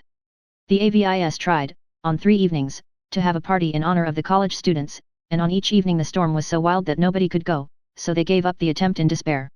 Anne, despite her love of and loyalty to Green Gables, could not help thinking longingly of Patty's Place, its cozy open fire, Aunt Jamesina's mirthful eyes, the 3 cats, the merry chatter of the girls, the pleasantness of Friday evenings when college friends dropped in to talk of grave and gay. Anne was lonely. Diana, during the whole of the holidays, was imprisoned at home with a bad attack of bronchitis. She could not come to Green Gables, and it was rarely Anne could get to Orchard Slope, for the old way through the haunted wood was impassable with drifts, and the long way over the frozen lake of Shining Waters was almost as bad. Ruby Gillis was sleeping in the white-heaped graveyard. Jane Andrews was teaching a school on western prairies. Gilbert, to be sure, was still faithful, and waited up to Green Gables every possible evening. But Gilbert's visits were not what they once were. Anne almost dreaded them. It was very disconcerting to look up in the midst of a sudden silence and find Gilbert's hazel eyes fixed upon her with a quite unmistakable expression in their grave depths, and it was still more disconcerting to find herself blushing hotly and uncomfortably under his gaze, just as if, well, it was very embarrassing. Anne wished herself back at Patty's Place, where there was always somebody else about to take the edge off a delicate situation. At Green Gables Marilla went promptly to Mrs. Lindy's domain when Gilbert came and insisted on taking the twins with her. The significance of this was unmistakable and Anne was in a helpless fury over it. Davy, however, was perfectly happy. He reveled in getting out in the morning and shoveling out the paths to the well and henhouse. He gloried in the Christmastide delicacies which Marilla and Mrs. Lindy vied with each other in preparing for Anne, and he was reading an enthralling tale, in a school library book, of a wonderful hero who seemed blessed with a miraculous faculty for getting into scrapes from which he was usually delivered by an earthquake or a volcanic explosion, which blew him high and dry out of his troubles, landed him in a fortune, and closed the story with proper eclat. "I tell you it's a bully story, Anne," he said ecstatically. "I'd ever so much rather read it than the Bible." "Would you?" smiled Anne. Davy peered curiously at her. "You don't seem a bit shocked, Anne." "Mrs. Lindy was awful shocked when I said it to her." "No, I'm not shocked, Davy. I think it's quite natural that a 9-year-old boy would sooner read an adventure story than the Bible. But when you are older I hope and think that you will realize what a wonderful book the Bible is." "Oh, I think some parts of it are fine," conceded Davy. "That story about Joseph now, it's bully. But if I'd been Joseph I wouldn't have forgive the brothers. No, siree, Anne. I'd have cut all their heads off. Mrs. Lindy was awful mad when I said that and shut the Bible up and said she'd never read me any more of it if I talked like that. So I don't talk now when she reads it Sunday afternoons, I just think things and say them to Milty Boulter next day in school. I told Milty the story about Alicia and the bears and it scared him so he's never made fun of Mr. Harrison's bald head once. Are there any bears on P.E. Island, Anne? I want to know." "Not nowadays," said Anne, absently, as the wind blew a scud of snow against the window. "Oh, dear, will it ever stop storming?" "God knows," said Davy airily, preparing to resume his reading. Anne was shocked this time. "Davy," she exclaimed reproachfully. "Mrs. Lindy says that," protested Davy. "One night last week Marilla said will Ludovic Speed and Theodora Dix ever get married, and Mrs. Lindy said, God knows, just like that." "Well, it wasn't right for her to say it," said Anne, promptly deciding upon which horn of this dilemma to impale herself. "It isn't right for anybody to take that name in vain or speak it lightly, Davy. Don't ever do it again." "Not if I say it slow and solemn, like the minister," queried Davy gravely. "No, not even then." "Well, I won't.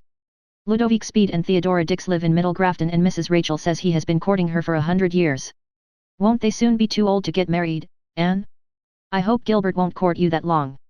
When are you going to be married, Anne? Mrs. Lindy says it's a sure thing." "Mrs. Lindy is a," began Anne hotly, then stopped. Awful old gossip, completed Davy calmly. That's what everyone calls her. But is it a sure thing, Anne? I want to know. You're a very silly little boy, Davy, said Anne, stalking haughtily out of the room. The kitchen was deserted and she sat down by the window in the fast-falling wintry twilight. The sun had set and the wind had died down. A pale chilly moon looked out behind a bank of purple clouds in the west. The sky faded out, but the strip of yellow along the western horizon grew brighter and fiercer, as if all the stray gleams of light were concentrating in one spot. The distant hills, rimmed with priest-like firs, stood out in dark distinctness against it. Anne looked across the still, white fields, cold and lifeless in the harsh light of that grim sunset, and sighed. She was very lonely, and she was sad at heart, for she was wondering if she would be able to return to Redmond next year. It did not seem likely. The only scholarship possible in the sophomore year was a very small affair. She would not take Marilla's money, and there seemed little prospect of being able to earn enough in the summer vacation. I suppose I'll just have to drop out next year, she thought drearily, and teach a district school again until I earn enough to finish my course. And by that time all my old class will have graduated and Patty's place will be out of the question. But there. I'm not going to be a coward. I'm thankful I can earn my way through if necessary. Here's Mr. Harrison waiting up the lane, announced Davy, running out. I hope he's brought the mail. It's 3 days since we got it. I want to see what them pesky grits are doing. I'm a conservative, Anne. And I tell you, you have to keep your eye on them grits. Mr. Harrison had brought the mail, and merry letters from Stella and Priscilla and Phil soon dissipated Anne's blues. Aunt Jamesina, too, had written, saying that she was keeping the hearth fire alight, and that the cats were all well, and the house plants doing fine.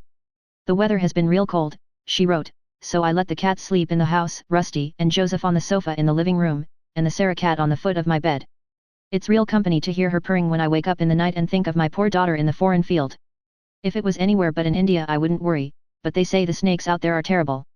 It takes all the Sarah cats' purring to drive away the thought of those snakes. I have enough faith for everything but the snakes. I can't think why Providence ever made them. Sometimes I don't think he did. I'm inclined to believe the old Harry had a hand in making them. Anne had left a thin, typewritten communication till the last, thinking it unimportant. When she had read it she sat very still, with tears in her eyes. What is the matter, Anne?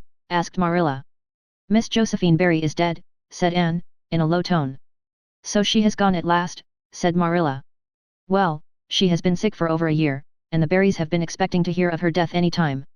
It is well she is at rest for she has suffered dreadfully, Anne. She was always kind to you. She has been kind to the last, Marilla. This letter is from her lawyer.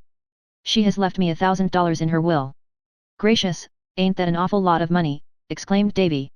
She's the woman you and Diana lit on when you jumped into the spare room bed, ain't she? Diana told me that story. Is that why she left you so much? Hush, Davy, said Anne gently. She slipped away to the porch gable with a full heart, leaving Marilla and Mrs. Lynde to talk over the news to their heart's content. Do you suppose Anne will ever get married now? Speculated Davy anxiously. When Dorcas Sloane got married last summer she said if she'd had enough money to live on she'd never have been bothered with a man, but even a widower with 8 children was better and living with a sister-in-law. Davy Keith, do hold your tongue, said Mrs. Rachel severely. The way you talk is scandalous for a small boy, that's what. Chapter 19. An interlude. To think that this is my 20th birthday, and that I've left my teens behind me forever, said Anne, who was curled up on the hearthrug with Rusty in her lap, to Aunt Jamesina who was reading in her pet chair. They were alone in the living room. Stella and Priscilla had gone to a committee meeting and Phil was upstairs adorning herself for a party. I suppose you feel kind of sorry, said Aunt Jamesina. The teens are such a nice part of life. I'm glad I've never gone out of them myself. Anne laughed. You never will, Auntie. You'll be 18 when you should be 100. Yes, I'm sorry, and a little dissatisfied as well. Miss Stacy told me long ago that by the time I was 20 my character would be formed, for good or evil. I don't feel that it's what it should be. It's full of flaws. So's everybody's, said Aunt Jamesina cheerfully. Mine's cracked in 100 places. Your Miss Stacy likely meant that when you are 20 your character would have got its permanent bent in one direction or t'other, and would go on developing in that line. Don't worry over it, Anne. Do your duty by God and your neighbor and yourself, and have a good time. That's my philosophy and it's always worked pretty well. Where's Phil off to tonight? She's going to a dance, and she's got the sweetest dress for it, creamy yellow silk and cobwebby lace. It just suits those brown tints of hers. There's magic in the word silk and lace, isn't there, said Aunt Jamesina. The very sound of them makes me feel like skipping off to a dance. And yellow silk. It makes one think of a dress of sunshine. I always wanted a yellow silk dress, but first my mother and then my husband wouldn't hear of it. The very first thing I'm going to do when I get to heaven is to get a yellow silk dress.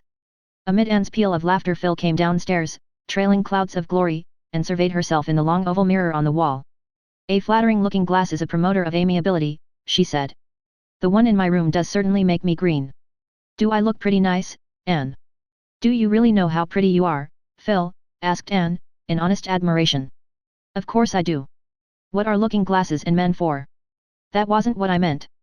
Are all my ends tucked in? Is my skirt straight? And would this rose look better lower down? I'm afraid it's too high, it will make me look lopsided. But I hate things tickling my ears. Everything is just right, and that southwest dimple of yours is lovely. Anne, there's one thing in particular I like about you, you're so ungrudging. There isn't a particle of envy in you. Why should she be envious? Demanded Aunt Jamesina. She's not quite as good looking as you, maybe, but she's got a far handsomer nose. I know it, conceded Phil. My nose always has been a great comfort to me, confessed Anne. And I love the way your hair grows on your forehead, Anne. And that one wee curl, always looking as if it were going to drop, but never dropping, is delicious. But as for noses, mine is a dreadful worry to me.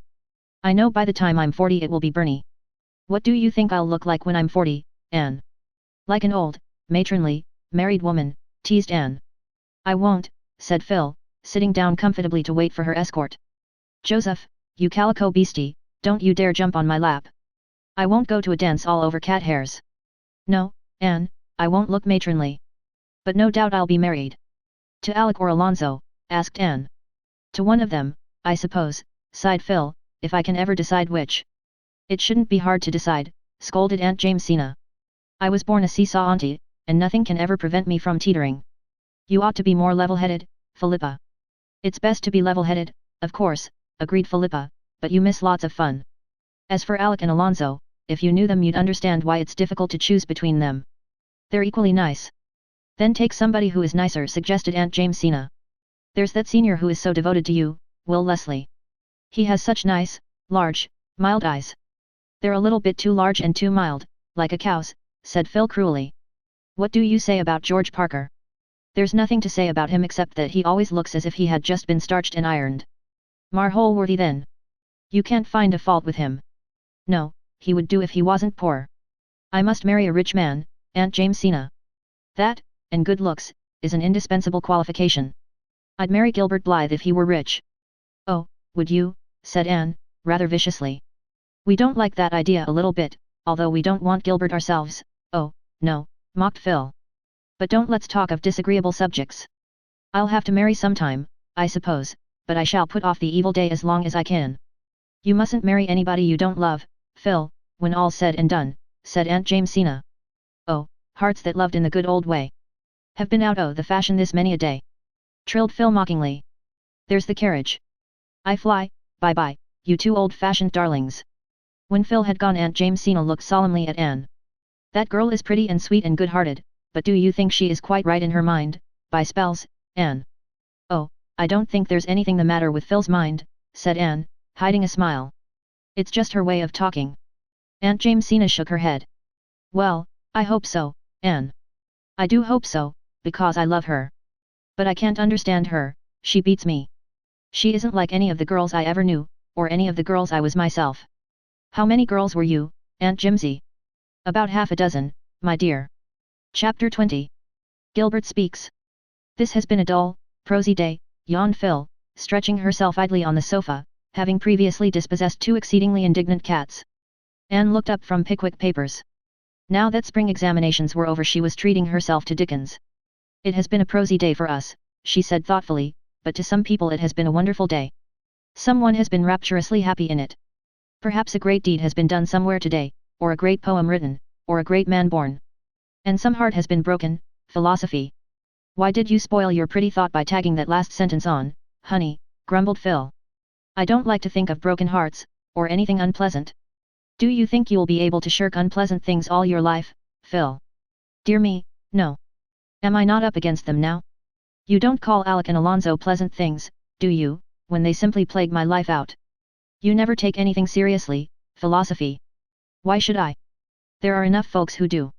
The world needs people like me, Anne, just to amuse it. It would be a terrible place if everybody were intellectual and serious and in deep, deadly earnest. My mission is, as Josiah Allen says, to charm and allure. Confess now. Hasn't life at Patty's place been really much brighter and pleasanter this past winter because I've been here to leaven you? Yes, it has, owned Anne. And you all love me, even Aunt Jamesina, who thinks I'm stark mad. So why should I try to be different? Oh, dear, I'm so sleepy. I was awake until 1 last night, reading a harrowing ghost story. I read it in bed, and after I had finished it, do you suppose I could get out of bed to put the light out? No. And if Stella had not fortunately come in late, that lamp would have burned good and bright till morning. When I heard Stella, I called her in, explained my predicament, and got her to put out the light. If I had got out myself to do it, I knew something would grab me by the feet when I was getting in again. By the way, Anne, has Aunt Jamesina decided what to do this summer? Yes, she's going to stay here. I know she's doing it for the sake of those blessed cats, although she says it's too much trouble to open her own house, and she hates visiting. What are you reading? Pickwick. That's a book that always makes me hungry, said Phil. There's so much good eating in it. The characters seem always to be reveling on ham and eggs and milk punch. I generally go on a cupboard rummage after reading Pickwick. The mere thought reminds me that I'm starving. Is there any tidbit in the pantry, Queen Anne? I made a lemon pie this morning. You may have a piece of it. Phil dashed out to the pantry and Anne betook herself to the orchard in company with Rusty. It was a moist, pleasantly odorous night in early spring. The snow was not quite all gone from the park, a little dingy bank of it yet lay under the pines of the harbour road, screened from the influence of April suns. It kept the harbour road muddy, and chilled the evening air. But grass was growing green in sheltered spots, and Gilbert had found some pale, sweet arbutus in a hidden corner. He came up from the park, his hands full of it. Anne was sitting on the big grey boulder in the orchard looking at the poem of a bare, birchen bough hanging against the pale red sunset with the very perfection of grace. She was building a castle in air, a wondrous mansion whose sunlit courts and stately halls were steeped in Araby's perfume, and where she reigned queen and chatelaine. She frowned as she saw Gilbert coming through the orchard. Of late she had managed not to be left alone with Gilbert. But he had caught her fairly now, and even Rusty had deserted her. Gilbert sat down beside her on the boulder and held out his mayflowers. Don't these remind you of home and our old school-day picnics, Anne? Anne took them and buried her face in them. I'm in Mr. Silas Sloane's barrens this very minute, she said rapturously. I suppose you will be there in reality in a few days. No, not for a fortnight. I'm going to visit with Phil in Bolingbroke before I go home. You'll be in Avonlea before I will. No, I shall not be in Avonlea at all this summer, Anne. I've been offered a job in the Daily News office and I'm going to take it. Oh, said Anne vaguely. She wondered what a whole Avonlea summer would be like without Gilbert. Somehow she did not like the prospect. Well, she concluded flatly, it is a good thing for you, of course. Yes, I've been hoping I would get it. It will help me out next year. You mustn't work too hard, said Anne, without any very clear idea of what she was saying. She wished desperately that Phil would come out. You've studied very constantly this winter. Isn't this a delightful evening? Do you know, I found a cluster of white violets under that old twisted tree over there today? I felt as if I had discovered a gold mine. You are always discovering gold mines, said Gilbert, also absently. Let us go and see if we can find some more, suggested Anne eagerly. I'll call Phil and... Never mind Phil and the violets just now, Anne, said Gilbert quietly, taking her hand in a clasp from which she could not free it. There is something I want to say to you. Oh, don't say it, cried Anne, pleadingly. Don't, please, Gilbert. I must. Things can't go on like this any longer. Anne, I love you. You know I do. I can't tell you how much. Will you promise me that someday you'll be my wife? I can't, said Anne miserably. Oh, Gilbert, you've spoiled everything. Don't you care for me at all? Gilbert asked after a very dreadful pause, during which Anne had not dared to look up. Not in that way. I do care a great deal for you as a friend. But I don't love you, Gilbert. But can't you give me some hope that you will, yet? No, I can't, exclaimed Anne desperately. I never can love you, in that way, Gilbert. You must never speak of this to me again. There was another pause, so long and so dreadful that Anne was driven at last to look up. Gilbert's face was white to the lips. And his eyes, but Anne shuddered and looked away. There was nothing romantic about this. Must proposals be either grotesque or horrible? Could she ever forget Gilbert's face? Is there anybody else? He asked at last in a low voice. No, said Anne eagerly. I don't care for anyone like that, and I like you better than anybody else in the world, Gilbert. And we must go on being friends, Gilbert. Gilbert gave a bitter little laugh. Friends. Your friendship can't satisfy me, Anne. I want your love, and you tell me I can never have that. I'm sorry. Forgive me, Gilbert, was all Anne could say. Where were all the gracious and graceful speeches wherewith, in imagination, she had been wont to dismiss rejected suitors? Gilbert released her hand gently. There isn't anything to forgive. There have been times when I thought you did care. I've deceived myself, that's all. Goodbye, Anne. Anne got herself to her room, sat down on her window seat behind the pines, and cried bitterly. She felt as if something incalculably precious had gone out of her life. It was Gilbert's friendship, of course. Oh, why must she lose it after this fashion? What is the matter, honey? Asked Phil, coming in through the moonlit gloom. Anne did not answer. At that moment she wished Phil were 1,000 miles away. I suppose you've gone and refused Gilbert Blythe. You are an idiot, Anne Shirley. Do you call it idiotic to refuse to marry a man I don't love? Said Anne coldly, goaded to reply. You don't know love when you see it. You've tricked something out with your imagination that you think love, and you expect the real thing to look like that. There, that's the first sensible thing I've ever said in my life. I wonder how I managed it. Phil, pleaded Anne, please go away and leave me alone for a little while. My world has tumbled into pieces. I want to reconstruct it. Without any Gilbert in it, said Phil, going. A world without any Gilbert in it. Anne repeated the words drearily. Would it not be a very lonely, forlorn place? Well, it was all Gilbert's fault. He had spoiled their beautiful comradeship. She must just learn to live without it. Chapter 21. Roses of Yesterday. The fortnight Anne spent in Bolingbroke was a very pleasant one, with a little undercurrent of vague pain and dissatisfaction running through it whenever she thought about Gilbert. There was not, however, much time to think about him. Mount Holly, the beautiful old Gordon homestead, was a very gay place, overrun by Phil's friends of both sexes. There was quite a bewildering succession of drives, dances, picnics and boating parties, all expressively lumped together by Phil under the head of jamborees. Alec and Alonzo were so constantly on hand that Anne wondered if they ever did anything but dance attendance on that will-o'-the-wisp of a Phil. They were both nice, manly fellows, but Anne would not be drawn into any opinion as to which was the nicer. And I depended so on you to help me make up my mind which of them I should promise to marry, mourned Phil. You must do that for yourself. You are quite expert at making up your mind as to whom other people should marry, retorted Anne, rather caustically. Oh, that's a very different thing, said Phil, truly. But the sweetest incident of Anne's sojourn in Bolingbroke was the visit to her birthplace, the little shabby yellow house in an out-of-the-way street she had so often dreamed about. She looked at it with delighted eyes, as she and Phil turned in at the gate. It's almost exactly as I've pictured it, she said. There is no honeysuckle over the windows, but there is a lilac tree by the gate, and, yes, there are the muslin curtains in the windows. How glad I am it is still painted yellow. A very tall, very thin woman opened the door. Yes, the Shirleys lived here 20 years ago, she said, in answer to Anne's question. They had it rented. I remember 'em. They both died of fever at Onct. It was terrible sad. They left a baby. I guess it's dead long ago. It was a sickly thing. Old Thomas and his wife took it, as if they hadn't enough of their own. It didn't die, said Anne, smiling. I was that baby. You don't say so. Why, you have grown, exclaimed the woman, as if she were much surprised that Anne was not still a baby. Come to look at you, I see the resemblance. You're complected like your pa. He had red hair. But you favor your ma in your eyes and mouth. She was a nice little thing. My darter went to school to her and was nigh crazy about her. They was buried in the one grave and the school board put up a tombstone to them as a reward for faithful service. Will you come in? Will you let me go all over the house? Asked Anne eagerly. Laws, yes, you can if you like. Toon tea take you long, there ain't much of it. I keep at my man to build a new kitchen, but he ain't one of your hustlers. The parlor's in there and there's 2 rooms upstairs. Just prowl about yourselves. I've got to see to the baby. The east room was the one you were born in.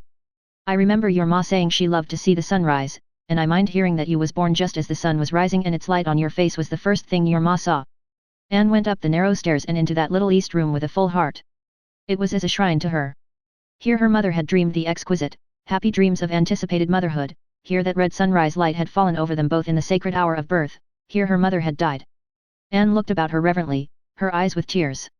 It was for her one of the jeweled hours of life that gleam out radiantly forever in memory. Just to think of it, mother was younger than I am now when I was born, she whispered. When Anne went downstairs the lady of the house met her in the hall. She held out a dusty little packet tied with faded blue ribbon. Here's a bundle of old letters I found in that closet upstairs when I came here, she said. I dunno what they are, I never bothered to look in 'em, but the address on the top one is Miss Bertha Willis, and that was your ma's maiden name. You can take 'em if you'd care to have 'em. Oh, thank you, cried Anne, clasping the packet rapturously. That was all that was in the house, said her hostess. The furniture was all sold to pay the doctor bills, and Mrs. Thomas got your ma's clothes and little things. I reckon they didn't last long among that drove of Thomas youngsters. They was destructive young animals, as I mind 'em. I haven't one thing that belonged to my mother, said Anne, chokily. I can never thank you enough for these letters. You're quite welcome. Laws, but your eyes is like your ma's. She could just about talk with hers. Your father was sorter homely but awful nice. I mind hearing folks say when they was married that there never was two people more in love with each other, poor creatures, they didn't live much longer, but they was awful happy while they was alive, and I suppose that counts for a good deal. Anne longed to get home to read her precious letters, but she made one little pilgrimage first. She went alone to the green corner of the old Bolingbroke cemetery where her father and mother were buried, and left on their grave the white flowers she carried. Then she hastened back to Mount Holly, shut herself up in her room, and read the letters. Some were written by her father, some by her mother. There were not many, only a dozen in all, for Walter and Bertha Shirley had not been often separated during their courtship. The letters were yellow and faded and dim, blurred with the touch of passing years. No profound words of wisdom were traced on the stained and wrinkled pages, but only lines of love and trust. The sweetness of forgotten things clung to them, the far-off, fond imaginings of those long-dead lovers. Bertha Shirley had possessed the gift of writing letters which embodied the charming personality of the writer in words and thoughts that retained their beauty and fragrance after the lapse of time. The letters were tender, intimate, sacred. To Anne, the sweetest of all was the one written after her birth to the father on a brief absence. It was full of a proud young mother's accounts of baby, her cleverness, her brightness, her thousand sweetnesses. I love her best when she is asleep and better still when she is awake, Bertha Shirley had written in the postscript. Probably it was the last sentence she had ever penned. The end was very near for her. This has been the most beautiful day of my life, Anne said to Phil that night. I've found my father and mother. Those letters have made them real to me. I'm not an orphan any longer. I feel as if I had opened a book and found roses of yesterday, sweet and beloved, between its leaves. Chapter 22. Spring and Anne returned to Green Gables. The firelight shadows were dancing over the kitchen walls at Green Gables, for the spring evening was chilly. Through the open east window drifted in the subtly sweet voices of the night. Marilla was sitting by the fire, at least, in body. In spirit she was roaming olden ways, with feet grown young. Of late Marilla had thus spent many an hour, when she thought she should have been knitting for the twins. I suppose I'm growing old, she said. Yet Marilla had changed but little in the past 9 years, save to grow something thinner, and even more angular. There was a little more grey in the hair that was still twisted up in the same hard knot, with 2 hairpins, were they the same hairpins, still stuck through it. But her expression was very different, the something about the mouth which had hinted at a sense of humor had developed wonderfully, her eyes were gentler and milder, her smile more frequent and tender. Marilla was thinking of her whole past life, her cramped but not unhappy childhood, the jealously hidden dreams and the blighted hopes of her girlhood, the long, grey, narrow, monotonous years of dull middle life that followed. And the coming of Anne, the vivid, imaginative, impetuous child with her heart of love, and her world of fancy, bringing with her color and warmth and radiance, until the wilderness of existence had blossomed like the rose. Marilla felt that out of her 60 years she had lived only the 9 that had followed the advent of Anne. And Anne would be home tomorrow night. The kitchen door opened. Marilla looked up expecting to see Mrs. Lynde. Anne stood before her, tall and starry-eyed, with her hands full of mayflowers and violets. "Anne Shirley," exclaimed Marilla. For once in her life she was surprised out of her reserve. She caught her girl in her arms and crushed her and her flowers against her heart, kissing the bright hair and sweet face warmly. "I never looked for you till tomorrow night. How did you get from Carmody?" "Walked, dearest of Marilla's. Haven't I done it a score of times in the Queen's days? The mailman is to bring my trunk tomorrow. I just got homesick all at once, and came a day earlier. And oh, I've had such a lovely walk in the May twilight. I stopped by the Barrens and picked these Mayflowers. I came through Violet Vale. It's just a big bowlful of violets now, the dear, sky-tinted things. Smell them, Marilla, drink them in." Marilla sniffed obligingly, but she was more interested in Anne than in drinking violets.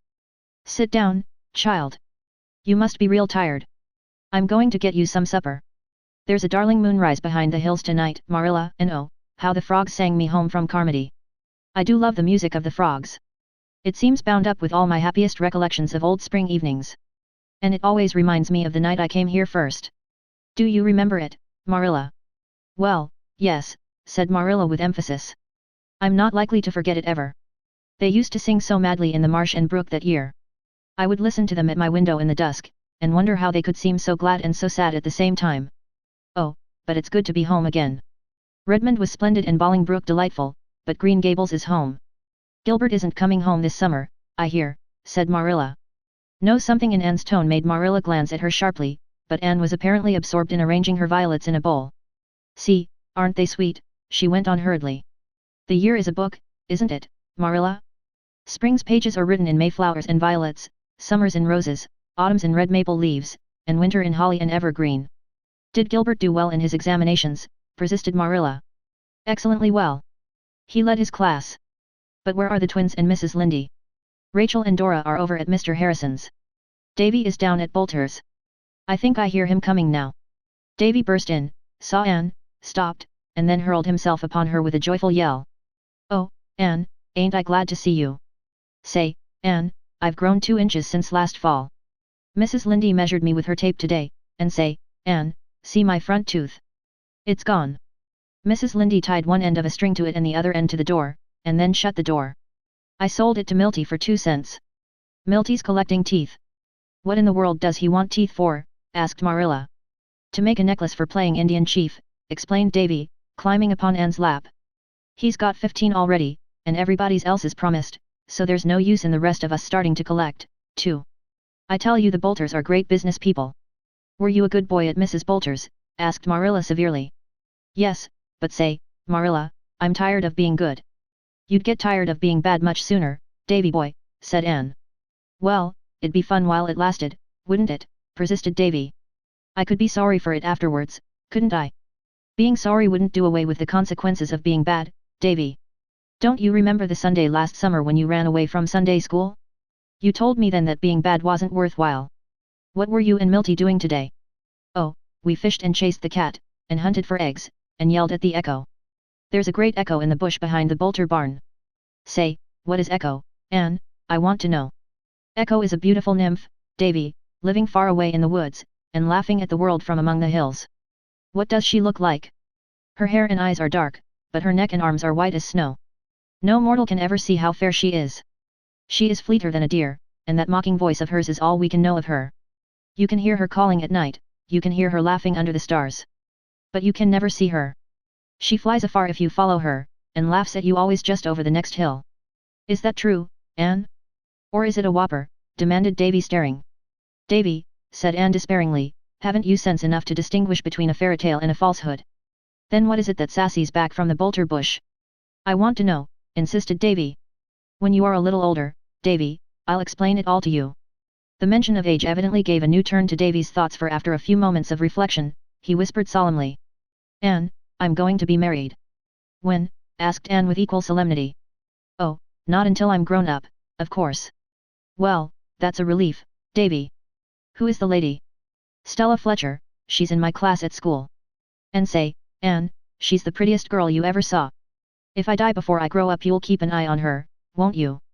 Davy Keith, do stop talking such nonsense, said Marilla severely. Tisn't nonsense, protested Davy in an injured tone. She's my promised wife, and if I was to die she'd be my promised widow, wouldn't she? And she hasn't got a soul to look after her except her old grandmother. Come and have your supper, Anne, said Marilla, and don't encourage that child in his absurd talk. Chapter 23. Paul cannot find the rock people. Life was very pleasant in Avonlea that summer, although Anne, amid all her vacation joys, was haunted by a sense of something gone which should be there. She would not admit, even in her inmost reflections, that this was caused by Gilbert's absence. But when she had to walk home alone from prayer meetings and AVIS powwows, while Diana and Fred, and many other gay couples, loitered along the dusky, starlit country roads, there was a queer, lonely ache in her heart which she could not explain away. Gilbert did not even write to her, as she thought he might have done.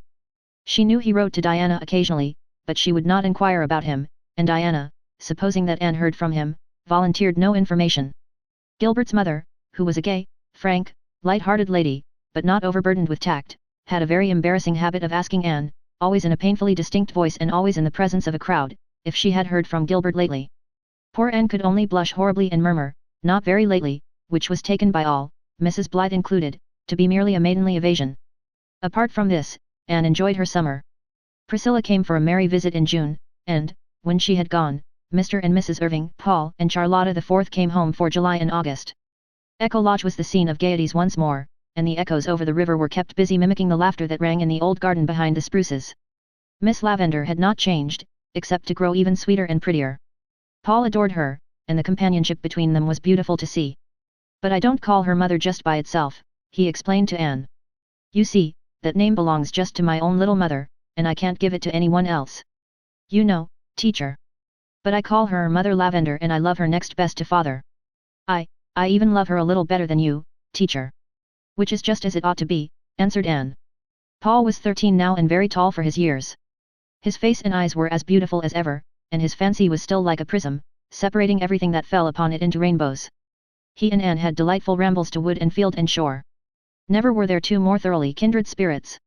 Charlotta IV had blossomed out into young ladyhood. She wore her hair now in an enormous pompadour and had discarded the blue ribbon bows of auld lang syne, but her face was as freckled, her nose as snubbed, and her mouth and smiles as wide as ever. You don't think I talk with a Yankee accent, do you, Miss Shirley, ma'am? She demanded anxiously. I don't notice it, Charlotta. I'm real glad of that. They said I did at home, but I thought likely they just wanted to aggravate me. I don't want no Yankee accent. Not that I've a word to say against the Yankees, Miss Shirley, ma'am. They're real civilized. But give me old P.E. Island every time. Paul spent his first fortnight with his grandmother Irving in Avonlea. Anne was there to meet him when he came, and found him wild with eagerness to get to the shore. Nora and the Golden Lady and the twin sailors would be there. He could hardly wait to eat his supper. Could he not see Nora's elfin face peering around the point, watching for him wistfully? But it was a very sober Paul who came back from the shore in the twilight. Didn't you find your rock people? Asked Anne. Paul shook his chestnut curls sorrowfully. The twin sailors and the Golden Lady never came at all, he said. Nora was there, but Nora is not the same, teacher. She is changed. Oh, Paul, it is you who are changed, said Anne. You have grown too old for the rock people. They like only children for playfellows. I am afraid the twin sailors will never again come to you in the pearly, enchanted boat with the sail of moonshine, and the Golden Lady will play no more for you on her golden harp. Even Nora will not meet you much longer. You must pay the penalty of growing up, Paul. You must leave fairyland behind you. You two talk as much foolishness as ever you did, said old Mrs. Irving, half indulgently, half reprovingly.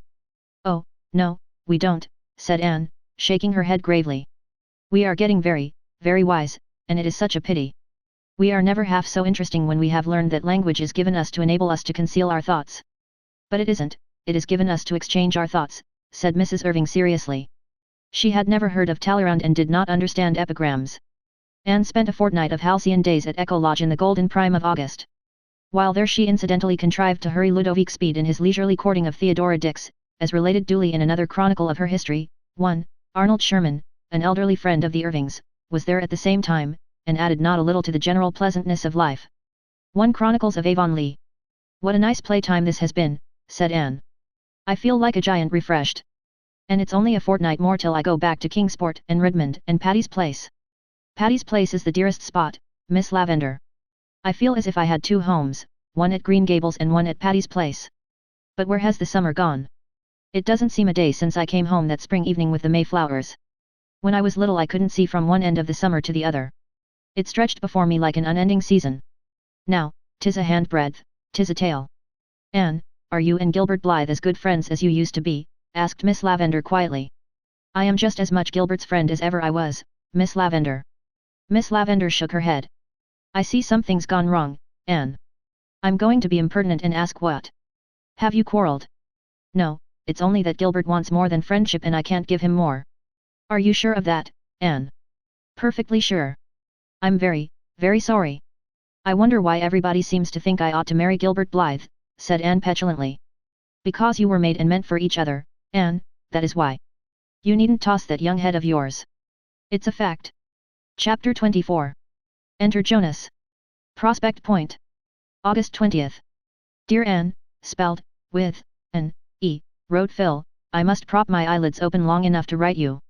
I've neglected you shamefully this summer, honey, but all my other correspondents have been neglected, too. I have a huge pile of letters to answer, so I must gird up the loins of my mind and hoe in. Excuse my mixed metaphors. I'm fearfully sleepy. Last night cousin Emily and I were calling at a neighbor's. There were several other callers there, and as soon as those unfortunate creatures left, our hostess and her 3 daughters picked them all to pieces. I knew they would begin on cousin Emily and me as soon as the door shut behind us. When we came home Mrs. Lily informed us that the aforesaid neighbor's hired boy was supposed to be down with scarlet fever. You can always trust Mrs. Lily to tell you cheerful things like that. I have a horror of scarlet fever. I couldn't sleep when I went to bed for thinking of it. I tossed and tumbled about, dreaming fearful dreams when I did snooze for a minute, and at 3 I wakened up with a high fever, a sore throat, and a raging headache. I knew I had scarlet fever. I got up in a panic and hunted up cousin Emily's doctor book to read up the symptoms. And I had them all. So I went back to bed, and knowing the worst, slept like a top the rest of the night. Though why a top should sleep sounder than anything else I never could understand. But this morning I was quite well, so it couldn't have been the fever. I suppose if I did catch it last night it couldn't have developed so soon. I can remember that in daytime, but at 3 o'clock at night I never can be logical. I suppose you wonder what I'm doing at Prospect Point. Well, I always like to spend a month of summer at the shore, and father insists that I come to his second cousin Emily's select boarding house at Prospect Point. So a fortnight ago I came as usual. And as usual old Uncle Mark Miller brought me from the station with his ancient buggy and what he calls his generous purpose horse. He is a nice old man and gave me a handful of pink peppermints. Peppermints always seemed to me such a religious sort of candy, I suppose because when I was a little girl Grandmother Gordon always gave them to me in church. Once I asked, referring to the smell of peppermints, is that the odor of sanctity? I didn't like to eat Uncle Mark's peppermints because he just fished them loose out of his pocket, and had to pick some rusty nails and other things from among them before he gave them to me. But I wouldn't hurt his dear old feelings for anything, so I carefully sowed them along the road at intervals. When the last one was gone, Uncle Mark said, a little rebukingly, "Ye shouldn't eat all them candies to onct, Miss Phil. You'll likely have the stomachache." Cousin Emily has only 5 boarders besides myself, 4 old ladies and 1 young man. My right-hand neighbor is Mrs. Lily. She is one of those people who seem to take a gruesome pleasure in detailing all their many aches and pains and sicknesses. You cannot mention any ailment but she says, shaking her head, "Ah, I know too well what that is," and then you get all the details. Jonas declares he once spoke of locomotor ataxia in hearing and she said she knew too well what that was. She suffered from it for 10 years and was finally cured by a traveling doctor. Who is Jonas? Just wait, Anne Shirley. You'll hear all about Jonas in the proper time and place. He is not to be mixed up with estimable old ladies. My left-hand neighbor at the table is Mrs. Finney. She always speaks with a wailing, dolorous voice. You are nervously expecting her to burst into tears every moment. She gives you the impression that life to her is indeed a vale of tears, and that a smile, never to speak of a laugh, is a frivolity truly reprehensible. She has a worse opinion of me than Aunt Jamesina, and she doesn't love me hard to atone for it, as Auntie J does, either. Miss Maria Grimsby sits cotty corner from me. The first day I came I remarked to Miss Maria that it looked a little like rain, and Miss Maria laughed. I said the road from the station was very pretty, and Miss Maria laughed. I said there seemed to be a few mosquitoes left yet, and Miss Maria laughed. I said that Prospect Point was as beautiful as ever, and Miss Maria laughed. If I were to say to Miss Maria, my father has hanged himself, my mother has taken poison, my brother is in the penitentiary, and I am in the last stages of consumption, Miss Maria would laugh. She can't help it, she was born so, but is very sad and awful. The 5th old lady is Mrs. Grant. She is a sweet old thing, but she never says anything but good of anybody and so she is a very uninteresting conversationalist. And now for Jonas, Anne. That first day I came I saw a young man sitting opposite me at the table, smiling at me as if he had known me from my cradle. I knew, for Uncle Mark had told me, that his name was Jonas Blake, that he was a theological student from St. Columbia, and that he had taken charge of the Point Prospect Mission Church for the summer. He is a very ugly young man, really, the ugliest young man I've ever seen. He has a big, loose-jointed figure with absurdly long legs. His hair is tow-color and lank, his eyes are green, and his mouth is big, and his ears, but I never think about his ears if I can help it. He has a lovely voice, if you shut your eyes he is adorable, and he certainly has a beautiful soul and disposition. We were good chums right way. Of course he is a graduate of Redmond, and that is a link between us. We fished and boated together, and we walked on the sands by moonlight. He didn't look so homely by moonlight and oh, he was nice. Niceness fairly exhaled from him. The old ladies, except Mrs. Grant, don't approve of Jonas, because he laughs and jokes, and because he evidently likes the society of frivolous me better than theirs. Somehow, Anne, I don't want him to think me frivolous.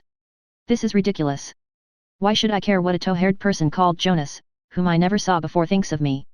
Last Sunday Jonas preached in the village church. I went, of course, but I couldn't realize that Jonas was going to preach. The fact that he was a minister, or going to be one, persisted in seeming a huge joke to me. Well, Jonas preached. And, by the time he had preached 10 minutes, I felt so small and insignificant that I thought I must be invisible to the naked eye. Jonas never said a word about women and he never looked at me. But I realized then and there what a pitiful, frivolous, small-souled little butterfly I was, and how horribly different I must be from Jonas' ideal woman. She would be grand and strong and noble. He was so earnest and tender and true. He was everything a minister ought to be. I wondered how I could ever have thought him ugly, but he really is, with those inspired eyes and that intellectual brow which the roughly falling hair hid on weekdays. It was a splendid sermon and I could have listened to it forever, and it made me feel utterly wretched. Oh, I wish I was like you, Anne. He caught up with me on the road home, and grinned as cheerfully as usual. But his grin could never deceive me again. I had seen the real Jonas. I wondered if he could ever see the real Phil, whom nobody, not even you, Anne, has ever seen yet. Jonas, I said, I forgot to call him Mr. Blake. Wasn't it dreadful? But there are times when things like that don't matter, Jonas, you were born to be a minister. You couldn't be anything else. No, I couldn't, he said soberly. I tried to be something else for a long time, I didn't want to be a minister. But I came to see at last that it was the work given me to do, and God helping me, I shall try to do it. His voice was low and reverent. I thought that he would do his work and do it well and nobly, and happy the woman fitted by nature and training to help him do it. She would be no feather, blown about by every fickle wind of fancy. She would always know what hat to put on. Probably she would have only one. Ministers never have much money. But she wouldn't mind having one hat or none at all, because she would have Jonas. And surely, don't you dare to say or hint or think that I've fallen in love with Mr. Blake. Could I care for a lank, poor, ugly theologue, named Jonas? As Uncle Mark says, it's impossible, and what's more it's improbable. Good night. Phil. P.S. It is impossible, but I am horribly afraid it's true. I'm happy and wretched and scared. He can never care for me, I know. Do you think I could ever develop into a passable minister's wife, Anne? And would they expect me to lead in prayer? P.G. Chapter 25. Enter Prince Charming. I'm contrasting the claims of indoors and out, said Anne, looking from the window of Patty's Place to the distant pines of the park. I've an afternoon to spend in sweet doing nothing, Aunt Jimsy. Shall I spend it here where there is a cozy fire, a plate full of delicious russets, 3 purring and harmonious cats, and 2 impeccable china dogs with green noses? Or shall I go to the park, where there is the lure of grey woods and of grey water lapping on the harbour rocks? If I was as young as you, I'd decide in favour of the park, said Aunt Jamesina, tickling Joseph's yellow ear with a knitting needle. I thought that you claimed to be as young as any of us, Auntie, teased Anne. Yes, in my soul. But I'll admit my legs aren't as young as yours. You go and get some fresh air, Anne. You look pale lately. I think I'll go to the park, said Anne restlessly. I don't feel like tame domestic joys today. I want to feel alone and free and wild. The park will be empty, for everyone will be at the football match. Why didn't you go to it? Nobody asked me, sir, she said, at least, nobody but that horrid little Dan Ranger. I wouldn't go anywhere with him, but rather than hurt his poor little tender feelings I said I wasn't going to the game at all. I don't mind. I'm not in the mood for football today somehow. You go and get some fresh air, repeated Aunt Jamesina, but take your umbrella, for I believe it's going to rain. I've rheumatism in my leg. Only old people should have rheumatism, Auntie. Anybody is liable to rheumatism in her legs, Anne. It's only old people who should have rheumatism in their souls, though. Thank goodness, I never have. When you get rheumatism in your soul you might as well go and pick out your coffin. It was November, the month of crimson sunsets, parting birds, deep, sad hymns of the sea, passionate wind songs in the pines. Anne roamed through the pineland alleys in the park and, as she said, let that great sweeping wind blow the fogs out of her soul. Anne was not wont to be troubled with soul fog. But, somehow, since her return to Redmond for this 3rd year, life had not mirrored her spirit back to her with its old, perfect, sparkling clearness. Outwardly, existence at Patty's Place was the same pleasant round of work and study and recreation that it had always been. On Friday evenings the big, fire-lighted living room was crowded by callers and echoed to endless jest and laughter, while Aunt Jamesina smiled beamingly on them all. The Jonas of Phil's letter came often, running up from St. Columbia on the early train and departing on the late. He was a general favorite at Patty's Place, though Aunt Jamesina shook her head and opined that divinity students were not what they used to be. He's very nice, my dear, she told Phil, but ministers ought to be graver and more dignified. Can't a man laugh and be a Christian still, demanded Phil. Oh, men, yes. But I was speaking of ministers, my dear, said Aunt Jamesina rebukingly. And you shouldn't flirt so with Mr. Blake, you really shouldn't. I'm not flirting with him, protested Phil. Nobody believed her, except Anne. The others thought she was amusing herself as usual, and told her roundly that she was behaving very badly. Mr. Blake isn't of the Alec and Alonzo type, Phil, said Stella severely. He takes things seriously. You may break his heart. Do you really think I could? Asked Phil. I'd love to think so. Philippa Gordon. I never thought you were utterly unfeeling. The idea of you saying you'd love to break a man's heart. I didn't say so, honey. Quote me correctly. I said I'd like to think I could break it. I would like to know I had the power to do it. I don't understand you, Phil. You are leading that man on deliberately, and you know you don't mean anything by it. I mean to make him ask me to marry him if I can, said Phil calmly. I give you up, said Stella hopelessly. Gilbert came occasionally on Friday evenings. He seemed always in good spirits, and held his own in the jests and repartee that flew about. He neither sought nor avoided Anne. When circumstances brought them in contact he talked to her pleasantly and courteously, as to any newly made acquaintance. The old camaraderie was gone entirely. Anne felt it keenly, but she told herself she was very glad and thankful that Gilbert had got so completely over his disappointment in regard to her. She had really been afraid, that April evening in the orchard, that she had hurt him terribly and that the wound would be long in healing. Now she saw that she need not have worried. Men have died and the worms have eaten them, but not for love. Gilbert evidently was in no danger of immediate dissolution. He was enjoying life, and he was full of ambition and zest. For him there was to be no wasting in despair because a woman was fair and cold. Anne, as she listened to the ceaseless badinage that went on between him and Phil, wondered if she had only imagined that look in his eyes when she had told him she could never care for him. There were not lacking those who would gladly have stepped into Gilbert's vacant place. But Anne snubbed them without fear and without reproach. If the real Prince Charming was never to come she would have none of a substitute. So she sternly told herself that grey day in the windy park. Suddenly the rain of Aunt Jamesina's prophecy came with a swish and rush. Anne put up her umbrella and hurried down the slope. As she turned out on the harbour road a savage gust of wind tore along it. Instantly her umbrella turned wrong side out. Anne clutched at it in despair. And then, there came a voice close to her. Pardon me, may I offer you the shelter of my umbrella? Anne looked up.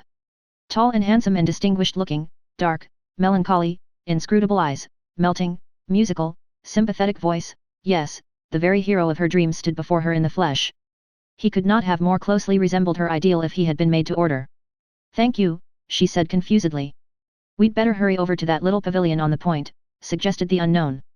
We can wait there until this shower is over. It is not likely to rain so heavily very long. The words were very commonplace, but oh, the tone. And the smile which accompanied them. Anne felt her heart beating strangely. Together they scurried to the pavilion and sat breathlessly down under its friendly roof. Anne laughingly held up her false umbrella.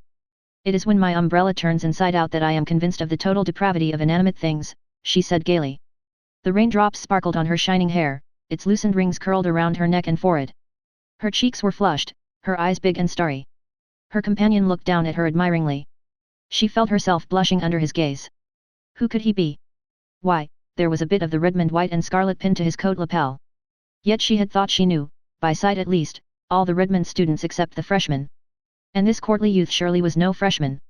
We are schoolmates, I see, he said, smiling at Anne's colors. That ought to be sufficient introduction. My name is Royal Gardner. And you are the Miss Shirley who read the Tennyson paper at the Philomathic the other evening, aren't you? Yes, but I cannot place you at all, said Anne, frankly. Please, where do you belong? I feel as if I didn't belong anywhere yet. I put in my freshman and sophomore years at Redmond 2 years ago. I've been in Europe ever since. Now I've come back to finish my arts course. This is my junior year, too, said Anne. So we are classmates as well as college mates. I am reconciled to the loss of the years that the locust has eaten, said her companion, with a world of meaning in those wonderful eyes of his. The rain came steadily down for the best part of an hour. But the time seemed really very short. When the clouds parted and a burst of pale November sunshine fell athwart the harbour and the pines, Anne and her companion walked home together. By the time they had reached the gate of Patty's place he had asked permission to call, and had received it. Anne went in with cheeks of flame and her heart beating to her fingertips. Rusty, who climbed into her lap and tried to kiss her, found a very absent welcome. Anne, with her soul full of romantic thrills, had no attention to spare just then for a crop-eared pussy cat. That evening a parcel was left at Patty's place for Miss Shirley. It was a box containing a dozen magnificent roses. Phil pounced impertinently on the card that fell from it, read the name and the poetical quotation written on the back. Royal Gardner, she exclaimed. Why, Anne, I didn't know you were acquainted with Roy Gardner. I met him in the park this afternoon in the rain, explained Anne hurriedly. My umbrella turned inside out and he came to my rescue with his. Oh. Phil peered curiously at Anne. And is that exceedingly commonplace incident any reason why he should send us long-stemmed roses by the dozen, with a very sentimental rhyme? Or why we should blush divinest rosy red when we look at his card? Anne, thy face betrayeth thee. Don't talk nonsense, Phil. Do you know Mr. Gardner? I've met his 2 sisters, and I know of him. So does everybody worthwhile in Kingsport. The Gardners are among the richest, bluest, of blue noses. Roy is adorably handsome and clever. 2 years ago his mother's health failed and he had to leave college and go abroad with her. His father is dead. He must have been greatly disappointed to have to give up his class, but they say he was perfectly sweet about it. Fie, fo, fum, Anne. I smell romance. Almost do I envy you, but not quite. After all, Roy Gardner isn't Jonas. You goose, said Anne loftily. But she lay long awake that night, nor did she wish for sleep. Her waking fancies were more alluring than any vision of dreamland. Had the real prince come at last? Recalling those glorious dark eyes which had gazed so deeply into her own, Anne was very strongly inclined to think he had. Chapter 26. Enter Christine. The girls at Patty's place were dressing for the reception which the juniors were giving for the seniors in February. Anne surveyed herself in the mirror of the blue room with girlish satisfaction. She had a particularly pretty gown on. Originally it had been only a simple little slip of cream silk with a chiffon overdress. But Phil had insisted on taking it home with her in the Christmas holidays and embroidering tiny rosebuds all over the chiffon. Phil's fingers were deft, and the result was a dress which was the envy of every Redmond girl. Even Allie Boone, whose frocks came from Paris, was wont to look with longing eyes on that rosebud concoction as Anne trailed up the main staircase at Redmond in it. Anne was trying the effect of a white orchid in her hair. Roy Gardner had sent her white orchids for the reception, and she knew no other Redmond girl would have them that night, when Phil came in with admiring gaze. Anne, this is certainly your night for looking handsome. 9 nights out of 10 I can easily outshine you. The 10th you blossom out suddenly into something that eclipses me altogether. How do you manage it? It's the dress, dear. Fine feathers. Tisn't. The last evening you flamed out into beauty you wore your old blue flannel shirtwaist that Mrs. Lindy made you. If Roy hadn't already lost head and heart about you he certainly would tonight. But I don't like orchids on you, Anne. No, it isn't jealousy. Orchids don't seem to belong to you. They're too exotic, too tropical, too insolent. Don't put them in your hair, anyway. Well, I won't. I admit I'm not fond of orchids myself. I don't think they're related to me. Roy doesn't often send them, he knows I like flowers I can live with. Orchids are only things you can visit with. Jonas sent me some dear pink rosebuds for the evening, but he isn't coming himself. He said he had to lead a prayer meeting in the slums. I don't believe he wanted to come. Anne, I'm horribly afraid Jonas doesn't really care anything about me. And I'm trying to decide whether I'll pine away and die, or go on and get my BA and be sensible and useful. You couldn't possibly be sensible and useful, Phil, so you'd better pine away and die, said Anne cruelly. Heartless Anne. Silly Phil. You know quite well that Jonas loves you. But, he won't tell me so. And I can't make him. He looks it, I'll admit. But speak to me only with thine eyes isn't a really reliable reason for embroidering doilies and hem-stitching tablecloths. I don't want to begin such work until I'm really engaged. It would be tempting fate. Mr. Blake is afraid to ask you to marry him, Phil. He is poor and can't offer you a home such as you've always had. You know that is the only reason he hasn't spoken long ago. I suppose so, agreed Phil dolefully. Well, brightening up, if he won't ask me to marry him I'll ask him, that's all. So it's bound to come right. I won't worry. By the way, Gilbert Blythe is going about constantly with Christine Stewart. Did you know? Anne was trying to fasten a little gold chain about her throat. She suddenly found the clasp difficult to manage. What was the matter with it, or with her fingers? No, she said carelessly. Who is Christine Stewart? Ronald Stewart's sister. She's in Kingsport this winter studying music. I haven't seen her, but they say she's very pretty and that Gilbert is quite crazy over her.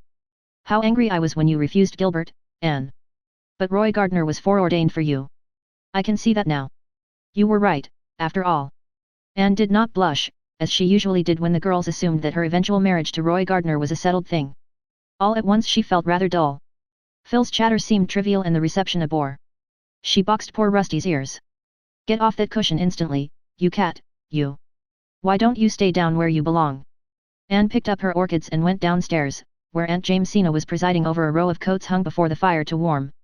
Roy Gardner was waiting for Anne and teasing the Sarah cat while he waited. The Sarah cat did not approve of him. She always turned her back on him. But everybody else at Patty's place liked him very much. Aunt Jamesina, carried away by his unfailing and deferential courtesy, and the pleading tones of his delightful voice, declared he was the nicest young man she ever knew, and that Anne was a very fortunate girl. Such remarks made Anne restive. Roy's wooing had certainly been as romantic as girlish heart could desire, but she wished Aunt Jamesina and the girls would not take things so for granted. When Roy murmured a poetical compliment as he helped her on with her coat, she did not blush and thrill as usual, and he found her rather silent in their brief walk to Redmond. He thought she looked a little pale when she came out of the co-ed's dressing room, but as they entered the reception room her color and sparkle suddenly returned to her. She turned to Roy with her gayest expression. He smiled back at her with what Phil called his deep, black, velvety smile. Yet she really did not see Roy at all. She was acutely conscious that Gilbert was standing under the palms just across the room talking to a girl who must be Christine Stewart. She was very handsome, in the stately style destined to become rather massive in middle life. A tall girl, with large dark blue eyes, ivory outlines, and a gloss of darkness on her smooth hair. She looks just as I've always wanted to look, thought Anne miserably. Rose-leaf complexion, starry violet eyes, raven hair, yes, she has them all. It's a wonder her name isn't Cordelia Fitzgerald into the bargain. But I don't believe her figure is as good as mine, and her nose certainly isn't. Anne felt a little comforted by this conclusion. Chapter 27. Mutual Confidences. March came in that winter like the meekest and mildest of lambs, bringing days that were crisp and golden and tingling, each followed by a frosty pink twilight which gradually lost itself in an elfland of moonshine. Over the girls at Patty's place was falling the shadow of April examinations. They were studying hard, even Phil had settled down to text and notebooks with a doggedness not to be expected of her. I'm going to take the Johnson Scholarship in Mathematics, she announced calmly. I could take the one in Greek easily, but I'd rather take the mathematical one because I want to prove to Jonas that I'm really enormously clever. Jonas likes you better for your big brown eyes and your crooked smile than for all the brains you carry under your curls, said Anne. When I was a girl it wasn't considered ladylike to know anything about mathematics, said Aunt Jamesina. But times have changed. I don't know that it's all for the better. Can you cook, Phil? No, I never cooked anything in my life except a gingerbread and it was a failure, flat in the middle and hilly round the edges. You know the kind. But, Auntie, when I begin in good earnest to learn to cook, don't you think the brains that enable me to win a mathematical scholarship will also enable me to learn cooking just as well? Maybe, said Aunt Jamesina cautiously. I am not decrying the higher education of women. My daughter is an M.A. She can cook, too. But I taught her to cook before I let a college professor teach her mathematics. In mid-March came a letter from Miss Patty Spofford, saying that she and Miss Maria had decided to remain abroad for another year. So you may have Patty's place next winter, too, she wrote. Maria and I are going to run over Egypt. I want to see the Sphinx once before I die. Fancy those two dames running over Egypt. I wonder if they'll look up at the Sphinx and knit, laughed Priscilla. I'm so glad we can keep Patty's place for another year, said Stella. I was afraid they'd come back. And then our jolly little nest here would be broken up, and we poor callow nestlings thrown out on the cruel world of boarding houses again. I'm off for a tramp in the park, announced Phil, tossing her book aside. I think when I am 80 I'll be glad I went for a walk in the park tonight. What do you mean? Asked Anne. Come with me and I'll tell you, honey. They captured in their ramble all the mysteries and magics of a March evening. Very still and mild it was, wrapped in a great, white, brooding silence, a silence which was yet threaded through with many little silvery sounds which you could hear if you hearkened as much with your soul as your ears. The girls wandered down a long pineland aisle that seemed to lead right out into the heart of a deep red, overflowing winter sunset. I'd go home and write a poem this blessed minute if I only knew how, declared Phil, pausing in an open space where a rosy light was staining the green tips of the pines. It's all so wonderful here, this great, white stillness, and those dark trees that always seem to be thinking. The woods were God's first temples, quoted Anne softly. One can't help feeling reverent and adoring in such a place. I always feel so near him when I walk among the pines. Anne, I'm the happiest girl in the world, confessed Phil suddenly. So Mr. Blake has asked you to marry him at last, said Anne calmly. Yes. And I sneezed 3 times while he was asking me. Wasn't that horrid? But I said yes almost before he finished, I was so afraid he might change his mind and stop. I'm besottedly happy. I couldn't really believe before that Jonas would ever care for frivolous me. Phil, you're not really frivolous, said Anne gravely. Way down underneath that frivolous exterior of yours you've got a dear, loyal, womanly little soul. Why do you hide it so? I can't help it, Queen Anne. You are right, I'm not frivolous at heart. But there's a sort of frivolous skin over my soul and I can't take it off. As Mrs. Poyser says, I'd have to be hatched over again and hatched different before I could change it. But Jonas knows the real me and loves me, frivolity and all. And I love him. I never was so surprised in my life as I was when I found out I loved him. I'd never thought it possible to fall in love with an ugly man. Fancy me coming down to one solitary beau. And one named Jonas. But I mean to call him Joe. That's such a nice, crisp little name. I couldn't nickname Alonzo. What about Alec and Alonzo? Oh, I told them at Christmas that I never could marry either of them. It seems so funny now to remember that I ever thought it possible that I might. They felt so badly I just cried over both of them, howled. But I knew there was only one man in the world I could ever marry. I had made up my own mind for once and it was real easy, too. It's very delightful to feel so sure, and know it's your own sureness and not somebody else's. Do you suppose you'll be able to keep it up? Making up my mind, you mean? I don't know, but Joe has given me a splendid rule. He says, when I'm perplexed, just to do what I would wish I had done when I shall be 80. Anyhow, Joe can make up his mind quickly enough, and it would be uncomfortable to have too much mind in the same house. What will your father and mother say? Father won't say much. He thinks everything I do right. But mother will talk. Oh, her tongue will be as burny as her nose. But in the end it will be all right. You'll have to give up a good many things you've always had, when you marry Mr. Blake, philosophy. But I'll have him. I won't miss the other things. We're to be married a year from next June. Joe graduates from St. Columbia this spring, you know. Then he's going to take a little mission church down on Patterson Street in the slums. Fancy me in the slums. But I'd go there or to Greenland's icy mountains with him. And this is the girl who would never marry a man who wasn't rich, commented Anne to a young pine tree. Oh, don't cast up the follies of my youth to me. I shall be poor as gaily as I've been rich. You'll see. I'm going to learn how to cook and make over dresses. I've learned how to market since I've lived at Patty's place, and once I taught a Sunday school class for a whole summer. Aunt Jamesina says I'll ruin Joe's career if I marry him. But I won't. I know I haven't much sense or sobriety, but I've got what is ever so much better, the knack of making people like me. There is a man in Bolingbroke who lisps and always testifies in prayer meeting. He says, if you can't thine like an electric thar thine like a candleth tick. I'll be Joe's little candlestick. Phil, you're incorrigible. Well, I love you so much that I can't make nice, light, congratulatory little speeches. But I'm heart glad of your happiness. I know. Those big grey eyes of yours are brimming over with real friendship, Anne. Someday I'll look the same way at you. You're going to marry Roy, aren't you, Anne? My dear Philippa, did you ever hear of the famous Betty Baxter, who refused a man before he'd asked her? I am not going to emulate that celebrated lady by either refusing or accepting anyone before he axes me. All Redmond knows that Roy is crazy about you, said Phil candidly. And you do love him, don't you, Anne? I suppose so, said Anne reluctantly. She felt that she ought to be blushing while making such a confession, but she was not. On the other hand, she always blushed hotly when anyone said anything about Gilbert Blythe or Christine Stuart in her hearing. Gilbert Blythe and Christine Stuart were nothing to her, absolutely nothing. But Anne had given up trying to analyze the reason of her blushes. As for Roy, of course she was in love with him, madly so. How could she help it? Was he not her ideal? Who could resist those glorious dark eyes, and that pleading voice? Were not half the Redmond girls wildly envious? And what a charming sonnet he had sent her, with a box of violets, on her birthday. Anne knew every word of it by heart. It was very good stuff of its kind, too. Not exactly up to the level of Keats or Shakespeare, even Anne was not so deeply in love as to think that. But it was very tolerable magazine verse. And it was addressed to her, not to Laura or Beatrice or the Maid of Athens, but to her, Anne Shirley. To be told in rhythmical cadences that her eyes were stars of the morning, that her cheek had the flush it stole from the sunrise, that her lips were redder than the roses of paradise, was thrillingly romantic. Gilbert would never have dreamed of writing a sonnet to her eyebrows. But then, Gilbert could see a joke. She had once told Roy a funny story, and he had not seen the point of it. She recalled the chummy laugh she and Gilbert had had together over it, and wondered uneasily if life with a man who had no sense of humor might not be somewhat uninteresting in the long run.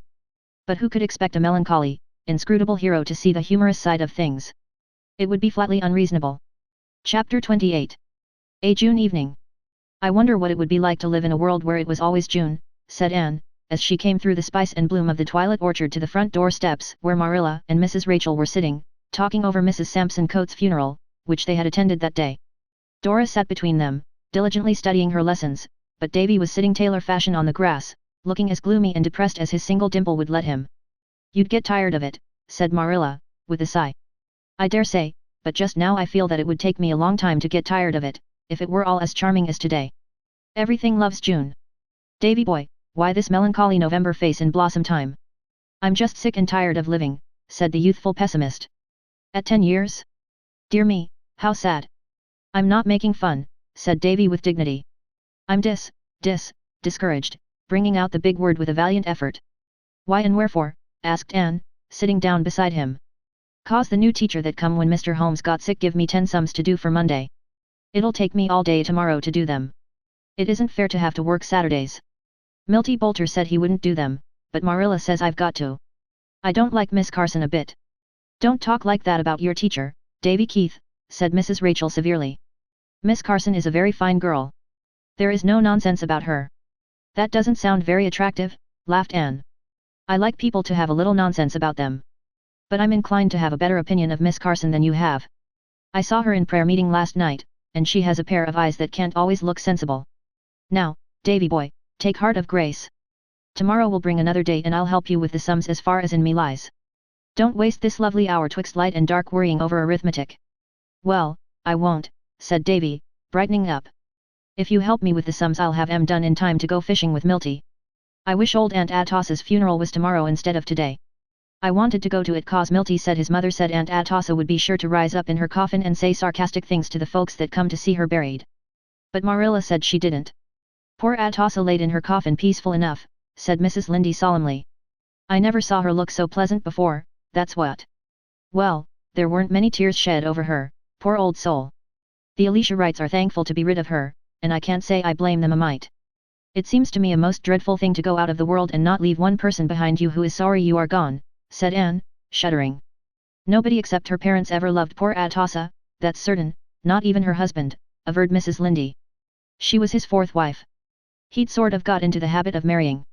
He only lived a few years after he married her. The doctor said he died of dyspepsia, but I shall always maintain that he died of Atossa's tongue, that's what.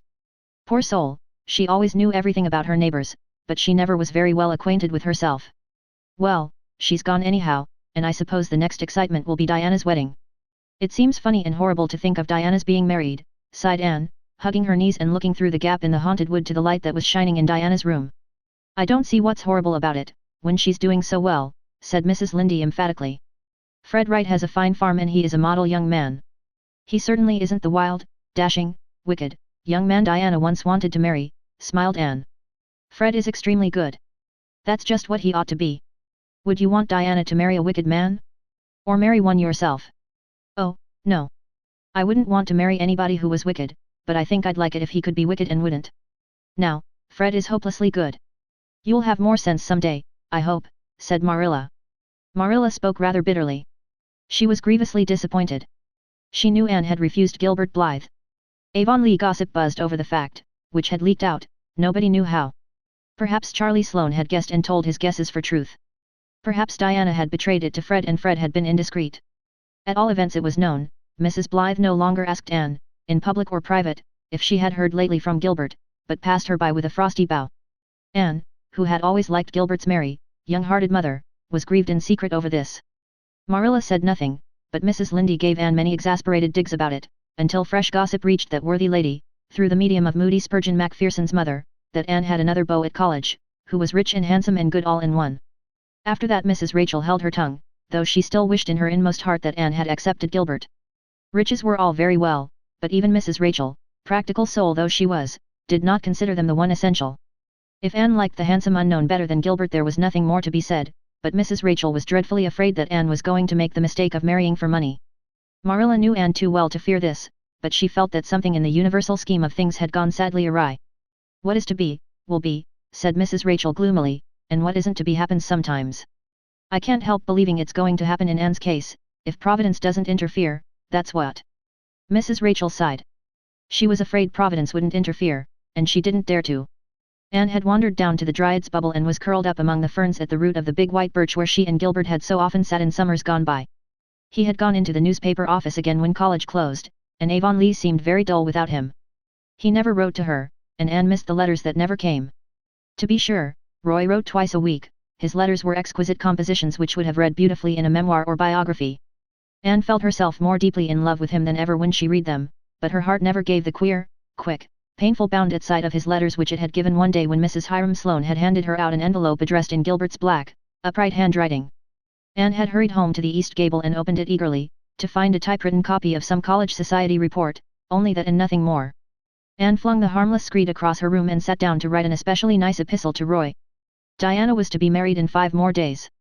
The grey house at Orchard Slope was in a turmoil of baking and brewing and boiling and stewing, for there was to be a big, old Timmy wedding. Anne, of course, was to be bridesmaid, as had been arranged when they were 12 years old, and Gilbert was coming from Kingsport to be best man. Anne was enjoying the excitement of the various preparations, but under it all she carried a little heartache. She was, in a sense, losing her dear old chum. Diana's new home would be 2 miles from Green Gables, and the old constant companionship could never be theirs again. Anne looked up at Diana's light and thought how it had beaconed to her for many years, but soon it would shine through the summer twilights no more. 2 big, painful tears welled up in her grey eyes. Oh, she thought, how horrible it is that people have to grow up, and marry, and change. Chapter 29. Diana's wedding. After all, the only real roses are the pink ones, said Anne, as she tied white ribbon around Diana's bouquet in the westward-looking gable at Orchard Slope. They are the flowers of love and faith. Diana was standing nervously in the middle of the room, arrayed in her bridal white, her black curls frosted over with the film of her wedding veil. Anne had draped that veil, in accordance with the sentimental compact of years before. It's all pretty much as I used to imagine it long ago, when I wept over your inevitable marriage and our consequent parting, she laughed. You are the bride of my dreams, Diana, with the lovely misty veil, and I am your bridesmaid. But, alas! I haven't the puffed sleeves, though these short lace ones are even prettier. Neither is my heart wholly breaking nor do I exactly hate Fred. We are not really parting, Anne, protested Diana. I'm not going far away. We'll love each other just as much as ever. We've always kept that oath of friendship we swore long ago, haven't we? Yes. We've kept it faithfully. We've had a beautiful friendship, Diana. We've never marred it by one quarrel or coolness or unkind word, and I hope it will always be so. But things can't be quite the same after this. You'll have other interests. I'll just be on the outside. But such is life, as Mrs. Rachel says. Mrs. Rachel has given you one of her beloved knitted quilts of the tobacco stripe pattern, and she says when I am married she'll give me one, too. The mean thing about your getting married is that I won't be able to be your bridesmaid, lamented Diana.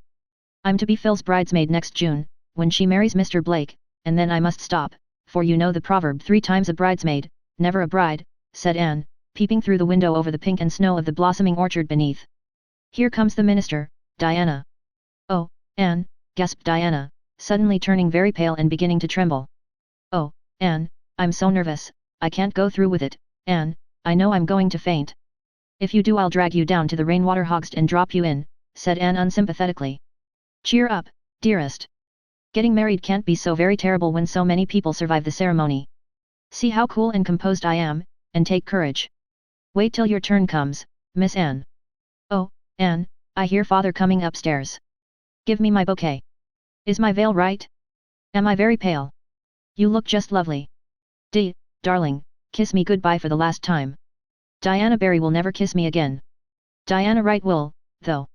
There, mother's calling. Come. Following the simple, old-fashioned way in vogue then, Anne went down to the parlour on Gilbert's arm. They met at the top of the stairs for the first time since they had left Kingsport, for Gilbert had arrived only that day. Gilbert shook hands courteously. He was looking very well, though, as Anne instantly noted, rather thin. He was not pale, there was a flush on his cheek that had burned into it as Anne came along the hall towards him, in her soft, white dress with lilies of the valley in the shining masses of her hair. As they entered the crowded parlour together a little murmur of admiration ran around the room. What a fine-looking pair they are, whispered the impressible Mrs. Rachel to Marilla. Fred ambled in alone, with a very red face, and then Diana swept in on her father's arm.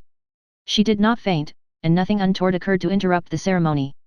Feasting and merrymaking followed, then, as the evening waned, Fred and Diana drove away through the moonlight to their new home, and Gilbert walked with Anne to Green Gables.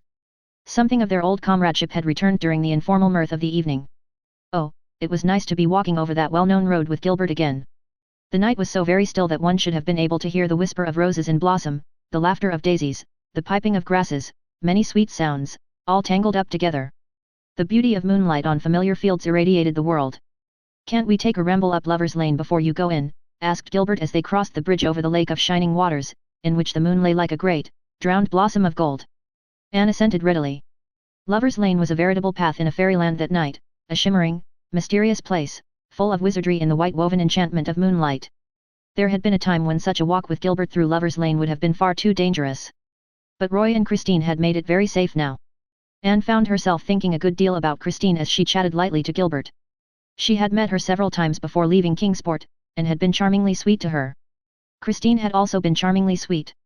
Indeed, they were a most cordial pair. But for all that, their acquaintance had not ripened into friendship. Evidently Christine was not a kindred spirit. "Are you going to be in Avonlea all summer?" asked Gilbert. "No. I'm going down east to Valley Road next week. Esther Haythorne wants me to teach for her through July and August. They have a summer term in that school, and Esther isn't feeling well. So I'm going to substitute for her. In one way I don't mind. Do you know, I'm beginning to feel a little bit like a stranger in Avonlea now? It makes me sorry, but it's true. It's quite appalling to see the number of children who have shot up into big boys and girls, really young men and women, these past 2 years. Half of my pupils are grown up. It makes me feel awfully old to see them in the places you and I and our mates used to fill." Anne laughed and sighed. She felt very old and mature and wise, which showed how young she was. She told herself that she longed greatly to go back to those dear merry days when life was seen through a rosy mist of hope and illusion, and possessed an indefinable something that had passed away forever. Where was it now, the glory and the dream? "So wags the world away," quoted Gilbert practically, and a trifle absently. Anne wondered if he were thinking of Christine. Oh, Avonlea was going to be so lonely now, with Diana gone. Chapter 30. Mrs. Skinner's Romance. Anne stepped off the train at Valley Road Station and looked about to see if anyone had come to meet her. She was to board with a certain Miss Janet Sweet, but she saw no one who answered in the least to her preconception of that lady, as formed from Esther's letter. The only person in sight was an elderly woman, sitting in a wagon with mail bags piled around her. 200 would have been a charitable guess at her weight. Her face was as round and red as a harvest moon and almost as featureless. She wore a tight, black, cashmere dress, made in the fashion of 10 years ago, a little dusty black straw hat trimmed with bows of yellow ribbon, and faded black lace mitts. "Here, you," she called, waving her whip at Anne. "Are you the new Valley Road school mom?" "Yes." "Well, I thought so. Valley Road is noted for its good-looking school moms, just as Millersville is noted for its humly ones. Janet Sweet asked me this morning if I could bring you out. I said, sartin I kin, if she don't mind being scrunched up some. This rig of mine's kinder small for the mail bags and I'm some heftier than Thomas. Just wait, miss, till I shift these bags a bit and I'll tuck you in somehow. It's only 2 miles to Janet's. Her next-door neighbor's hired boy is coming for your trunk tonight. My name is Skinner, Amelia Skinner." Anne was eventually tucked in, exchanging amused smiles with herself during the process. "Jog along, black mare," commanded Mrs. Skinner, gathering up the reins in her pudgy hands. "This is my first trip on the mail route. Thomas wanted to hoe his turnips today so he asked me to come. So I just sat down and took a standing-up snack and started. I sorter like it. O' course it's rather tedious. Part of the time I sits and thinks and the rest I just sits. Jog along, black mare. I want to get home early. Thomas is terrible lonesome when I'm away. You see, we haven't been married very long." "Oh," said Anne politely. "Just a month. Thomas courted me for quite a spell, though. It was real romantic." Anne tried to picture Mrs. Skinner on speaking terms with romance and failed. "Oh," she said again. "Yes. Why see, there was another man after me. Jog along, black mare. I'd been a widder so long folks had given up expecting me to marry again. But when my darter, she's a schoolmom like you, went out west to teach I felt real lonesome and wasn't no sod against the idea. Bime by Thomas began to come up and so did the other feller, William Obadiah Seaman, his name was. For a long time I couldn't make up my mind which of them to take, and they kept coming, and I kept worrying. Why see, W.O. was rich, he had a fine place and carried considerable style. He was by far the best match. Jog along, black mare. Why didn't you marry him?" asked Anne. "Well, why see, he didn't love me," answered Mrs. Skinner, solemnly. Anne opened her eyes widely and looked at Mrs. Skinner. But there was not a glint of humor on that lady's face. Evidently Mrs. Skinner saw nothing amusing in her own case. He'd been a widder man for 3 years, and his sister kept house for him. Then she got married and he just wanted someone to look after his house. It was worth looking after, too, mind you that. It's a handsome house. Jog along, black mare. As for Thomas, he was poor, and if his house didn't leak in dry weather it was about all that could be said for it, though it looks kind of picturesque. But, why see, I loved Thomas, and I didn't care 1 red cent for W.O. So I argued it out with myself. Sarah Crow, say I, My first was a crow. You can marry your rich man if you like, but you won't be happy. Folks can't get along together in this world without a little bit of love. You'd just better tie up to Thomas, for he loves you and you love him and nothing else ain't going to do you. Jog along, black mare. So I told Thomas I'd take him. All the time I was getting ready I never dared drive past W.O.'s place for fear the sight of that fine house of his would put me in the Swithers again.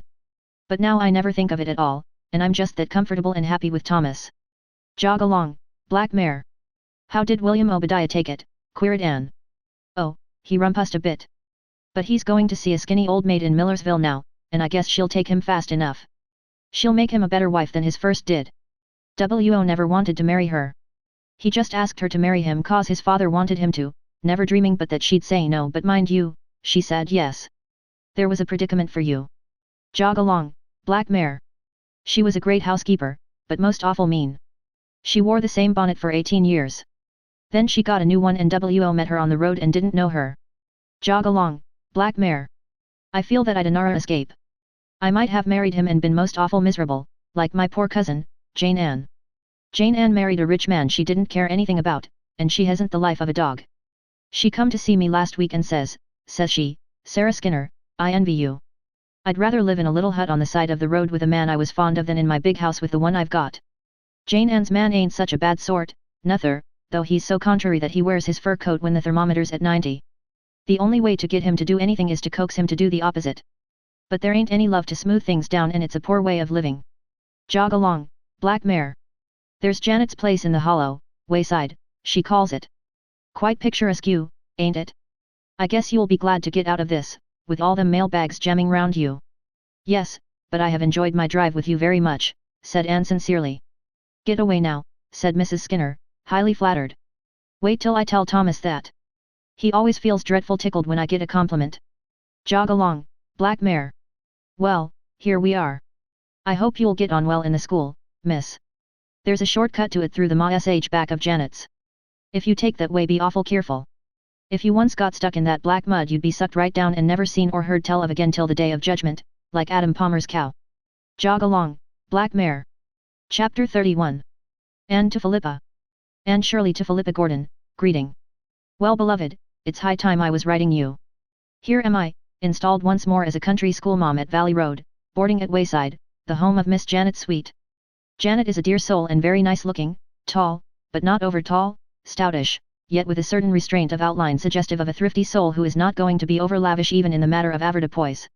She has a knot of soft, crimpy, brown hair with a thread of grey in it, a sunny face with rosy cheeks, and big, kind eyes as blue as forget-me-nots. Moreover, she is one of those delightful, old-fashioned cooks who don't care a bit if they ruin your digestion as long as they can give you feasts of fat things. I like her, and she likes me, principally, it seems, because she had a sister named Anne who died young. I'm real glad to see you, she said briskly, when I landed in her yard. My, you don't look a mite like I expected. I was sure you'd be dark, my sister Anne was dark. And here you're red-headed. For a few minutes I thought I wasn't going to like Janet as much as I had expected at first sight. Then I reminded myself that I really must be more sensible than to be prejudiced against anyone simply because she called my hair red. Probably the word auburn was not in Janet's vocabulary at all. Wayside is a dear sort of little spot. The house is small and white, set down in a delightful little hollow that drops away from the road. Between road and house is an orchard and flower garden all mixed up together. The front door walk is bordered with quahog clamshells, cowhawks, Janet calls them, there is Virginia creeper over the porch and moss on the roof. My room is a neat little spot off the parlor, just big enough for the bed and me. Over the head of my bed there is a picture of Robbie Burns standing at Highland Mary's grave, shadowed by an enormous weeping willow tree. Robbie's face is so lugubrious that it is no wonder I have bad dreams. Why, the first night I was here I dreamed I couldn't laugh. The parlor is tiny and neat. Its one window is so shaded by a huge willow that the room has a grotto-like effect of emerald gloom. There are wonderful tidies on the chairs, and gay mats on the floor, and books and cards carefully arranged on a round table, and vases of dried grass on the mantelpiece. Between the vases is a cheerful decoration of preserved coffin plates, 5 in all, pertaining respectively to Janet's father and mother, a brother, her sister Anne, and a hired man who died here once. If I go suddenly insane some of these days know all men by these presents that those coffin plates have caused it. But it's all delightful and I said so. Janet loved me for it, just as she detested poor Esther because Esther had said so much shade was unhygienic and had objected to sleeping on a feather bed. Now, I glory in feather beds, and the more unhygienic and feathery they are the more I glory. Janet says it is such a comfort to see me eat. She had been so afraid I would be like Miss Haythorne, who wouldn't eat anything but fruit and hot water for breakfast and tried to make Janet give up frying things. Esther is really a dear girl, but she is rather given to fads. The trouble is that she hasn't enough imagination and has a tendency to indigestion. Janet told me I could have the use of the parlor when any young men called. I don't think there are many to call. I haven't seen a young man in Valley Road yet, except the next door hired boy, Sam Tolliver, a very tall, lank, tow-haired youth. He came over one evening recently and sat for an hour on the garden fence, near the front porch where Janet and I were doing fancy work. The only remarks he volunteered in all that time were, "Hev a peppermint, miss. Do now fine thing for Carar, peppermints, and, powerful lotto jump grasses round here ternight. Yab. But there is a love affair going on here. It seems to be my fortune to be mixed up, more or less actively, with elderly love affairs. Mr. and Mrs. Irving always say that I brought about their marriage. Mrs. Stephen Clark of Carmody persists in being most grateful to me for a suggestion which somebody else would probably have made if I hadn't. I do really think, though, that Ludovic Speed would never have got any further along than placid courtship if I had not helped him and Theodora Dix out. In the present affair I am only a passive spectator. I've tried once to help things along and made an awful mess of it. So I shall not meddle again. I'll tell you all about it when we meet." Chapter 32. Tea with Mrs. Douglas. On the first Thursday night of Anne's sojourn in Valley Road, Janet asked her to go to prayer meeting. Janet blossomed out like a rose to attend that prayer meeting. She wore a pale blue, pansy-sprinkled muslin dress with more ruffles than one would ever have supposed economical Janet could be guilty of, and a white leghorn hat with pink roses and 3 ostrich feathers on it. Anne felt quite amazed. Later on, she found out Janet's motive in so arraying herself, a motive as old as Eden. Valley Road prayer meetings seemed to be essentially feminine. There were 32 women present, 2 half-grown boys, and 1 solitary man, beside the minister. Anne found herself studying this man.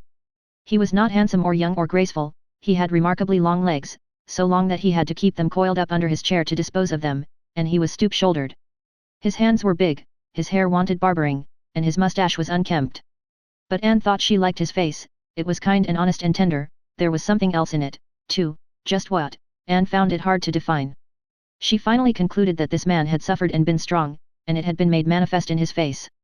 There was a sort of patient, humorous endurance in his expression which indicated that he would go to the stake if need be, but would keep on looking pleasant until he really had to begin squirming.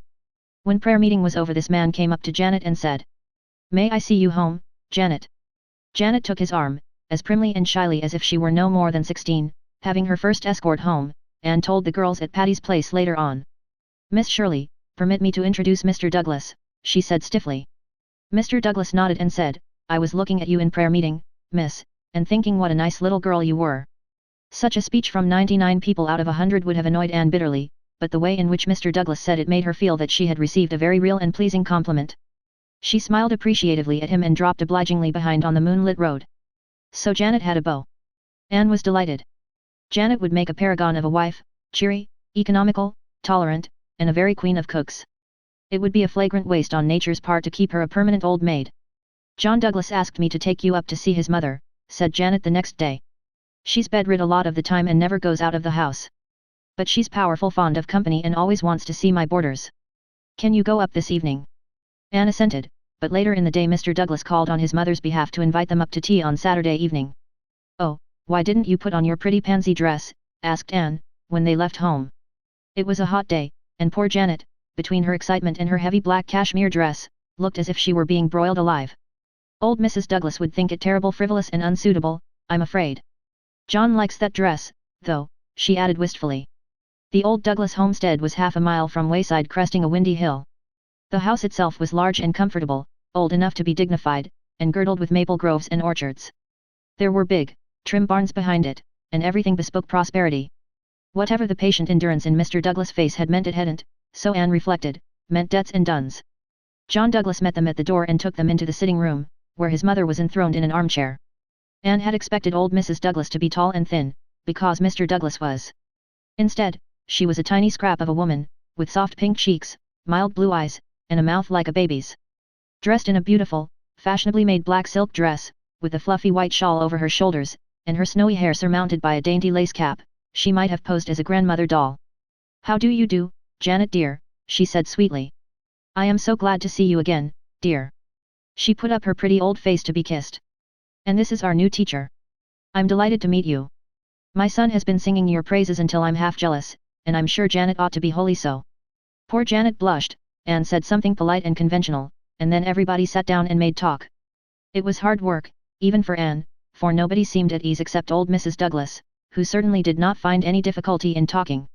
She made Janet sit by her and stroked her hand occasionally. Janet sat and smiled, looking horribly uncomfortable in her hideous dress, and John Douglas sat without smiling. At the tea table Mrs. Douglas gracefully asked Janet to pour the tea. Janet turned redder than ever but did it. Anne wrote a description of that meal to Stella. We had cold tongue and chicken and strawberry preserves, lemon pie and tarts and chocolate cake and raisin cookies and pound cake and fruit cake, and a few other things, including more pie, caramel pie, I think it was. After I had eaten twice as much as was good for me, Mrs. Douglas sighed and said she feared she had nothing to tempt my appetite. I'm afraid dear Janet's cooking has spoiled you for any other, she said sweetly. Of course nobody in Valley Road aspires to rival her. Won't you have another piece of pie, Miss Shirley? You haven't eaten anything. Stella, I had eaten a helping of tongue and one of chicken, 3 biscuits, a generous allowance of preserves, a piece of pie, a tart, and a square of chocolate cake. After tea Mrs. Douglas smiled benevolently and told John to take dear Janet out into the garden and get her some roses. Miss Shirley will keep me company while you are out, won't you? She said plaintively. She settled down in her armchair with a sigh. I am a very frail old woman, Miss Shirley. For over 20 years I've been a great sufferer. For 20 long, weary years I've been dying by inches. How painful, said Anne, trying to be sympathetic and succeeding only in feeling idiotic. There have been scores of nights when they've thought I could never live to see the dawn, went on Mrs. Douglas solemnly. Nobody knows what I've gone through, nobody can know but myself. Well, it can't last very much longer now. My weary pilgrimage will soon be over, Miss Shirley. It is a great comfort to me that John will have such a good wife to look after him when his mother is gone, a great comfort, Miss Shirley. Janet is a lovely woman, said Anne warmly. Lovely. A beautiful character, assented Mrs. Douglas. And a perfect housekeeper, something I never was. My health would not permit it, Miss Shirley. I am indeed thankful that John has made such a wise choice. I hope and believe that he will be happy. He is my only son, Miss Shirley, and his happiness lies very near my heart. Of course, said Anne stupidly. For the first time in her life she was stupid. Yet she could not imagine why. She seemed to have absolutely nothing to say to this sweet, smiling, angelic old lady who was patting her hand so kindly. Come and see me soon again, dear Janet, said Mrs. Douglas lovingly, when they left. You don't come half often enough. But then I suppose John will be bringing you here to stay all the time one of these days. Anne, happening to glance at John Douglas, as his mother spoke, gave a positive start of dismay. He looked as a tortured man might look when his tormentors gave the rack the last turn of possible endurance. She felt sure he must be ill and hurried poor blushing Janet away. Isn't old Mrs. Douglas a sweet woman? Asked Janet, as they went down the road. Answered Anne absently. She was wondering why John Douglas had looked so. She's been a terrible sufferer, said Janet feelingly. She takes terrible spells. It keeps John all worried up. He's scared to leave home for fear his mother will take a spell and nobody there but the hired girl. Chapter 33. He just kept coming and coming. 3 days later Anne came home from school and found Janet crying. Tears and Janet seemed so incongruous that Anne was honestly alarmed. Oh, what is the matter? She cried anxiously. I'm 40 today, sobbed Janet. Well, you were nearly that yesterday and it didn't hurt, comforted Anne, trying not to smile. But, went on Janet with a big gulp, John Douglas won't ask me to marry him. Oh, but he will, said Anne lamely. You must give him time, Janet. Time, said Janet with indescribable scorn. He has had 20 years. How much time does he want? Do you mean that John Douglas has been coming to see you for 20 years? He has. And he has never so much as mentioned marriage to me. And I don't believe he ever will now. I've never said a word to a mortal about it, but it seems to me I've just got to talk it out with someone at last or go crazy. John Douglas begun to go with me 20 years ago, before mother died. Well, he kept coming and coming, and after a spell I begun making quilts and things, but he never said anything about getting married, only just kept coming and coming. There wasn't anything I could do. Mother died when we'd been going together for 8 years. I thought he maybe would speak out then, seeing as I was left alone in the world. He was real kind and feeling, and did everything he could for me, but he never said marry. And that's the way it has been going on ever since. People blame me for it. They say I won't marry him because his mother is so sickly and I don't want the bother of waiting on her. Why, I'd love to wait on John's mother. But I let them think so. I'd rather they'd blame me than pity me. It's so dreadful humiliating that John won't ask me. And why won't he? Seems to me if I only knew his reason I wouldn't mind it so much. Perhaps his mother doesn't want him to marry anybody, suggested Anne. Oh, she does. She's told me time and again that she'd love to see John settled before her time comes. She's always giving him hints, you heard her yourself the other day. I thought I'd ha gone through the floor. It's beyond me, said Anne helplessly. She thought of Ludovic's speed. But the cases were not parallel. John Douglas was not a man of Ludovic's type. You should show more spirit, Janet, she went on resolutely. Why didn't you send him about his business long ago? I couldn't, said poor Janet pathetically. You see, Anne, I've always been awful fond of John. He might just as well keep coming as not, for there was never anybody else I'd want, so it didn't matter. But it might have made him speak out like a man, urged Anne. Janet shook her head. No, I guess not. I was afraid to try, anyway, for fear he'd think I meant it and just go. I suppose I'm a poor-spirited creature, but that is how I feel. And I can't help it. Oh, you could help it, Janet. It isn't too late yet. Take a firm stand. Let that man know you are not going to endure his shilly-shallying any longer. I'll back you up. I dunno, said Janet hopelessly. I dunno if I could ever get up enough spunk. Things have drifted so long. But I'll think it over. Anne felt that she was disappointed in John Douglas. She had liked him so well, and she had not thought him the sort of man who would play fast and loose with a woman's feelings for 20 years. He certainly should be taught a lesson, and Anne felt vindicatively that she would enjoy seeing the process. Therefore she was delighted when Janet told her, as they were going to prayer meeting the next night, that she meant to show some spirit. I'll let John Douglas see I'm not going to be trodden on any longer. You are perfectly right, said Anne emphatically. When prayer meeting was over, John Douglas came up with his usual request. Janet looked frightened but resolute.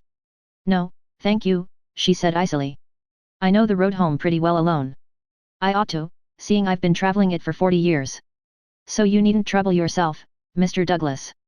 Anne was looking at John Douglas, and, in that brilliant moonlight, she saw the last twist of the rack again. Without a word he turned and strode down the road. Stop! Stop! Anne called wildly after him, not caring in the least for the other dumbfounded onlookers. Mr. Douglas, stop! Come back! John Douglas stopped, but he did not come back. Anne flew down the road, caught his arm and fairly dragged him back to Janet. You must come back, she said imploringly. It's all a mistake, Mr. Douglas, all my fault. I made Janet do it. She didn't want to, but it's all right now, isn't it, Janet? Without a word Janet took his arm and walked away. Anne followed them meekly home and slipped in by the back door. Well, you are a nice person to back me up, said Janet sarcastically. I couldn't help it, Janet, said Anne repentantly.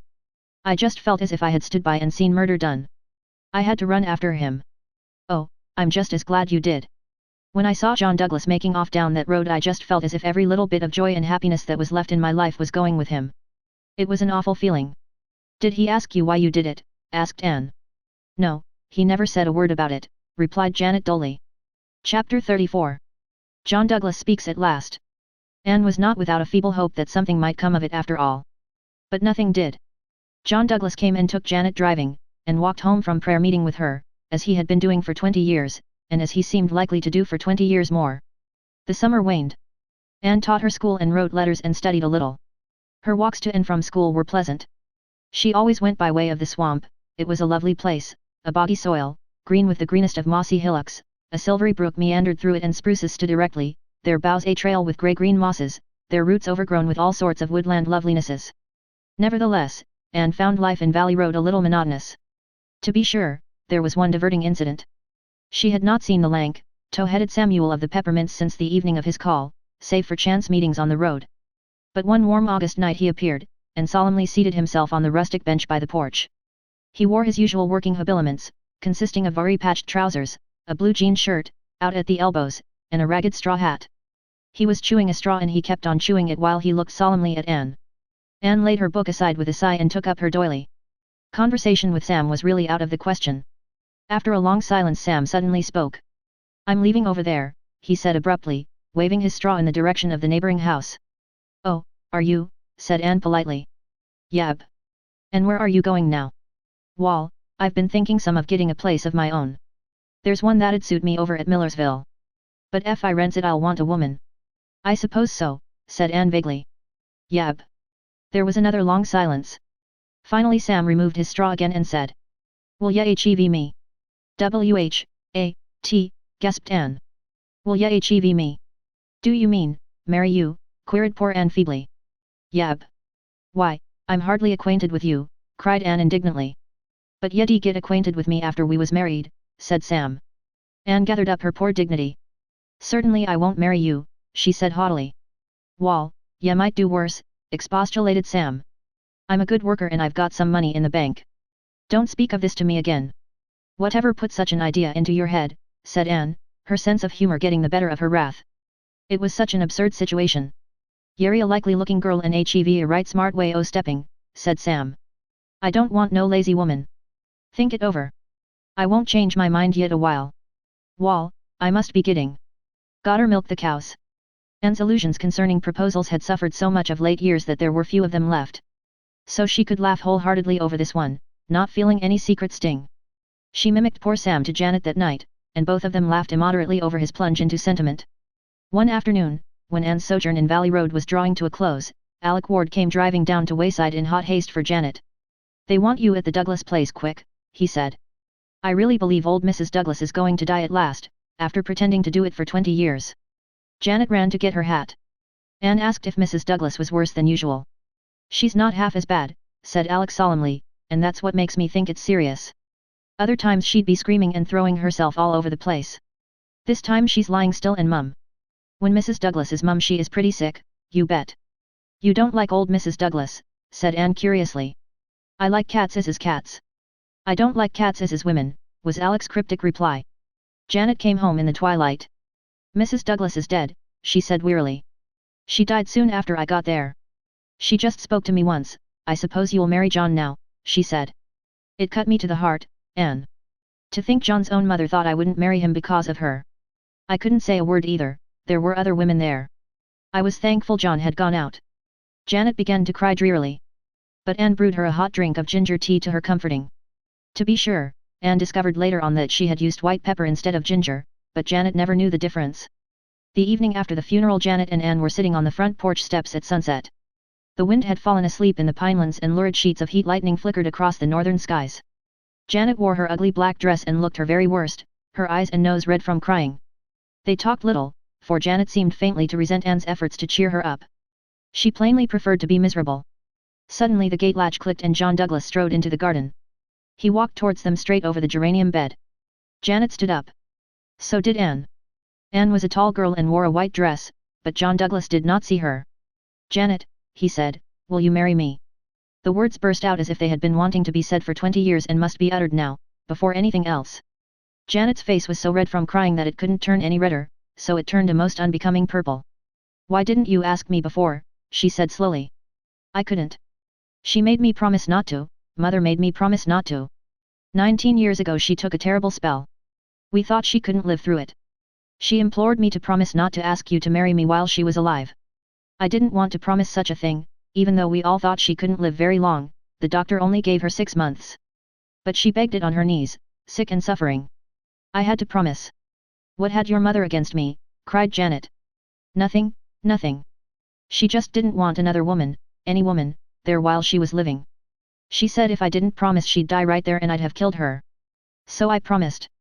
And she's held me to that promise ever since, though I've gone on my knees to her in my turn to beg her to let me off. Why didn't you tell me this? Asked Janet chokingly.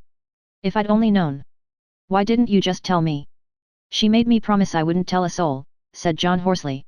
She swore me to it on the Bible, Janet, I'd never have done it if I'd dreamed it was to be for so long. Janet, you'll never know what I've suffered these 19 years. I know I've made you suffer, too, but you'll marry me for all, won't you, Janet? Oh, Janet, won't you? I've come as soon as I could to ask you. At this moment the stupefied Anne came to her senses and realized that she had no business to be there. She slipped away and did not see Janet until the next morning, when the latter told her the rest of the story. That cruel, relentless, deceitful old woman, cried Anne. Hush, she's dead, said Janet solemnly. If she wasn't, but she is. So we mustn't speak evil of her. But I'm happy at last, Anne. And I wouldn't have minded waiting so long a bit if I'd only known why. When are you to be married? Next month. Of course it will be very quiet. I suppose people will talk terrible. They'll say I made enough haste to snap John up as soon as his poor mother was out of the way. John wanted to let them know the truth but I said, no, John, after all she was your mother, and we'll keep the secret between us, and not cast any shadow on her memory. I don't mind what people say, now that I know the truth myself. It don't matter a mite.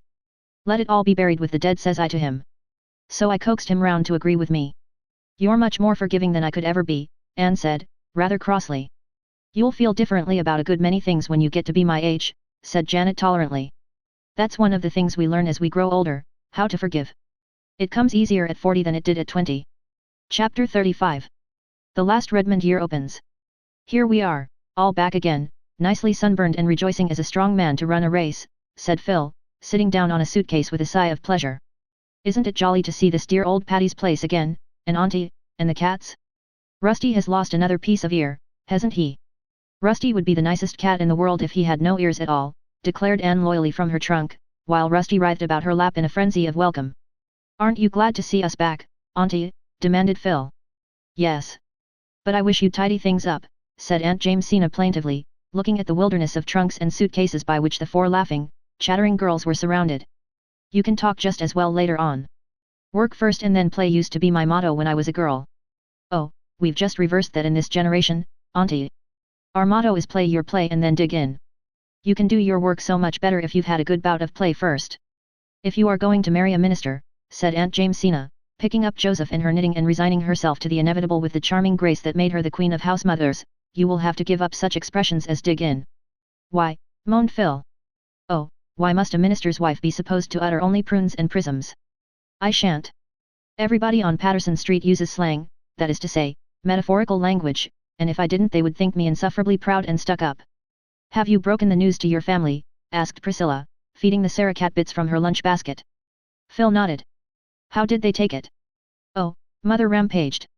But I stood rock firm, even I, Philippa Gordon, who never before could hold fast to anything. Father was calmer. Father's own daddy was a minister, so you see he has a soft spot in his heart for the cloth. I had Joe up to Mount Holly, after Mother grew calm, and they both loved him. But Mother gave him some frightful hints in every conversation regarding what she had hoped for me. Oh, my vacation pathway hasn't been exactly strewn with roses, girls dear. But, I've won out and I've got Joe. Nothing else matters. To you, said Aunt Jamesina darkly. Nor to Joe, either, retorted Phil. You keep on pitying him. Why, pray? I think he's to be envied. He's getting brains, beauty, and a heart of gold in me. It's well we know how to take your speeches, said Aunt Jamesina patiently. I hope you don't talk like that before strangers. What would they think? Oh, I don't want to know what they think. I don't want to see myself as others see me. I'm sure it would be horribly uncomfortable most of the time. I don't believe Burns was really sincere in that prayer, either. Oh, I dare say we all pray for some things that we really don't want, if we were only honest enough to look into our hearts, owned Aunt Jamesina candidly. I've a notion that such prayers don't rise very far. I used to pray that I might be enabled to forgive a certain person, but I know now I really didn't want to forgive her. When I finally got that I did want to, I forgave her without having to pray about it. I can't picture you as being unforgiving for long, said Stella. Oh, I used to be. But holding spite doesn't seem worthwhile when you get along in years. That reminds me, said Anne, and told the tale of John and Janet. And now tell us about that romantic scene you hinted so darkly at in one of your letters, demanded Phil. Anne acted out Samuel's proposal with great spirit. The girls shrieked with laughter and Aunt Jamesina smiled. It isn't in good taste to make fun of your beaux, she said severely, but, she added calmly, I always did it myself. Tell us about your beaux, Auntie, entreated Phil. You must have had any number of them. They're not in the past tense, retorted Aunt Jamesina. I've got them yet. There are 3 old widowers at home who have been casting sheep's eyes at me for some time. You children needn't think you own all the romance in the world. Widowers and sheep's eyes don't sound very romantic, Auntie. Well, no, but young folks aren't always romantic either. Some of my beaux certainly weren't. I used to laugh at them scandalous, poor boys. There was Jim Elwood, he was always in a sort of daydream, never seemed to sense what was going on. He didn't wake up to the fact that I'd said no till a year after I'd said it. When he did get married, his wife fell out of the sleigh one night when they were driving home from church and he never missed her. Then there was Dan Winston. He knew too much. He knew everything in this world and most of what is in the next. He could give you an answer to any question, even if you asked him when the judgment day was to be. Milton Edwards was real nice and I liked him, but I didn't marry him. For one thing, he took a week to get a joke through his head, and for another he never asked me. Horatio Reeve was the most interesting beau I ever had. But when he told a story he dressed it up so that you couldn't see it for frills. I never could decide whether he was lying or just letting his imagination run loose. And what about the others, Auntie? Go away and unpack, said Aunt Jamesina, waving Joseph at them by mistake for a needle. The others were too nice to make fun of. I shall respect their memory. There's a box of flowers in your room, Anne. They came about an hour ago. After the first week the girls of Patty's Place settled down to a steady grind of study, for this was their last year at Redmond and graduation honors must be fought for persistently. Anne devoted herself to English, Priscilla pored over classics, and Philippa pounded away at mathematics. Sometimes they grew tired, sometimes they felt discouraged, sometimes nothing seemed worth the struggle for it. In one such mood Stella wandered up to the blue room one rainy November evening. Anne sat on the floor in a little circle of light cast by the lamp beside her, amid a surrounding snow of crumpled manuscript. What in the world are you doing? Just looking over some old story club yarns. I wanted something to cheer and inebriate. I'd studied until the world seemed azure. So I came up here and dug these out of my trunk. They are so drenched in tears and tragedy that they are excruciatingly funny. I'm blue and discouraged myself, said Stella, throwing herself on the couch. Nothing seems worthwhile. My very thoughts are old. I've thought them all before. What is the use of living after all, Anne? Honey, it's just brain fag that makes us feel that way, and the weather. A pouring rainy night like this, coming after a hard day's grind, would squelch anyone but a Mark Tapley. You know it is worthwhile to live. Oh, I suppose so. But I can't prove it to myself just now. Just think of all the great and noble souls who have lived and worked in the world, said Anne dreamily. Isn't it worthwhile to come after them and inherit what they won and taught? Isn't it worthwhile to think we can share their inspiration? And then, all the great souls that will come in the future? Isn't it worthwhile to work a little and prepare the way for them, make just one step in their path easier? Oh, my mind agrees with you, Anne. But my soul remains doleful and uninspired. I'm always grubby and dingy on rainy nights. Some nights I like the rain, I like to lie in bed and hear it pattering on the roof and drifting through the pines. I like it when it stays on the roof, said Stella. It doesn't always. I spent a gruesome night in an old country farmhouse last summer. The roof leaked and the rain came pattering down on my bed. There was no poetry in that. I had to get up in the murk midnight and chivvy round to pull the bedstead out of the drip, and it was one of those solid, old-fashioned beds that weigh a ton, more or less. And then that drip drop kept up all night until my nerves just went to pieces. You've no idea what an eerie noise a great drop of rain falling with a mushy thud on a bare floor makes in the night. It sounds like ghostly footsteps and all that sort of thing. What are you laughing over, Anne? These stories. As Phil would say, they are killing, in more senses than one, for everybody died in them. What dazzlingly lovely heroines we had, and how we dressed them. Silks, satins, velvets, jewels, laces, they never wore anything else. Here is one of Jane Andrews' stories depicting her heroine as sleeping in a beautiful white satin nightdress trimmed with seed pearls. Go on, said Stella. I begin to feel that life is worth living as long as there's a laugh in it. Here's one I wrote. My heroine is disporting herself at a ball glittering from head to foot with large diamonds of the first water. But what booted beauty or rich attire? The paths of glory lead but to the grave. They must either be murdered or die of a broken heart. There was no escape for them. Let me read some of your stories. Well, here's my masterpiece. Note its cheerful title, My Graves. I shed quarts of tears while writing it, and the other girls shed gallons while I read it. Jane Andrews' mother scolded her frightfully because she had so many handkerchiefs in the wash that week. It's a harrowing tale of the wanderings of a Methodist minister's wife. I made her a Methodist because it was necessary that she should wander. She buried a child every place she lived in. There were 9 of them and their graves were severed far apart, ranging from Newfoundland to Vancouver. I described the children, pictured their several deathbeds, and detailed their tombstones and epitaphs. I had intended to bury the whole 9, but when I had disposed of 8 my invention of horrors gave out and I permitted the 9th to live as a hopeless cripple.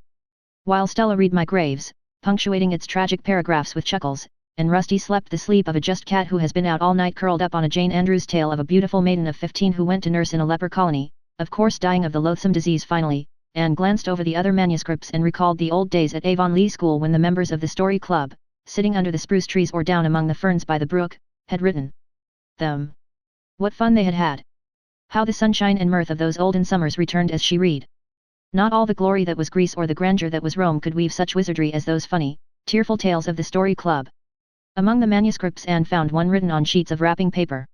A wave of laughter filled her grey eyes as she recalled the time and place of its genesis. It was the sketch she had written the day she fell through the roof of the Cobb Duck House on the Tory Road. Anne glanced over it, then fell to reading it intently. It was a little dialogue between asters and sweet peas, wild canaries in the lilac bush, and the guardian spirit of the garden. After she had read it, she sat, staring into space, and when Stella had gone she smoothed out the crumpled manuscript. I believe I will, she said resolutely. Chapter 36. The Gardener's Call. Here is a letter with an Indian stamp for you, Aunt Jimsy, said Phil. Here are 3 for Stella, and 2 for Pri, and a glorious fat one for me from Joe. There's nothing for you, Anne, except a circular.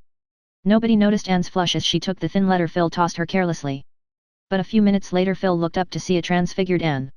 Honey, what good thing has happened? The youth's friend has accepted a little sketch I sent them a fortnight ago, said Anne, trying hard to speak as if she were accustomed to having sketches accepted every mail, but not quite succeeding. Anne Shirley. How glorious! What was it? When is it to be published? Did they pay you for it? Yes, they've sent a check for $10, and the editor writes that he would like to see more of my work. Dear man, he shall. It was an old sketch I found in my box. I rewrote it and sent it in, but I never really thought it could be accepted because it had no plot, said Anne, recalling the bitter experience of Averil's atonement. What are you going to do with that $10, Anne? Let's all go uptown and get drunk, suggested Phil. I am going to squander it in a wild soulless revel of some sort, declared Anne gaily. At all events it isn't tainted money, like the check I got for that horrible reliable baking powder story. I spent it usefully for clothes and hated them every time I put them on. Think of having a real live author at Patty's place, said Priscilla. It's a great responsibility, said Aunt Jamesina solemnly. Indeed it is, agreed Pri with equal solemnity. Authors are kittle cattle. You never know when or how they will break out. Anne may make copy of us.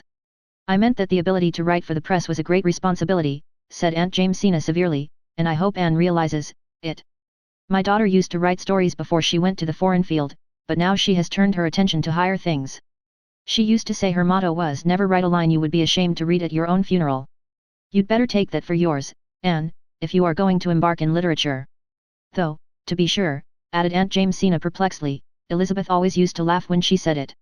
She always laughed so much that I don't know how she ever came to decide on being a missionary. I'm thankful she did, I prayed that she might, but, I wish she hadn't. Then Aunt Jamesina wondered why those giddy girls all laughed.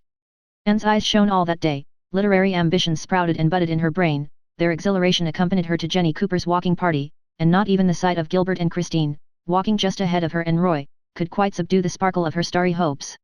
Nevertheless, she was not so rapt from things of earth as to be unable to notice that Christine's walk was decidedly ungraceful. But I suppose Gilbert looks only at her face. So like a man, thought Anne scornfully. Shall you be home Saturday afternoon? Asked Roy. Yes. My mother and sisters are coming to call on you, said Roy quietly. Something went over Anne which might be described as a thrill, but it was hardly a pleasant one. She had never met any of Roy's family, she realized the significance of his statement, and it had, somehow, an irrevocableness about it that chilled her. I shall be glad to see them, she said flatly, and then wondered if she really would be glad. She ought to be, of course. But would it not be something of an ordeal? Gossip had filtered to Anne regarding the light in which the Gardners viewed the infatuation of son and brother. Roy must have brought pressure to bear in the matter of this call. Anne knew she would be weighed in the balance. From the fact that they had consented to call she understood that, willingly or unwillingly, they regarded her as a possible member of their clan. I shall just be myself. I shall not try to make a good impression, thought Anne loftily.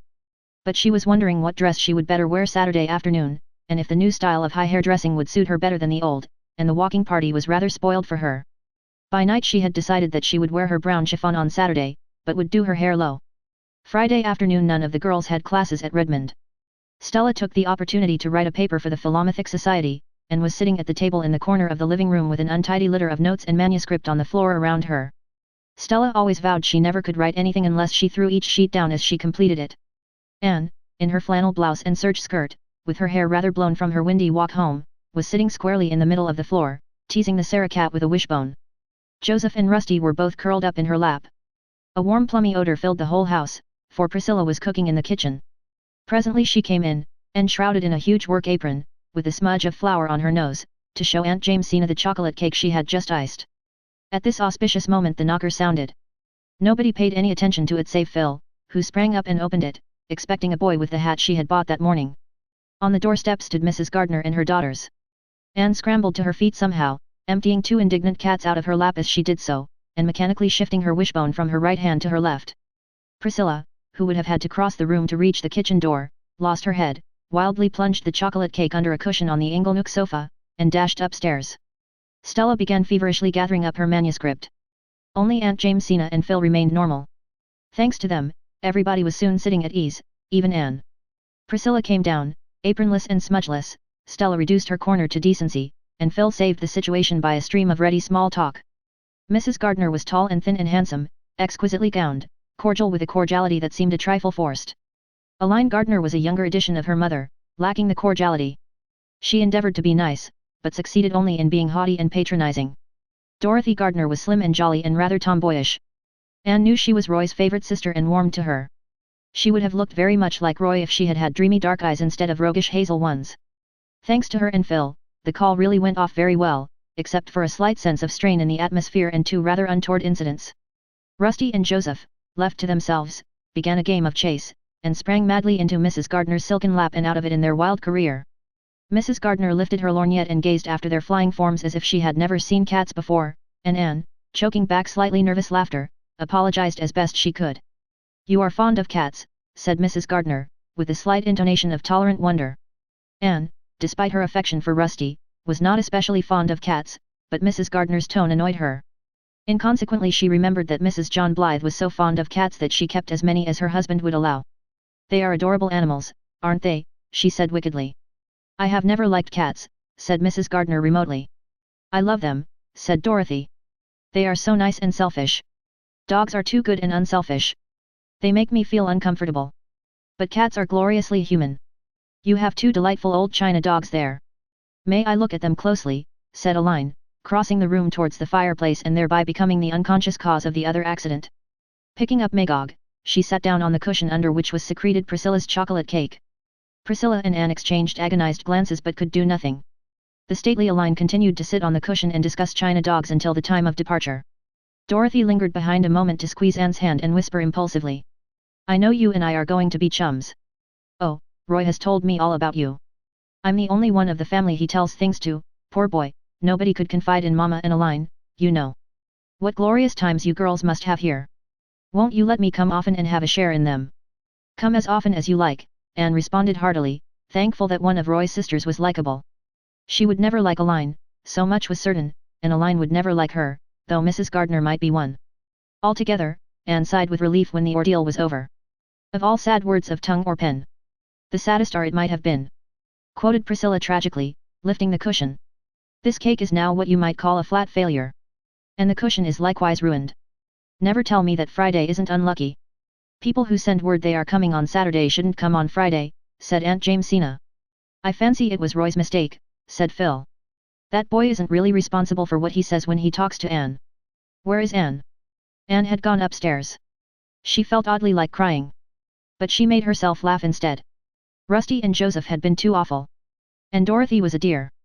Chapter 37. Full-fledged B.A.S.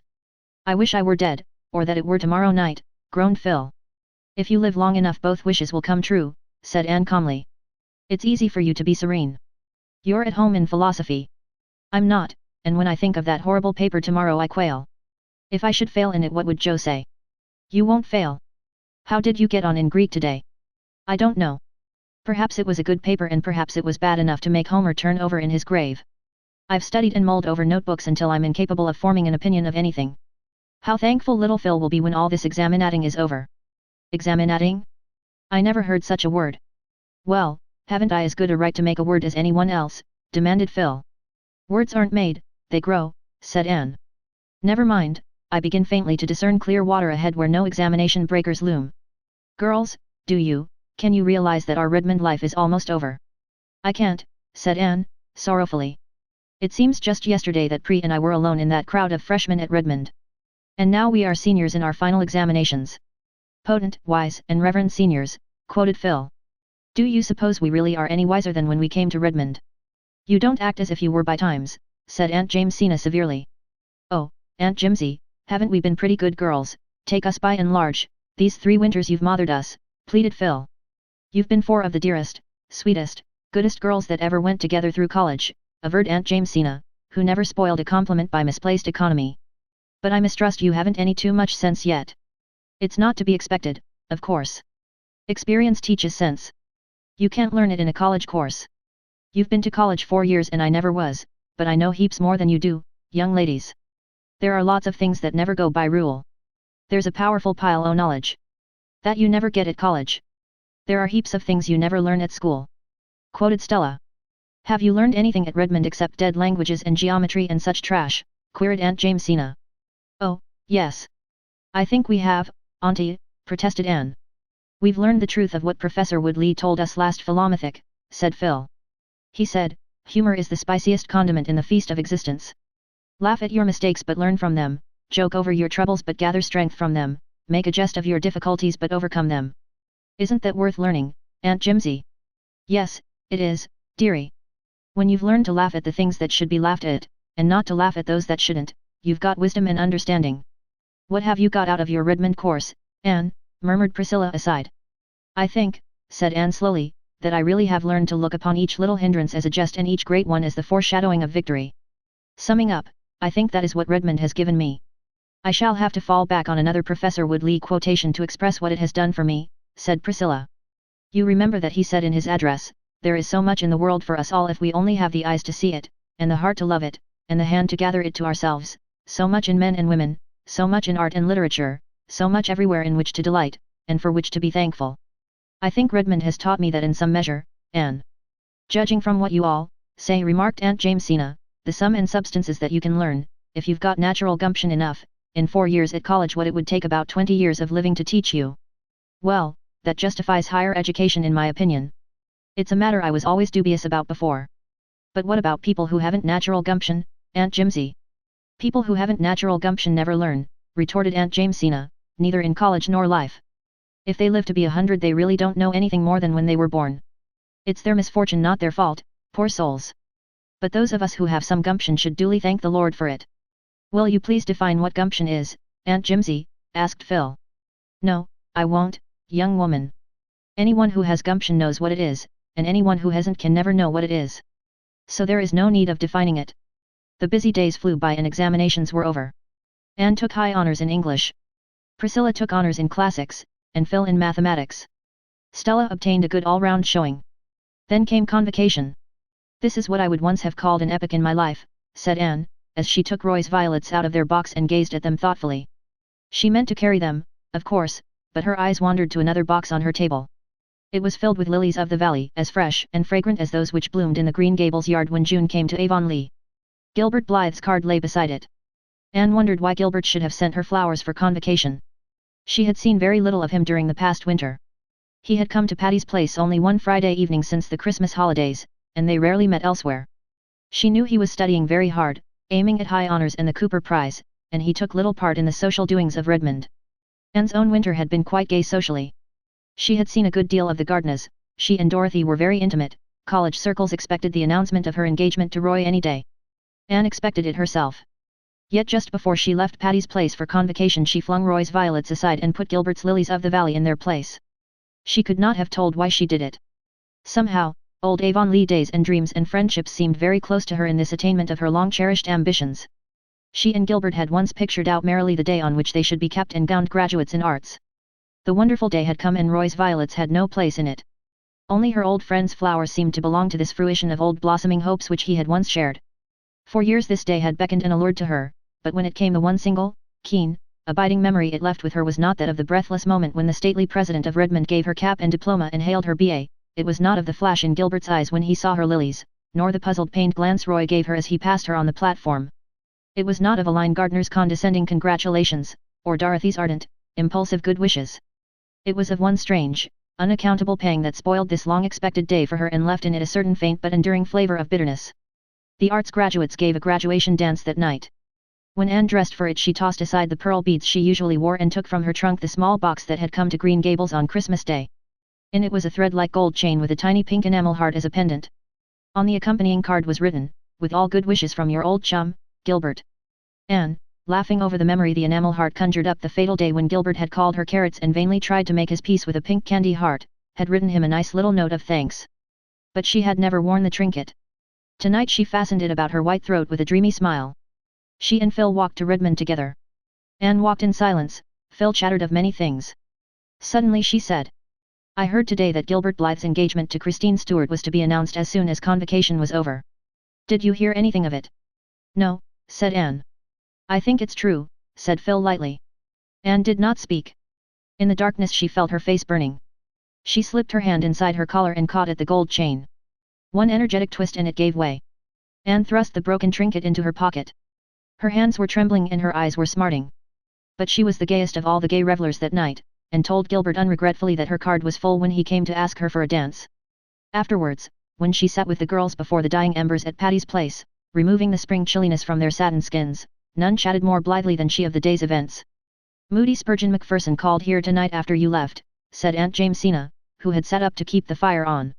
He didn't know about the graduation dance. That boy ought to sleep with a rubber band around his head to train his ears not to stick out. I had a beau once who did that and it improved him immensely. It was I who suggested it to him and he took my advice, but he never forgave me for it. Moody Spurgeon is a very serious young man, yawned Priscilla. He is concerned with graver matters than his ears. He is going to be a minister, you know. Well, I suppose the Lord doesn't regard the ears of a man, said Aunt Jamesina gravely, dropping all further criticism of Moody Spurgeon. Aunt Jamesina had a proper respect for the cloth even in the case of an unfledged parson. Chapter 38. False Dawn. Just imagine, this night week I'll be in Avonlea, delightful thought, said Anne, bending over the box in which she was packing Mrs. Rachel Lindy's quilts. But just imagine, this night week I'll be gone forever from Patty's place, horrible thought. I wonder if the ghost of all our laughter will echo through the maiden dreams of Miss Patty and Miss Maria, speculated Phil. Miss Patty and Miss Maria were coming home, after having trotted over most of the habitable globe. We'll be back the second week in May, wrote Miss Patty. I expect Patty's place will seem rather small after the Hall of the Kings at Karnak, but I never did like big places to live in. And I'll be glad enough to be home again. When you start traveling late in life you're apt to do too much of it because you know you haven't much time left, and it's a thing that grows on you. I'm afraid Maria will never be contented again. I shall leave here my fancies and dreams to bless the next comer, said Anne, looking around the blue room wistfully, her pretty blue room where she had spent 3 such happy years. She had knelt at its window to pray and had bent from it to watch the sunset behind the pines. She had heard the autumn raindrops beating against it and had welcomed the spring robins at its sill. She wondered if old dreams could haunt rooms, if, when one left forever the room where she had joyed and suffered and laughed and wept, something of her, intangible and invisible, yet nonetheless real, did not remain behind like a voiceful memory. I think, said Phil, that a room where one dreams and grieves and rejoices and lives becomes inseparably connected with those processes and acquires a personality of its own. I am sure if I came into this room 50 years from now it would say Anne to me. What nice times we've had here, honey. What chats and jokes and good chummy jamborees. Oh, dear me. I'm to marry Joe in June and I know I will be rapturously happy. But just now I feel as if I wanted this lovely Redmond life to go on forever. I'm unreasonable enough just now to wish that, too, admitted Anne. No matter what deeper joys may come to us later on we'll never again have just the same delightful, irresponsible existence we've had here. It's over forever, philosophy. What are you going to do with Rusty? Asked Phil, as that privileged pussy padded into the room. I am going to take him home with me and Joseph and the Sarah cat, announced Aunt Jamesina, following Rusty. It would be a shame to separate those cats now that they have learned to live together. It's a hard lesson for cats and humans to learn. I'm sorry to part with Rusty, said Anne regretfully, but it would be no use to take him to Green Gables. Marilla detests cats, and Davy would tease his life out. Besides, I don't suppose I'll be home very long. I've been offered the principalship of the Summerside High School. Are you going to accept it? Asked Phil. I haven't decided yet, answered Anne, with a confused flush. Phil nodded understandingly. Naturally Anne's plans could not be settled until Roy had spoken. He would soon, there was no doubt of that. And there was no doubt that Anne would say yes when he said will you please. Anne herself regarded the state of affairs with a seldom ruffled complacency. She was deeply in love with Roy. True, it was not just what she had imagined love to be. But was anything in life, Anne asked herself wearily, like one's imagination of it? It was the old diamond disillusion of childhood repeated, the same disappointment she had felt when she had first seen the chill sparkle instead of the purple splendor she had anticipated. That's not my idea of a diamond, she had said. But Roy was a dear fellow and they would be very happy together, even if some indefinable zest was missing out of life. When Roy came down that evening and asked Anne to walk in the park everyone at Patty's place knew what he had come to say, and everyone knew, or thought they knew, what Anne's answer would be. Anne is a very fortunate girl, said Aunt Jamesina. I suppose so, said Stella, shrugging her shoulders. Roy is a nice fellow and all that. But there's really nothing in him. That sounds very like a jealous remark, Stella Maynard, said Aunt Jamesina rebukingly. It does, but I am not jealous, said Stella calmly. I love Anne and I like Roy. Everybody says she is making a brilliant match, and even Mrs. Gardner thinks her charming now. It all sounds as if it were made in heaven, but I have my doubts. Make the most of that, Aunt Jamesina. Roy asked Anne to marry him in the little pavilion on the harbour shore where they had talked on the rainy day of their first meeting. Anne thought it very romantic that he should have chosen that spot. And his proposal was as beautifully worded as if he had copied it, as one of Ruby Gillis' lovers had done, out of a deportment of courtship and marriage. The whole effect was quite flawless. And it was also sincere. There was no doubt that Roy meant what he said. There was no false note to jar the symphony. Anne felt that she ought to be thrilling from head to foot. But she wasn't, she was horribly cool. When Roy paused for his answer she opened her lips to say her fateful yes. And then, she found herself trembling as if she were reeling back from a precipice. To her came one of those moments when we realize, as by a blinding flash of illumination, more than all our previous years have taught us. She pulled her hand from Roy's. Oh, I can't marry you, I can't, she cried, wildly. Roy turned pale, and also looked rather foolish. He had, small blame to him, felt very sure. What do you mean, he stammered. I mean that I can't marry you, repeated Anne desperately. I thought I could, but I can't. Why can't you? Roy asked more calmly. Because, I don't care enough for you. A crimson streak came into Roy's face. So you've just been amusing yourself these 2 years, he said slowly. No, I haven't, gasped poor Anne. Oh, how could she explain? She couldn't explain. There are some things that cannot be explained. I did think I cared, truly I did, but I know now I don't. You have ruined my life, said Roy bitterly. Forgive me, pleaded Anne miserably, with hot cheeks and stinging eyes. Roy turned away and stood for a few minutes looking out seaward. When he came back to Anne, he was very pale again. You can give me no hope, he said. Anne shook her head mutely. Then, goodbye, said Roy. I can't understand it, I can't believe you are not the woman I've believed you to be. But reproaches are idle between us. You are the only woman I can ever love. I thank you for your friendship, at least. Goodbye, Anne. Goodbye, faltered Anne. When Roy had gone she sat for a long time in the pavilion, watching a white mist creeping subtly and remorselessly landward up the harbour. It was her hour of humiliation and self-contempt and shame. Their waves went over her. And yet, underneath it all, was a queer sense of recovered freedom. She slipped into Patty's place in the dusk and escaped to her room. But Phil was there on the window seat. Wait, said Anne, flushing to anticipate the scene. Wait till you hear what I have to say. Phil, Roy asked me to marry him and I refused. You refused him, said Phil blankly. Yes. Anne Shirley, are you in your senses? I think so, said Anne wearily. Oh, Phil, don't scold me. You don't understand. I certainly don't understand. You've encouraged Roy Gardner in every way for 2 years, and now you tell me you've refused him. Then you've just been flirting scandalously with him. Anne, I couldn't have believed it of you. I wasn't flirting with him, I honestly thought I cared up to the last minute, and then, well, I just knew I never could marry him. I suppose, said Phil cruelly, that you intended to marry him for his money, and then your better self rose up and prevented you. I didn't. I never thought about his money. Oh, I can't explain it to you any more than I could to him. Well, I certainly think you have treated Roy shamefully, said Phil in exasperation. He's handsome and clever and rich and good. What more do you want? I want someone who belongs in my life. He doesn't. I was swept off my feet at first by his good looks and knack of paying romantic compliments, and later on I thought I must be in love because he was my dark-eyed ideal. I am bad enough for not knowing my own mind, but you are worse, said Phil. I do know my own mind, protested Anne. The trouble is, my mind changes and then I have to get acquainted with it all over again. Well, I suppose there is no use in saying anything to you. There is no need, Phil. I'm in the dust. This has spoiled everything backwards. I can never think of Redmond days without recalling the humiliation of this evening. Roy despises me, and you despise me, and I despise myself. You poor darling, said Phil, melting. Just come here and let me comfort you. I've no right to scold you. I'd have married Alec or Alonzo if I hadn't met Joe. Oh, Anne, things are so mixed up in real life. They aren't clear-cut and trimmed off, as they are in novels. I hope that no one will ever again ask me to marry him as long as I live, sobbed poor Anne, devoutly believing that she meant it. Chapter 39. Deals with weddings. Anne felt that life partook of the nature of an anticlimax during the first few weeks after her return to Green Gables. She missed the merry comradeship of Patty's place. She had dreamed some brilliant dreams during the past winter and now they lay in the dust around her. In her present mood of self-disgust, she could not immediately begin dreaming again. And she discovered that, while solitude with dreams is glorious, solitude without them has few charms. She had not seen Roy again after their painful parting in the park pavilion, but Dorothy came to see her before she left Kingsport. "I'm awfully sorry you won't marry Roy," she said. "I did want you for a sister. But you are quite right. He would bore you to death.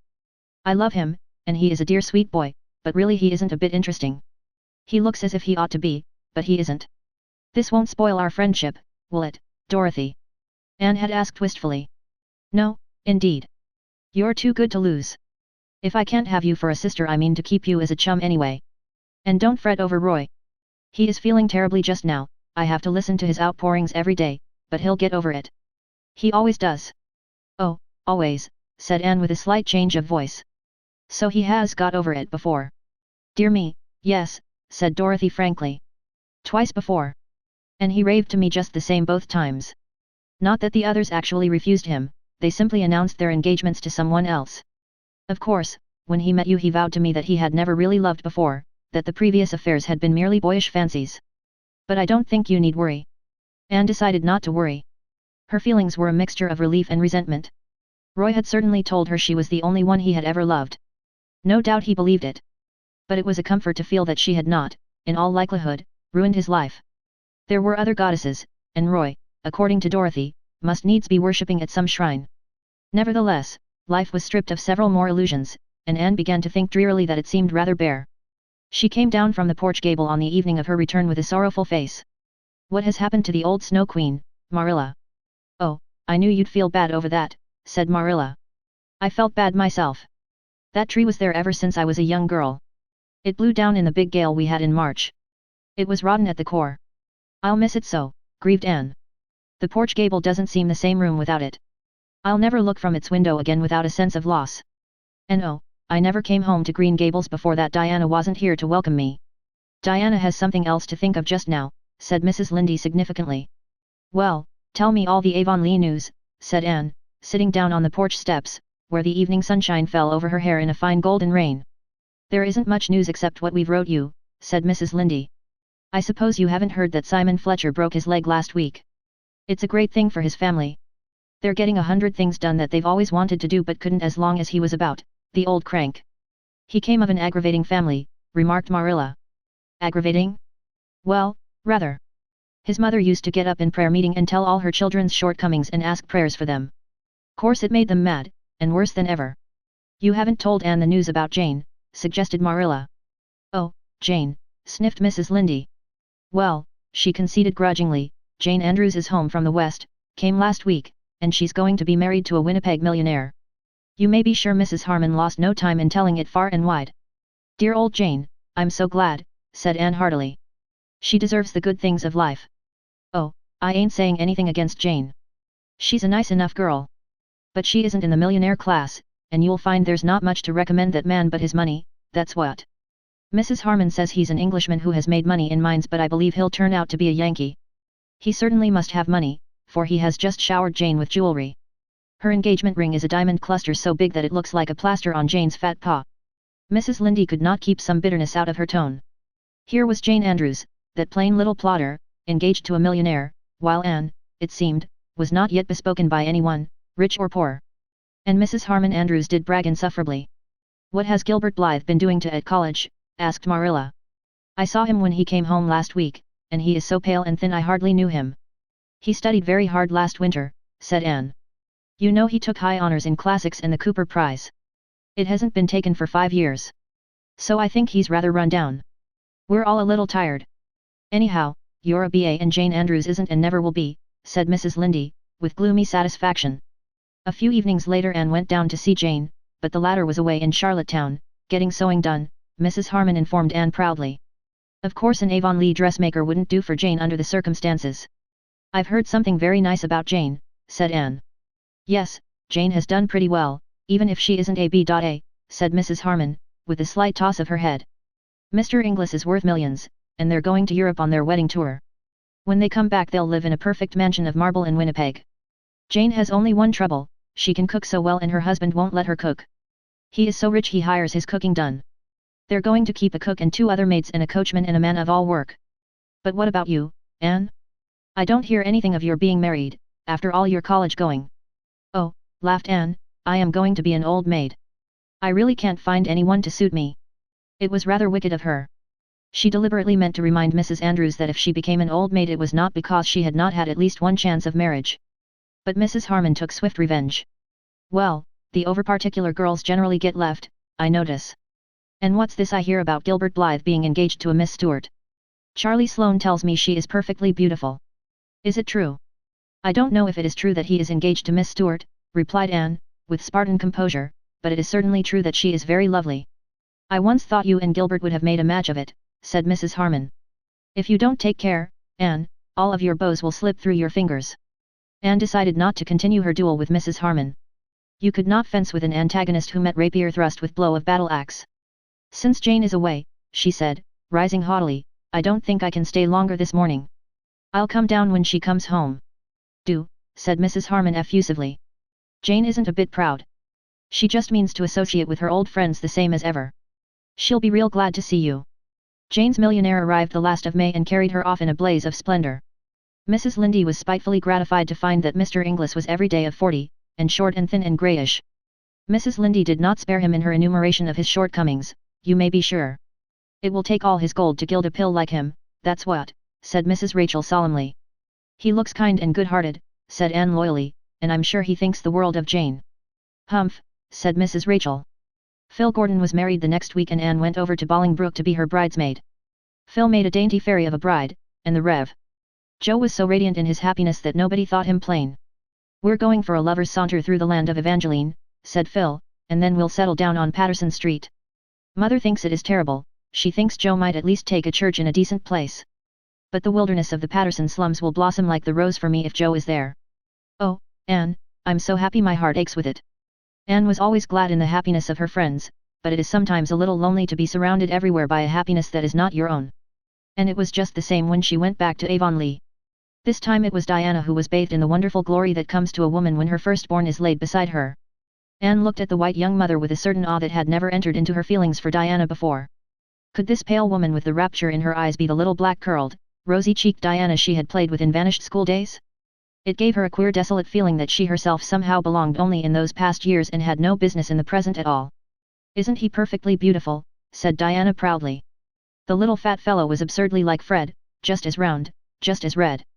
Anne really could not say conscientiously that she thought him beautiful, but she vowed sincerely that he was sweet and kissable and altogether delightful.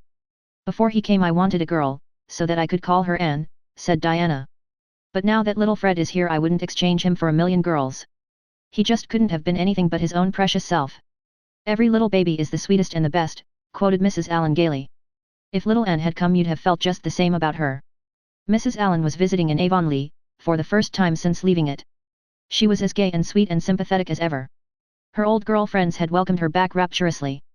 The reigning minister's wife was an estimable lady, but she was not exactly a kindred spirit. I can hardly wait till he gets old enough to talk, sighed Diana. I just long to hear him say mother. And oh, I'm determined that his first memory of me shall be a nice one. The first memory I have of my mother is of her slapping me for something I had done. I am sure I deserved it, and mother was always a good mother and I love her dearly. But I do wish my first memory of her was nicer. I have just one memory of my mother and it is the sweetest of all my memories, said Mrs. Allen. I was 5 years old, and I had been allowed to go to school one day with my 2 older sisters. When school came out my sisters went home in different groups, each supposing I was with the other. Instead I had run off with a little girl I had played with at recess. We went to her home, which was near the school, and began making mud pies. We were having a glorious time when my older sister arrived, breathless and angry.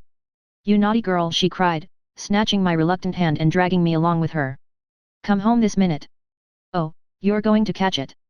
Mother is awful cross. She is going to give you a good whipping. I had never been whipped. Dread and terror filled my poor little heart. I have never been so miserable in my life as I was on that walk home. I had not meant to be naughty. Phemy Cameron had asked me to go home with her and I had not known it was wrong to go. And now I was to be whipped for it. When we got home my sister dragged me into the kitchen where mother was sitting by the fire in the twilight. My poor wee legs were trembling so that I could hardly stand. And mother just took me up in her arms, without one word of rebuke or harshness, kissed me and held me close to her heart. I was so frightened you were lost, darling, she said tenderly. I could see the love shining in her eyes as she looked down on me. She never scolded or reproached me for what I had done, only told me I must never go away again without asking permission. She died very soon afterwards. That is the only memory I have of her. Isn't it a beautiful one? Anne felt lonelier than ever as she walked home, going by way of the birch path and Willowmere. She had not walked that way for many moons. It was a darkly purple bloomy night. The air was heavy with blossom fragrance, almost too heavy. The cloyed senses recoiled from it as from an overfull cup. The birches of the path had grown from the fairy saplings of old to big trees. Everything had changed. Anne felt that she would be glad when the summer was over and she was away at work again. Perhaps life would not seem so empty then. I've tried the world, it wears no more the coloring of romance it wore. Sighed Anne, and was straightway much comforted by the romance in the idea of the world being denuded of romance. Chapter 40. A Book of Revelation. The Irvings came back to Echo Lodge for the summer, and Anne spent a happy 3 weeks there in July. Miss Lavender had not changed. Charlotta the Fourth was a very grown-up young lady now, but still adored Anne sincerely. When all said and done, Miss Shirley, ma'am, I haven't seen anyone in Boston that's equal to you, she said frankly. Paul was almost grown up, too. He was 16, his chestnut curls had given place to close-cropped brown locks, and he was more interested in football than fairies. But the bond between him and his old teacher still held. Kindred spirits alone do not change with changing years. It was a wet, bleak, cruel evening in July when Anne came back to Green Gables. One of the fierce summer storms which sometimes sweep over the gulf was ravaging the sea. As Anne came in, the first raindrops dashed against the panes. "Was that Paul who brought you home?" asked Marilla. "Why didn't you make him stay all night? It's going to be a wild evening. He'll reach Echo Lodge before the rain gets very heavy, I think. Anyway, he wanted to go back tonight." "Well, I've had a splendid visit, but I'm glad to see you dear folks again. East, west, hame's best. Davy, have you been growing again lately?" "I've growed a whole inch since you left," said Davy proudly. "I'm as tall as Milty Boulter now. Ain't I glad?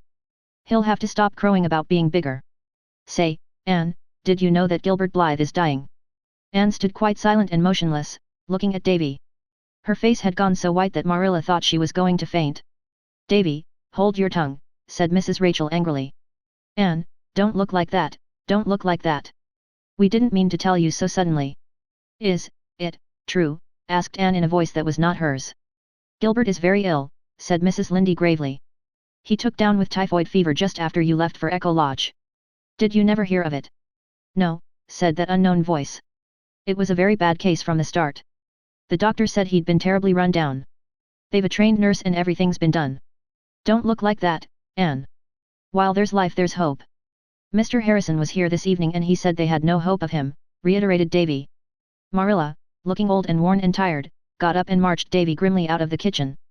"Oh, don't look so, dear," said Mrs. Rachel, putting her kind old arms about the pallid girl. "I haven't given up hope, indeed I haven't. He's got the Blythe constitution in his favor, that's what." Anne gently put Mrs. Lindy's arms away from her, walked blindly across the kitchen, through the hall, up the stairs to her old room. At its window she knelt down, staring out unseeingly. It was very dark. The rain was beating down over the shivering fields. The haunted woods was full of the groans of mighty trees wrung in the tempest, and the air throbbed with the thunderous crash of billows on the distant shore. And Gilbert was dying. There is a book of Revelation in everyone's life, as there is in the Bible. Anne read hers that bitter night, as she kept her agonized vigil through the hours of storm and darkness. She loved Gilbert, had always loved him. She knew that now. She knew that she could no more cast him out of her life without agony than she could have cut off her right hand and cast it from her. And the knowledge had come too late even for the bitter solace of being with him at the last. If she had not been so blind, so foolish, she would have had the right to go to him now. But he would never know that she loved him, he would go away from this life thinking that she did not care. Oh, the black years of emptiness stretching before her. She could not live through them, she could not. She cowered down by her window and wished, for the first time in her gay young life, that she could die, too. If Gilbert went away from her, without one word or sign or message, she could not live. Nothing was of any value without him. She belonged to him and he to her. In her hour of supreme agony she had no doubt of that. He did not love Christine Stuart, never had loved Christine Stuart. Oh, what a fool she had been not to realize what the bond was that had held her to Gilbert, to think that the flattered fancy she had felt for Roy Gardner had been love. And now she must pay for her folly as for a crime. Mrs. Lynde and Marilla crept to her door before they went to bed, shook their heads doubtfully at each other over the silence, and went away. The storm raged all night, but when the dawn came it was spent. Anne saw a fairy fringe of light on the skirts of darkness. Soon the eastern hilltops had a fire-shot ruby rim. The clouds rolled themselves away into great, soft, white masses on the horizon, the sky gleamed blue and silvery. A hush fell over the world. Anne rose from her knees and crept downstairs. The freshness of the rain wind blew against her white face as she went out into the yard, and cooled her dry, burning eyes. A merry rollicking whistle was lilting up the lane. A moment later Pacifique Buat came in sight. Anne's physical strength suddenly failed her. If she had not clutched at a low willow bough she would have fallen. Pacifique was George Fletcher's hired man, and George Fletcher lived next door to the Blythes. Mrs. Fletcher was Gilbert's aunt. Pacifique would know if Pacifique would know what there was to be known. Pacifique strode sturdily on along the red lane, whistling. He did not see Anne. She made 3 futile attempts to call him. He was almost past before she succeeded in making her quivering lips call, Pacifique. Pacifique turned with a grin and a cheerful good morning. Pacifique, said Anne faintly, did you come from George Fletcher's this morning? Sure, said Pacifique amiably. I got the word last night dat my fader, he was sick. It was so stormy dat I couldn't go den, so I start var early dis mornin'. I'm goin' through the woods for shortcut. Did you hear how Gilbert Blythe was this morning? Anne's desperation drove her to the question. Even the worst would be more endurable than this hideous suspense. He's better, said Pacifique. He got to turn last night. De doctor say he'll be all right now dis soon while. Had close shave, dough. Dat boy, he use kill himself at college. Well, I'm use hurry. De old man, he'll be in hurry to see me. Pacifique resumed his walk and his whistle. Anne gazed after him with eyes where joy was driving out the strained anguish of the night. He was a very lank, very ragged, very homely youth. But in her sight he was as beautiful as those who bring good tidings on the mountains. Never, as long as she lived, would Anne see Pacifique's brown, round, black-eyed face without a warm remembrance of the moment when he had given to her the oil of joy for mourning. Long after Pacifique's gay whistle had faded into the phantom of music and then into silence far up under the maples of Lover's Lane, Anne stood under the willows, tasting the poignant sweetness of life when some great dread has been removed from it. The morning was a cup filled with mist and glamour. In the corner near her was a rich surprise of new-blown, crystal-dewed roses. The trills and trickles of song from the birds in the big tree above her seemed in perfect accord with her mood. A sentence from a very old, very true, very wonderful book came to her lips. Weeping may endure for a night but joy cometh in the morning. Chapter 41. Love takes up the glass of time. I've come up to ask you to go for one of our old-time rambles through September woods and over hills where spices grow, this afternoon, said Gilbert, coming suddenly around the porch corner. Suppose we visit Hester Gray's garden. Anne, sitting on the stone step with her lap full of a pale, filmy, green stuff, looked up rather blankly. Oh, I wish I could, she said slowly, but I really can't, Gilbert. I'm going to Alice Penhallow's wedding this evening, you know. I've got to do something to this dress, and by the time it's finished I'll have to get ready. I'm so sorry. I'd love to go. Well, can you go tomorrow afternoon, then, asked Gilbert, apparently not much disappointed. Yes, I think so. In that case I shall hie me home at once to do something I should otherwise have to do tomorrow. So Alice Penhallow is to be married tonight.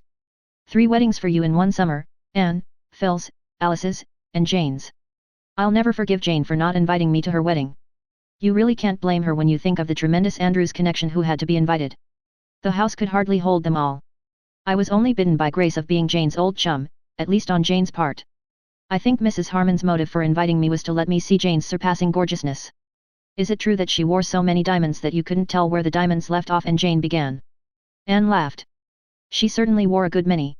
What with all the diamonds and white satin and tulle and lace and roses and orange blossoms, prim little Jane was almost lost to sight. But she was very happy, and so was Mr. Inglis, and so was Mrs. Harmon. Is that the dress you're going to wear tonight? Asked Gilbert, looking down at the fluffs and frills. Yes. Isn't it pretty?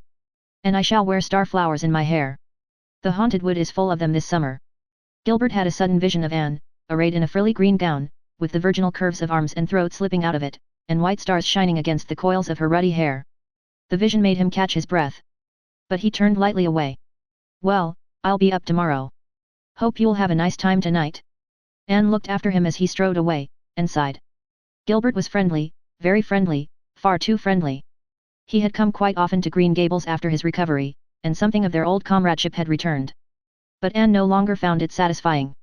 The rose of love made the blossom of friendship pale and scentless by contrast. And Anne had again begun to doubt if Gilbert now felt anything for her but friendship. In the common light of common day her radiant certainty of that rapt morning had faded. She was haunted by a miserable fear that her mistake could never be rectified. It was quite likely that it was Christine whom Gilbert loved after all. Perhaps he was even engaged to her. Anne tried to put all unsettling hopes out of her heart, and reconcile herself to a future where work and ambition must take the place of love. She could do good, if not noble, work as a teacher, and the success her little sketches were beginning to meet with in certain editorial sanctums augured well for her budding literary dreams. But, Anne picked up her green dress and sighed again. When Gilbert came the next afternoon he found Anne waiting for him, fresh as the dawn and fair as a star, after all the gaiety of the preceding night. She wore a green dress, not the one she had worn to the wedding, but an old one which Gilbert had told her at a Redmond reception he liked especially. It was just the shade of green that brought out the rich tints of her hair, and the starry grey of her eyes and the iris-like delicacy of her skin. Gilbert, glancing at her sideways as they walked along a shadowy woodpath, thought she had never looked so lovely. Anne, glancing sideways at Gilbert, now and then, thought how much older he looked since his illness. It was as if he had put boyhood behind him forever. The day was beautiful and the way was beautiful.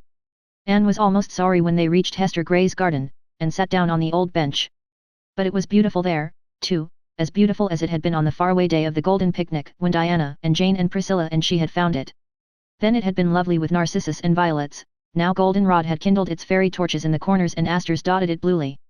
The call of the brook came up through the woods from the valley of birches with all its old allurement, the mellow air was full of the purr of the sea, beyond were fields rimmed by fences bleached silvery grey in the suns of many summers, and long hills scarfed with the shadows of autumnal clouds. With the blowing of the west wind old dreams returned. "I think," said Anne softly, "that the land where dreams come true is in the blue haze yonder, over that little valley." "Have you any unfulfilled dreams, Anne?" asked Gilbert. Something in his tone, something she had not heard since that miserable evening in the orchard at Patty's Place, made Anne's heart beat wildly. But she made answer lightly. "Of course. Everybody has. It wouldn't do for us to have all our dreams fulfilled. We would be as good as dead if we had nothing left to dream about. What a delicious aroma that low-descending sun is extracting from the asters and ferns. I wish we could see perfumes as well as smell them. I'm sure they would be very beautiful." Gilbert was not to be thus sidetracked. "I have a dream," he said slowly. "I persist in dreaming it, although it has often seemed to me that it could never come true. I dream of a home with a hearth fire in it, a cat and dog, the footsteps of friends, and you." Anne wanted to speak but she could find no words. Happiness was breaking over her like a wave. It almost frightened her. "I asked you a question over 2 years ago, Anne. If I ask it again today will you give me a different answer?" Still Anne could not speak. But she lifted her eyes, shining with all the love rapture of countless generations, and looked into his for a moment. He wanted no other answer. They lingered in the old garden until twilight, sweet as dusk in Eden must have been, crept over it.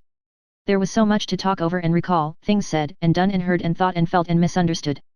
"I thought you loved Christine Stuart," Anne told him, as reproachfully as if she had not given him every reason to suppose that she loved Roy Gardner. Gilbert laughed boyishly. "Christine was engaged to somebody in her hometown. I knew it and she knew I knew it. When her brother graduated he told me his sister was coming to Kingsport the next winter to take music, and asked me if I would look after her a bit, as she knew no one and would be very lonely. So I did. And then I liked Christine for her own sake. She is one of the nicest girls I've ever known. I knew college gossip credited us with being in love with each other. I didn't care. Nothing mattered much to me for a time there, after you told me you could never love me, Anne. There was nobody else, there never could be anybody else for me but you. I've loved you ever since that day you broke your slate over my head in school. I don't see how you could keep on loving me when I was such a little fool," said Anne. "Well, I tried to stop," said Gilbert frankly, "not because I thought you what you call yourself, but because I felt sure there was no chance for me after Gardner came on the scene. But I couldn't, and I can't tell you, either, what it's meant to me these 2 years to believe you were going to marry him, and be told every week by some busybody that your engagement was on the point of being announced. I believed it until one blessed day when I was sitting up after the fever. I got a letter from Phil Blake, rather, in which she told me there was really nothing between you and Roy, and advised me to try again. Well, the doctor was amazed at my rapid recovery after that." Anne laughed, then shivered. "I can never forget the night I thought you were dying, Gilbert. Oh, I knew then, and I thought it was too late. But it wasn't, sweetheart. Oh, Anne, this makes up for everything, doesn't it? Let's resolve to keep this day sacred to perfect beauty all our lives for the gift it has given us. It's the birthday of our happiness," said Anne softly. "I've always loved this old garden of Hester Gray's, and now it will be dearer than ever. But I'll have to ask you to wait a long time, Anne," said Gilbert sadly. It will be 3 years before I'll finish my medical course. And even then there will be no diamond sunbursts and marble halls. Anne laughed. I don't want sunbursts and marble halls. I just want you. You see, I'm quite as shameless as Phil about it. Sunbursts and marble halls may be all very well, but there is more scope for imagination without them. And as for the waiting, that doesn't matter. We'll just be happy, waiting and working for each other, and dreaming. Oh, dreams will be very sweet now. Gilbert drew her close to him and kissed her. Then they walked home together in the dusk, crowned king and queen in the bridal realm of love, along winding paths fringed with the sweetest flowers that ever bloomed, and over haunted meadows where winds of hope and memory blew.